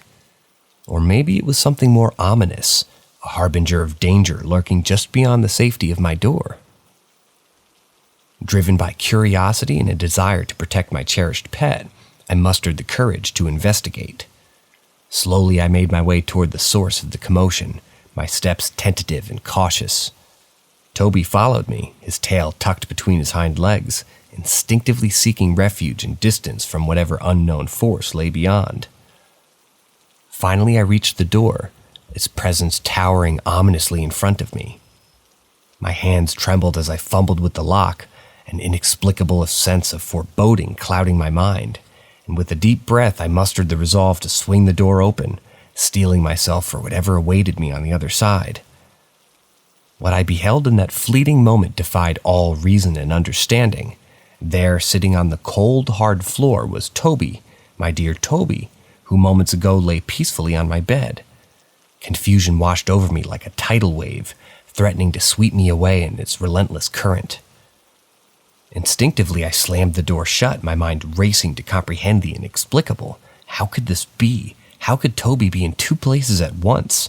My heart pounded in my chest, its rhythm an erratic symphony of fear and disbelief. A shiver running down my spine as I grappled with the eerie implications of what I had just witnessed.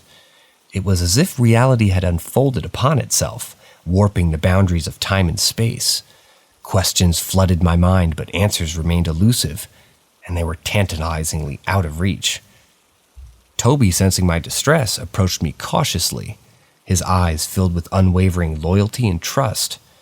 His mere presence offered solace amidst the inexplicable. I held him close, seeking solace myself in the warm embrace, and finding comfort in the familiar rhythm of his breath. The events of that night would forever remain etched in my memory, a bewildering enigma that defied logical explanation. Toby, my steadfast companion, had become an unwitting participant in a cosmic mystery, one that would haunt my thoughts and ignite my imagination for years to come. As time passed, I delved deeper into the realm of the inexplicable, seeking answers to the unanswerable. I scoured books and consulted experts and delved into ancient tales and legends, all in pursuit of the truth. Yet the mystery of Toby's doppelganger remained firmly entrenched in the realm of the unknown. In the end, I resigned myself to the fact that some questions are simply beyond our comprehension. Sometimes it's the inexplicable moments that define our lives, casting shadows that reveal the boundless depths of the universe and our own limited understanding. Toby, my dear friend, continues to sleep beside me every night, his warmth and love a constant source of comfort. And while the enigma of his mysterious doppelganger remains unsolved, it serves as a reminder of the profound mysteries that exist in this vast tapestry of existence that we call life.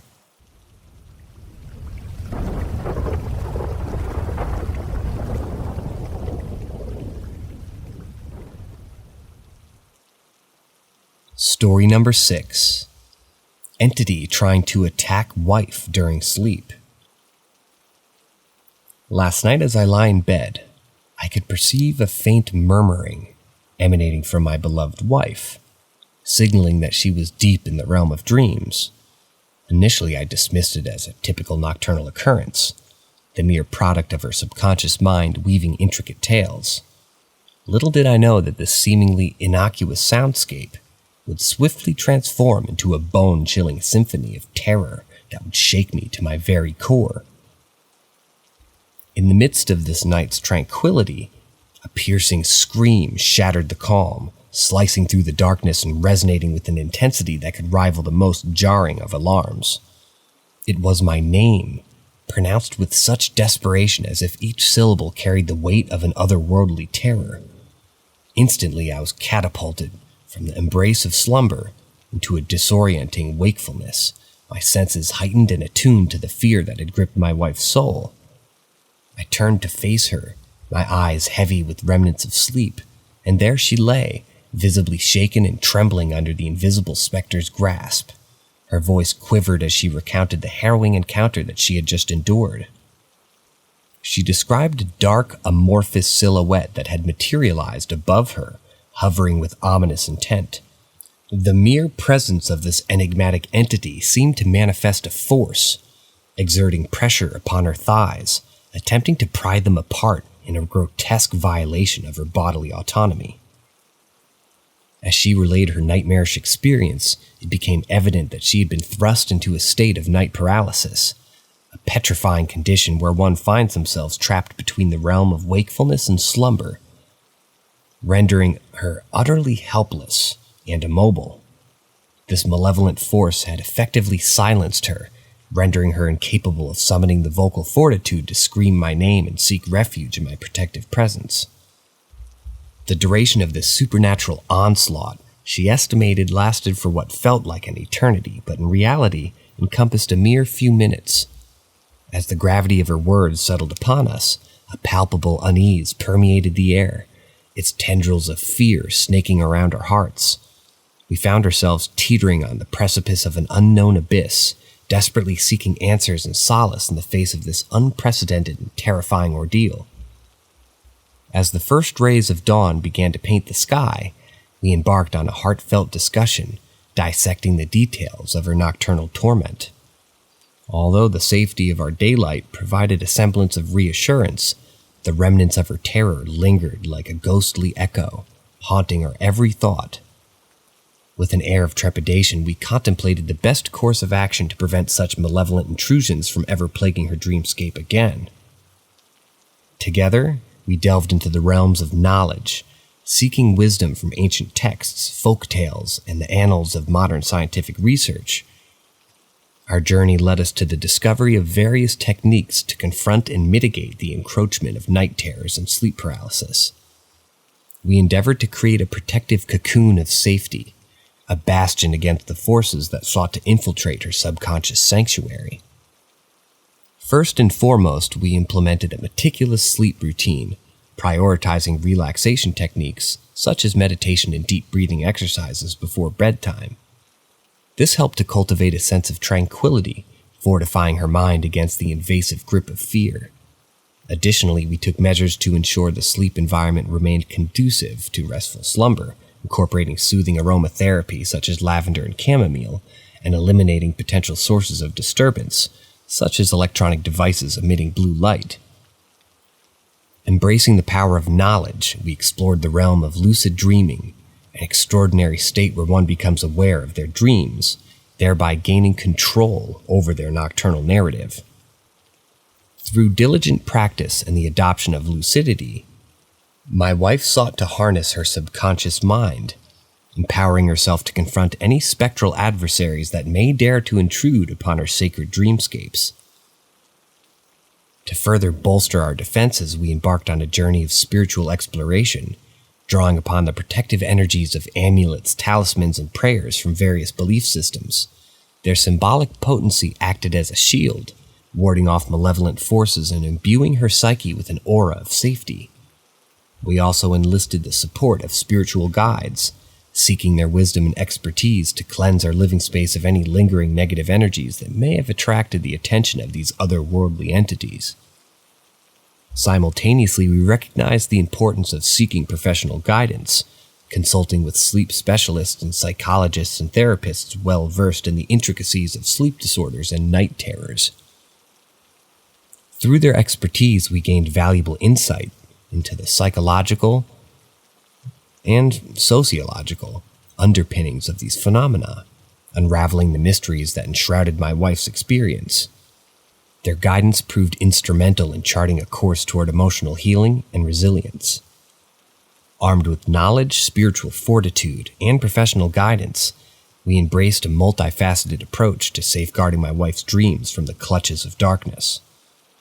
Although the specter of that fateful night still cast its long shadow upon our hearts, we refused to succumb to fear's paralyzing grip. Instead, we embarked on this arduous journey, united in our pursuit of peace and restoration. As the nights passed, our collective efforts bore fruit, gradually restoring a semblance of equilibrium to my wife's nightscape. The incidents of intrusive entities and nocturnal paralysis diminished in frequency and intensity, offering us a glimmer of hope and respite. While the scars of that haunting night would forever remain etched upon our consciousnesses, we emerged from the crucible of fear, stronger, wiser, and ever more resilient. In retrospect, this harrowing episode served as a testament to the boundless depths of our love and the indomitable spirit that resides within us. It was a stark reminder that even in the face of unspeakable horrors, the human spirit possesses an innate capacity to triumph, to transcend the limitations of the physical realm, and to reclaim sovereignty over the subconscious domain of our existence. So, dear reader, if you ever find yourself entangled in the suffocating grip of night terrors or sleep paralysis, know that you are not alone. Draw strength from the collective wisdom of the ages, seek solace in the embrace of loved ones, and embark on a journey of self-discovery and healing. For it is in these darkest moments that we forge an unbreakable resolve to confront the unknown and emerge resplendent into a light of a new dawn.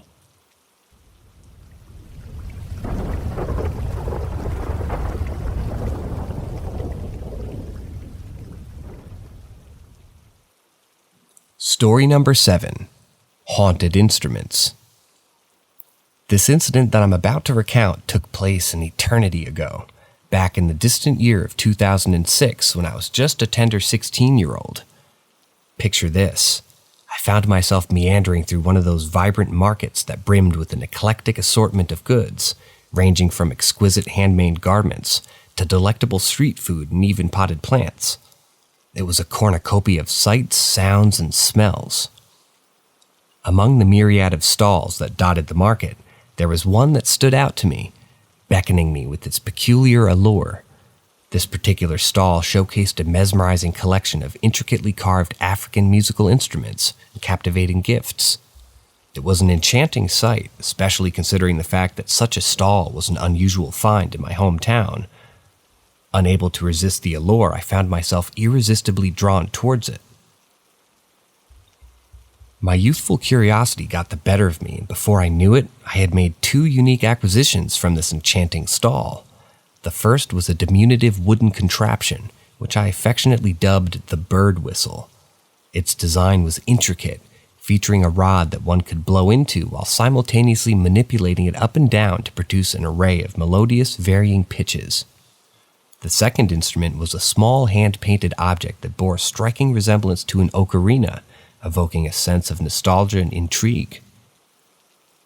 Eager to explore the potential of my newfound treasures, I brought them home and spent the afternoon experimenting with their sounds and capabilities. After my initial amusement, I left them idly in the comfort of our lounge room, thinking nothing more of them as I went about my daily teenage routine. However, destiny had something far more perplexing in store for me that fateful night.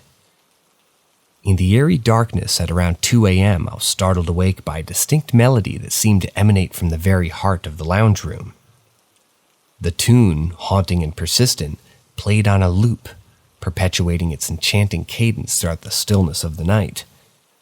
Petrified and ensnared in fear's icy grip, I lay motionless in bed, unable to fathom the origin of this inexplicable symphony that seemed to transcend the realm of the ordinary.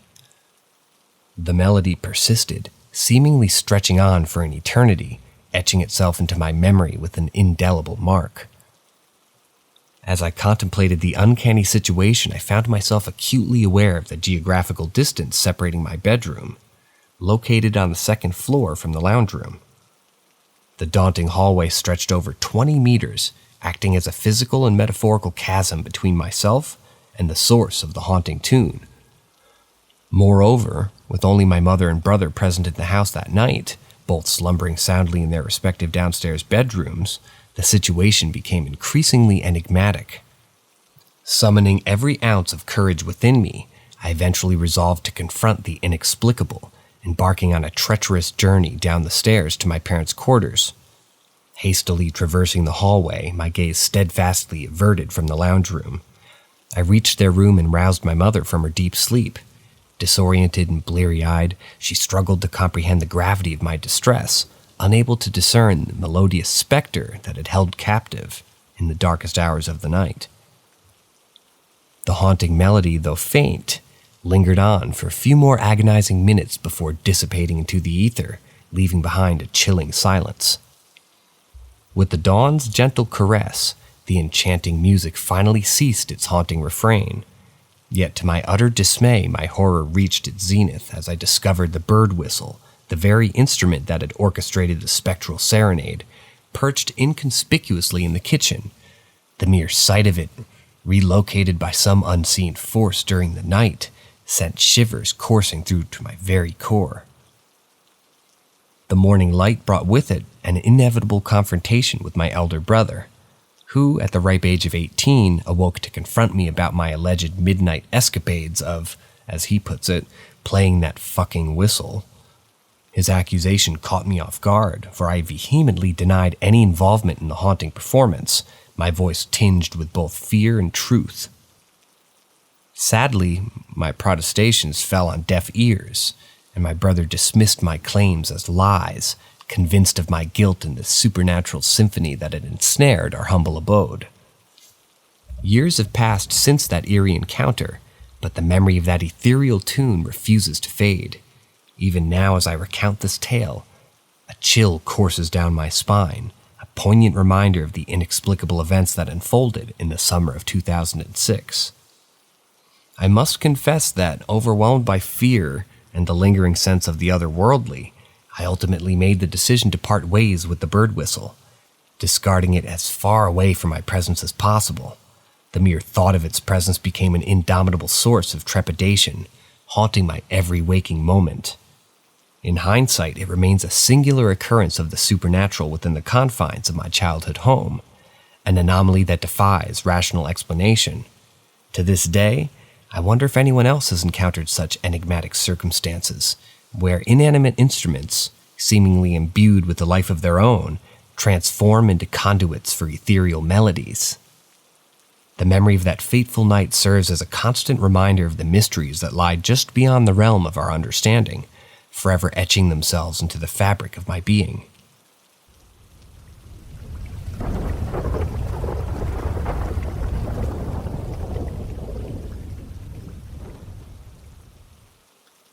Story number 8. A Night Drive to Remember. I reminisce about the days when I was the proud owner of a trusty Fiat Florino pickup. It may have been an older vehicle, but it had its own unique charm, complete with fog lights mounted on the hood. For some reason, I never bothered fixing those lights during the 3 years I owned the car. After all, I never found myself in a situation where I needed them while driving around the well-lit city during daytime.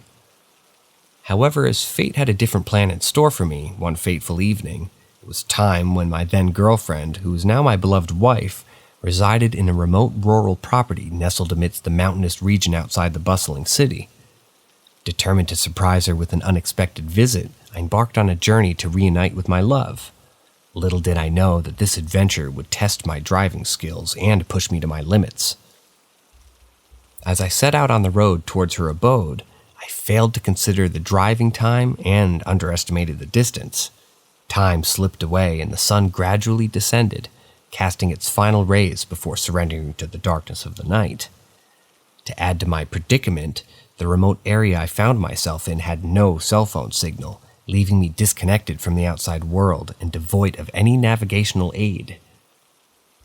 The absence of streetlights along the winding roads further compounded my difficulties. I had no choice but to rely solely on the feeble illumination provided by my regular headlights.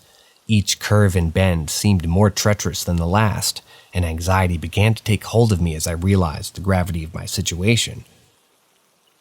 Desperation soon engulfed my being as I continued to navigate through the uncharted darkness. The heaviness in my heart grew with every passing moment, and I longed for a guiding light to lead me out. It was then amidst the sea of blackness that a beacon of hope shimmered in the distance. A flickering light emitted from a distant property, and it caught my attention. Without any other option, I steered my Fiat toward the solitary lamp, hoping that its occupants would lend me their assistance. As I approached, the light grew brighter, revealing a quaint house perched on the edge of the road. Filled with anticipation and a touch of apprehension, I mustered the courage to knock on their door, hoping that they could provide me with directions to my destination. A kind-hearted couple welcomed me inside, their warmth a stark contrast to the chilling darkness outside. They patiently listened to my tale of misadventure and offered me the guidance I desperately sought. Their directions led me down a narrow road that ran perilously parallel to the sheer cliff. Fear gripped my heart as I gingerly maneuvered my vehicle, inching forward with utmost caution. Each turn of the steering wheel felt like a dance with destiny as I found myself whispering prayers to the saints. In a moment of desperation, a wild idea struck me. Recalling the long-forgotten fog lights in my fateful Fiat, I wondered if they could somehow alleviate my plight. In a last-ditch attempt to enhance visibility, I mustered every ounce of hope, and I flipped the switch that controlled the roof fog lights. And then, a miracle unfolded before my eyes. The once dormant fog lights suddenly burst to life, casting a brilliant glow that pierced through the enveloping darkness. I could finally see the treacherous path that I'd been treading so precariously. It was a heart-stopping realization. I had been mere meters away from a deadly plunge into the abyss.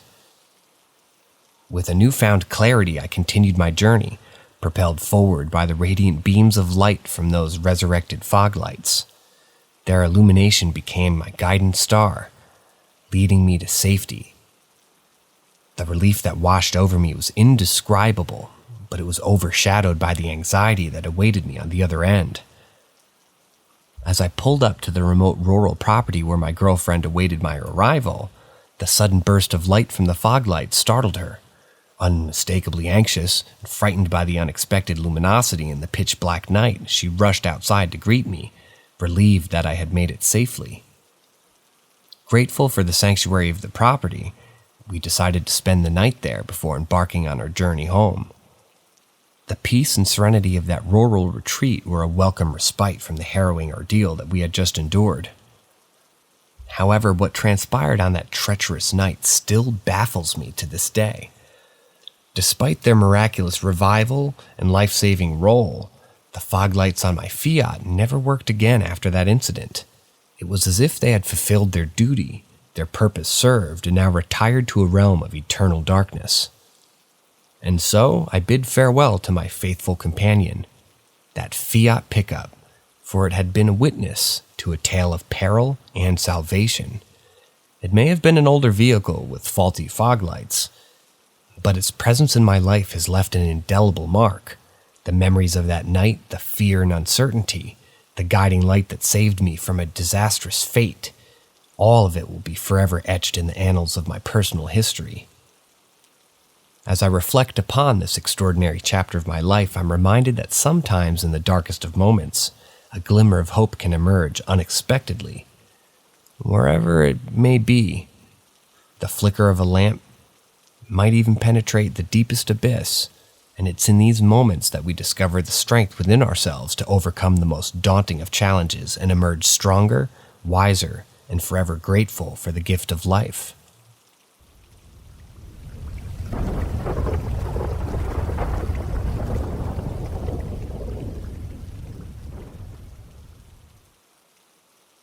Story number 9. Click and bright flash of light. The other day I had a truly perplexing experience in the comfort of my own home. It all unfolded during the late afternoon, around 4 or 5 p.m., when daylight still lingered despite the slightly overcast weather. As fate would have it, I was diligently concluding my day of remote work in the cozy confines of my dining room, accompanied by a close friend and colleague. While I meticulously packed away my trusty laptop, my friend stood in the doorway, engaging in a spirited conversation with me. Then out of the blue, a curious sound reached our ears, a distinct click followed by a faint pop. Although not deafening enough to startle us, it possessed a peculiar resonance, reminiscent of the sound produced when a light switch is promptly flicked. Simultaneously, a breathtaking vibrant light, or rather an enigmatic mass of luminosity, appeared to materialize in the kitchen and swiftly traverse the expanse into the dining room. This luminous phenomenon was astoundingly swift, lasting only a few fleeting seconds. Yet, it was not akin to a mere instantaneous flash that engulfed the entire room. Instead, it seemed to originate from one room and effortlessly migrate into the next. The intensity of this luminosity was so profound, so blindingly brilliant, that my vision momentarily dimmed as if I'd inadvertently stared directly at the radiant sun. In a state of bewilderment and astonishment, my friend and I locked gazes, silently acknowledging their shared confusion that enveloped us. With a mix of incredulity and curiosity, she eventually ventured to pose the question that lingered in both of our minds. Did you just witness that extraordinary event as well? Relieved that we had both borne witness to this inexplicable spectacle, we commenced an impromptu investigation. We meticulously examined the light bulbs, scrutinized the electrical sockets, and inspected every inch of the kitchen and dining room. Alas, our endeavors proved fruitless, for no blown light bulbs, faulty sockets, or malfunctioning appliances could be found. Moreover, there were no lingering odors or any discernible evidence that shed light on the mysterious occurrence. It was as if a bolt of lightning had materialized within our house, yet miraculously, neither of us had suffered any physical harm. To provide some context, the layout of my residence entails the kitchen and dining room nestled toward the rear of the house, with a well-defined hallway situated betwixt the two.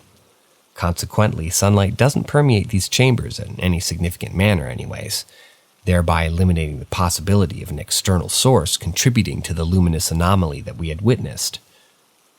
Perplexed by our shared experience, I couldn't help but wonder if there were others who had encountered similar inexplicable events. Regrettably, as of yet, I have been unable to find solace in the accounts of others who have traversed a similar path. This singular incident has remained an isolated phenomenon, as if the enigmatic forces orchestrating this ethereal display have withdrawn, leaving us to contemplate the enigma that transpired.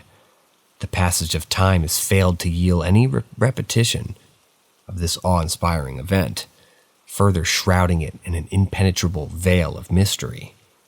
Thus, I'm left to ponder the depths of this curious occurrence, ever seeking answers to questions that continue to elude me.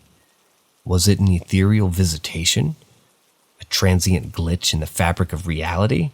Or perhaps an inexplicable convergence of natural forces?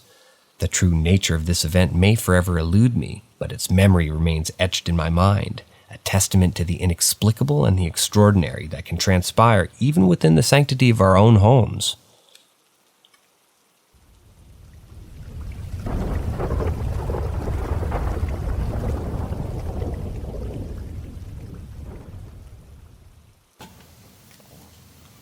Story number 10.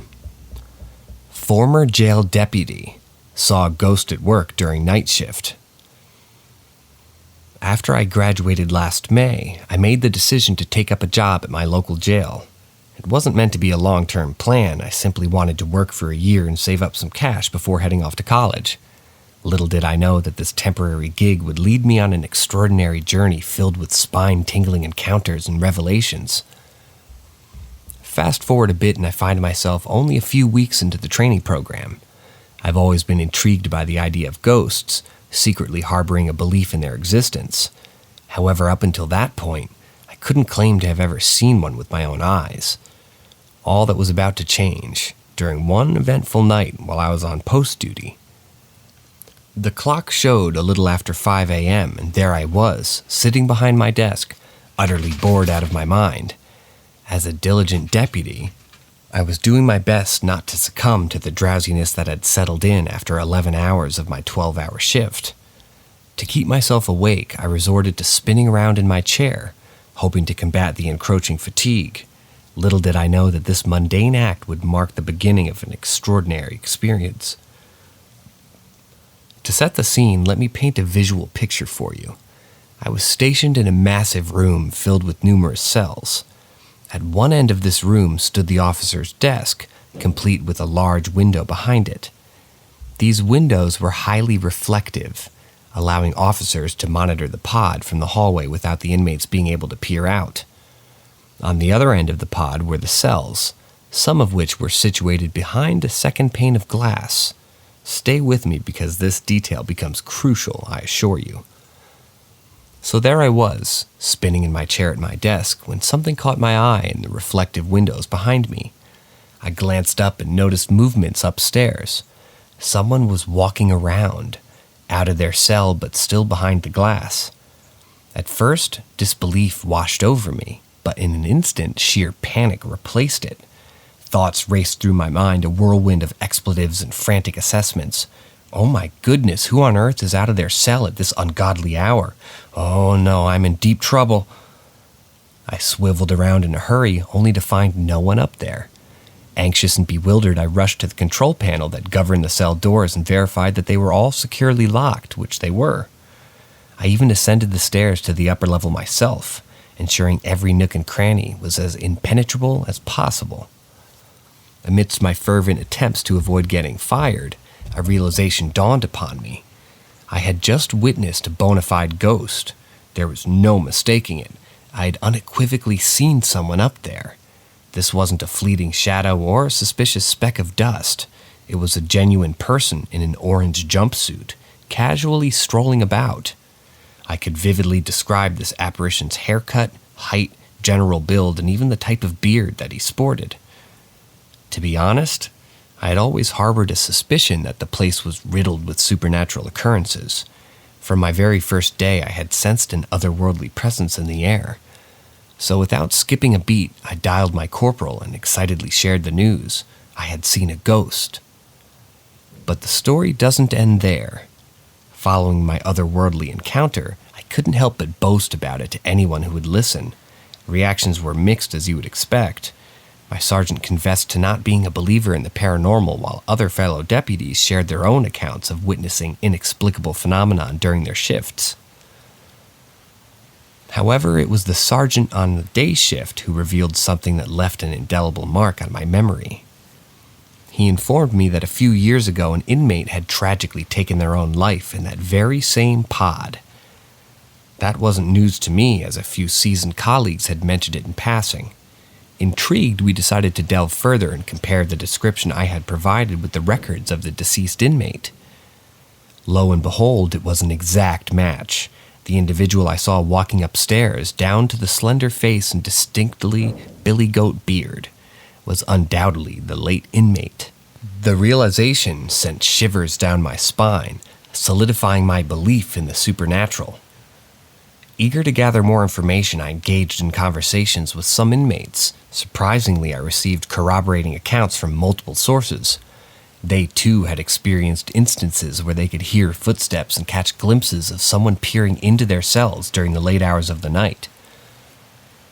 It couldn't have been a correctional officer, as they're always more, they always wore standard orange jumpsuits. This mind-boggling series of events has left an indelible impression on me. It expanded the understanding of the world, compelling me to embrace the inexplicable and acknowledge the existence of phenomena beyond the realm of the ordinary.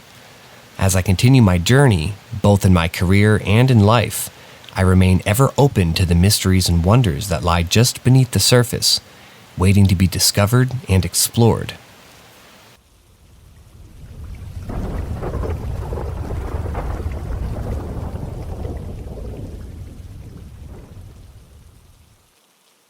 Story number 11. A spiritual lover?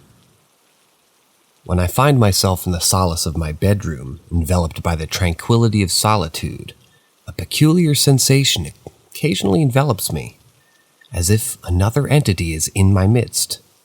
This enigmatic presence, if I may call it such, emanates an aura of profound affection and tenderness. It permeates the air, embracing me in its ethereal embrace. In the moments when I'm touched by its essence, a surge of warmth courses through my veins, infusing my very being with an inexplicable joy. It is during these intimate encounters with this ineffable force, that my mind becomes a canvas, embellished with vibrant hues and contentment and delight. Happy thoughts dance like flickering flames in the recesses of my consciousness, and dreams unfurl their delicate wings, transporting me to realms of pure enchantment. It's as if this otherworldly entity, whose essence intertwines with my own, bestows upon me a gift, a respite from the mundane constraints of reality. Yet, amidst this euphoria, a twinge of trepidation often creeps into the recesses of my thoughts. Am I teetering on the precipice of madness? Has the fragility of my sanity been compromised? Could this be a mere fabrication of my imagination, a figment conjured by the depths of my subconscious mind? In search of solace and understanding, I've delved deep into the labyrinth corridors of knowledge, seeking a plausible explanation for this enigmatic phenomenon, and in my quest, I've stumbled upon the theories of parapsychology, a realm that embraces the inexplicable and the supernatural, where the conventional boundaries of science are stretched and tested. Some parapsychologists posit the existence of entities known as spirit guides or guardian angels, ethereal beings who are said to watch over or guide us on our earthly journey. These benevolent entities are believed to offer support, solace, and wisdom from realms beyond our own. Could it be that the mysterious presence that graces my solitude is a manifestation of such an otherworldly being? A celestial guide assigned to accompany me through the labyrinth of life? Others hypothesize that what I perceive as a separate entity could be an aspect of my own subconscious mind, an embodiment of my deepest desires and longings.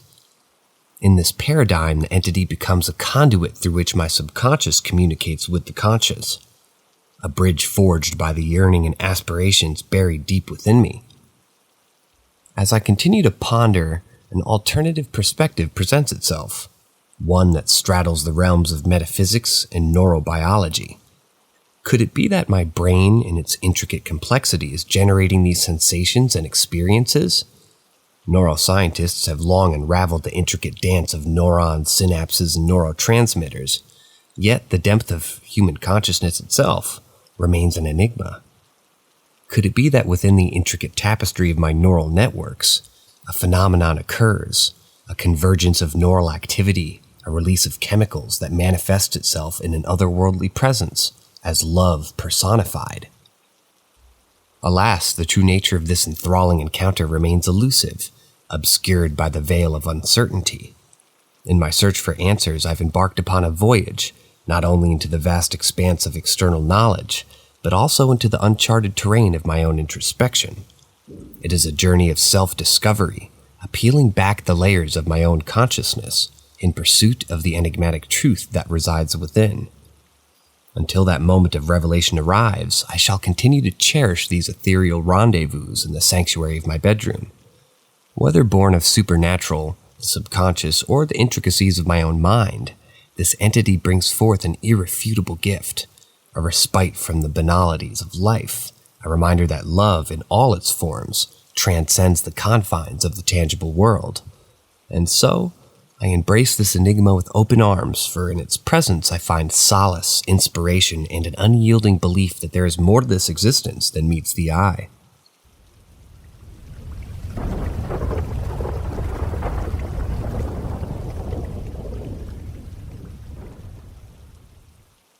Story number 12. What am I supposed to think about this?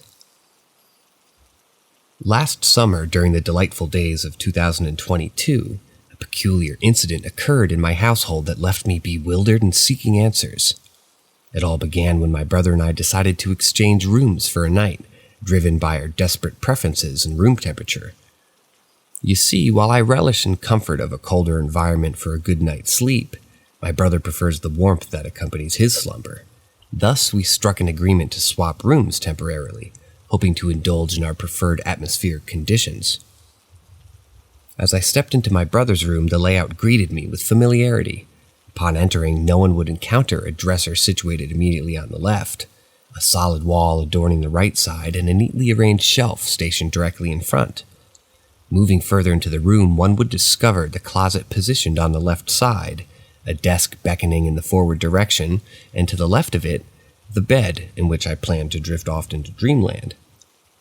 Adjacent to the desk, situated on top left corner, rested my uncle's unoccupied bed, as he happened to be away on a trip at the time. It was during the depths of the night, approximately around 4 a.m., that I was abruptly roused from my slumber, my senses abruptly awakened. As I groggily opened my eyes, I noticed the figure of my 10-year-old sister standing at the front of my bed. Befuddled, I inquired about her purpose for being there, seeking an explanation for her unexpected presence. Much to my surprise, my query was met with an eerie silence, as if the very air refused to carry her response to my ears. Undeterred, I informed her of my intention to fetch a glass of water, and she promptly shifted her position to stand beside a nearby desk, casting an enigmatic shadow in a dimly lit room. With a curious mix of apprehension and curiosity, I reluctantly left the room, traversing through the familiar corridors until I arrived in the cozy confines of the living room. Yet, as my eyes scanned the surroundings, I beheld an unexpected sight. My sister, sound asleep, peacefully sprawled across the length of the couch. My heart raced with a sudden surge of adrenaline as I sprinted back to the bedroom, hoping to unravel the enigma that unfolded before me. However, upon my return, the apparition that had resembled my sister was nowhere to be found, evaporating into the night like a phantom's ethereal whisper. Baffled by the inexplicable nature of this encounter, I began to analyze the situation meticulously, scrutinizing every detail. The room's layout itself offered no plausible explanation for the puzzling event. There simply was no feasible way for my sister to have stealthily passed me, making her way to the couch and assuming a comfortable slumber before my eyes caught sight of her. This paradox confounded me further, rendering my mind restless with unanswered questions. In my relentless pursuit of answers, I swiftly dismissed the notion of sleep paralysis, for I had actively moved out, traversing the house and ultimately returning to bed, without any hindrance or immobilization. The presence that resembled my sister had appeared to me on several occasions during the day as well, each encounter imbued with an unsettling stillness. I vividly recall the instances when I chanced upon it. Once I ventured into the kitchen, another time within the sanctity of my own room, and even once in the confines of the bathroom.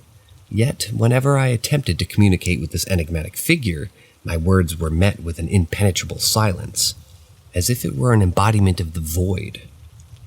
Curiously, whenever my gaze momentarily averted, or I briefly exited the room, this enigma would vanish, leaving no trace of its existence behind.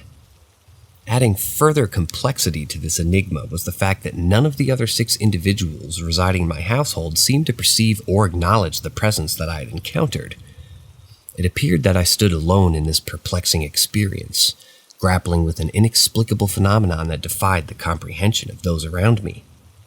The isolation of my plight only intensified my yearning for understanding, fueling my desperation for any form of guidance or assistance that could shed light on this confounding mystery. Thus, with a glimmer of hope in my heart and an insatiable thirst for knowledge, I humbly beseech your aid in deciphering the enigma that has plagued me since that fateful night. Any insight or assistance you may provide would be nothing short of extraordinary, potentially unraveling the veil that shrouds this perplexing occurrence, and granting me respite from the enigmatic presence that haunts my home.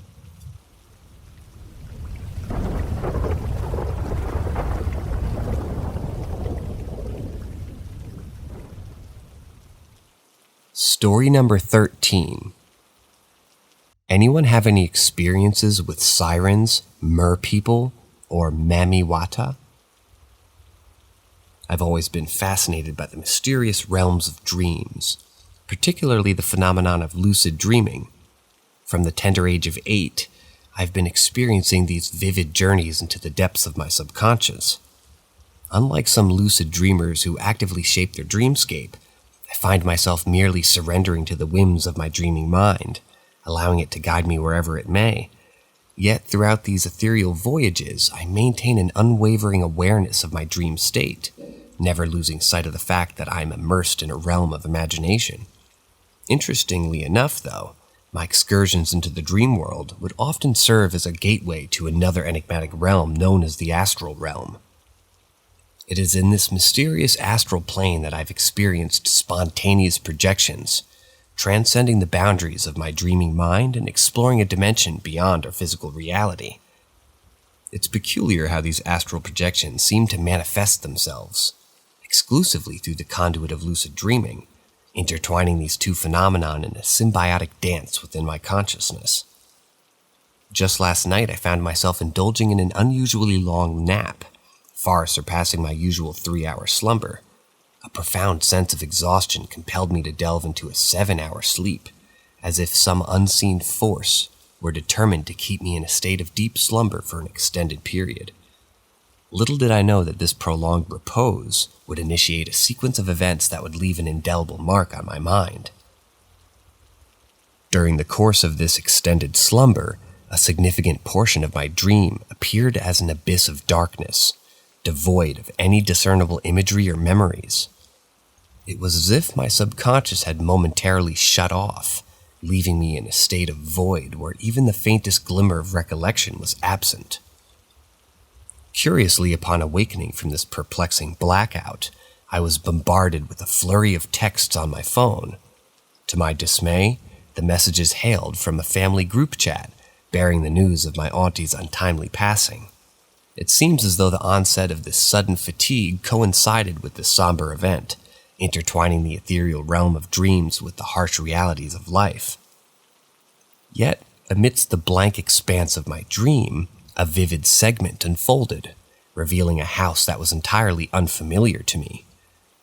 Despite my lack of recognition, there was an uncanny sense of familiarity, as if I were intimately connected to this abode. Nestled within the house's backyard stood a magnificent sunroom, encased in glass, adorned with an enchanting patio. Adjacent to this ethereal space was a pool illuminated by a mesmerizing glow. To my astonishment, within the pool, a majestic white narwhal materialized, its eyes emanating an otherworldly radiance. In a peculiar twist, the narwhal seamlessly transformed into a red-haired woman with a sun-kissed complexion. In my dream-induced haze, I immediately associated this mystical being with a mermaid, reminiscent of the legendary Selkies that have captivated human imagination for centuries.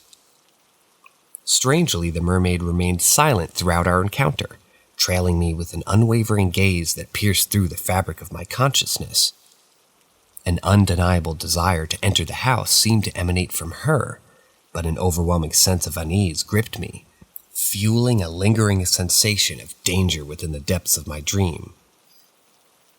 Compounding my disquietude, my sister-in-law shared a cryptic revelation, recounting a reading conducted by her sister regarding the mermaid's presence. Though the details remained concealed, her cautionary words hinted at a foreboding future entwined with this enigmatic creature. Seeking solace, I retreated to my room, hoping to find respite within the sanctuary of slumber. However, sleep eluded me in the dream, for my thoughts were consumed by a relentless obsession over the potential entry points through which the mermaid could infiltrate the house. Eventually, my restless state forced me into wakefulness, but the tendrils of the dream still clung to my waking thoughts. A flood of realization washed over me, and I found myself contemplating the identity of this ethereal entity. In a flash of insight, I attributed her presence to that of a Mamiwata spirit, a concept I'd encountered through the stories circulating on social media platform TikTok. According to these accounts, Mamiwata spirits were known to project their essence into specific locations, often harboring anger and delivering ominous warnings to those who dared to trespass upon their domain. It was a haunting revelation, as most narratives surrounding such dreams visitations seemed to bear an inherently hostile nature. Nevertheless, amidst the tales of wrath and retribution, stories of Mamiwata spirits saving individuals from the clutches of drowning would occasionally emerge. However, these seemingly benevolent acts were often followed by subsequent encounters, wherein the spirits returned to claim their saviors, dragging them back into the watery depths as a form of payment for their salvation. The dichotomy between their perspectives and their subsequent demands perplexed me, leaving me yearning for a deeper understanding of these mystical beings that roamed the ocean's depths. Throughout my life, I've fostered an unyielding love for the water, be it the tranquil presence of a beach or the immersive embrace of an oceanic expanse. Yet, even amidst all of my adoration for these aqueous realms, an innate fear has always lingered within me. It is not the fear of a shark's bite or the tentacles of some mythical creature that grips my heart.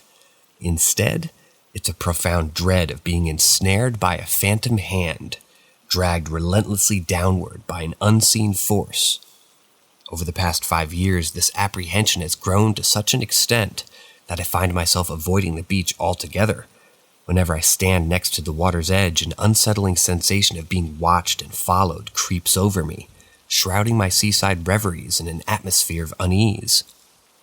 And now, with this haunting dream encounter, my trepidation intensifies, urging me to seek answers, to uncover the truths behind the guardians of the deep. Yearning to delve deeper into the lore surrounding merpeople and their fiercely guarded secrets, I feel compelled to explore this enigma that's woven itself into the tapestry of my dreams.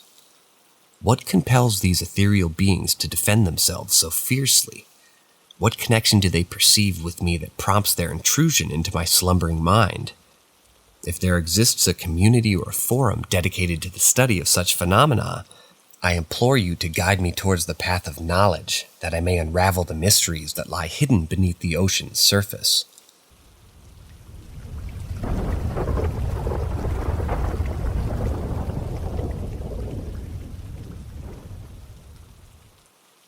Story number 14. There's a shadow man in my room. Since I was a mere 7 years old, I've been plagued by an eerie phenomenon that continues to haunt me even to this day. It all begins when darkness descends upon my surroundings and a chilling presence lingers in the air. It's a tall silhouette of a man, an enigmatic figure whose origin and purpose remain shrouded in mystery. There's something about his mere existence that sends shivers down my spine, filling me with an unexplained fear. For a staggering 2 years of my childhood, I found myself unable to find solace in slumber unless a comforting light permeated the room. The absence of illumination would invite the unwelcome presence of the shadow man, who would stand silently, ominously, watching over me as I desperately sought sleep. It was as though he had an unbreakable connection to my very being, forever intruding upon my vulnerable state. As the years passed and I reached the tender age of 12, a new terror entered my sleep paralysis. The shadow man's image became distorted, his face contorted and riddled with hauntingly grotesque holes. Though I was well aware that dreams did not mirror reality, the encounters I had with this enigmatic figure were exceptionally vivid. The lines between the dream world and the waking life blurred, and I could feel his presence enveloping me with an unsettling intensity. One of my most recent nightmares transported me to a familiar forest, a place I often found myself during my slumbering hours. But this time the shadow man was there, his presence immediately palpable. With a terrifying hunger, he lunged towards me, sinking his ethereal teeth into my chest. The pain I experienced in that vivid dream was so realistic, so tangible, that it transcended the boundaries of my subconscious mind. I could almost swear I felt the agony coursing through my very being. Now, as I find myself amidst adolescence, the shadow man has taken on a new level of malevolence. He's made his way from the realm of dreams and nightmares to the physical space of my bedroom. Each night I lie in my bed, pretending to be sound asleep, consumed by a genuine fear of what might befall me if he were to discover my wakefulness.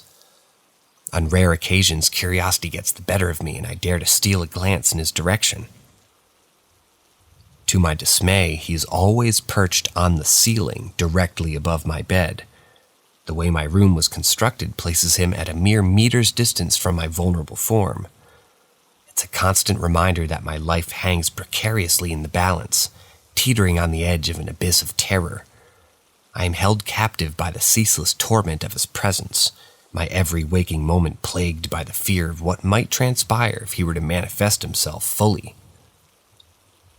Speaking of the shadow man to anyone, a Attempting to unburden myself from this unbearable weight only serves to exacerbate the intensity of the haunting influence. It's as if the act of acknowledging him amplifies his power over me, ensuring that his grip on my reality remains unyielding. The fear of his response, the potential repercussions of exposing his existence to others, leaves me paralyzed with trepidation. Thus, I find myself in a state of perpetual anxiety, living a life overshadowed by the dark presence of this enigmatic figure. Night after night, I navigate the intricate dance of feigned sleep and silent desperation, all the while grappling with the inescapable truth that I'm teetering on the precipice of a reality fraught with unspeakable horrors. The Shadow Man looms over my existence, an ever-present specter of fear and torment, rendering every moment of my waking life a restless battle against an encroaching darkness.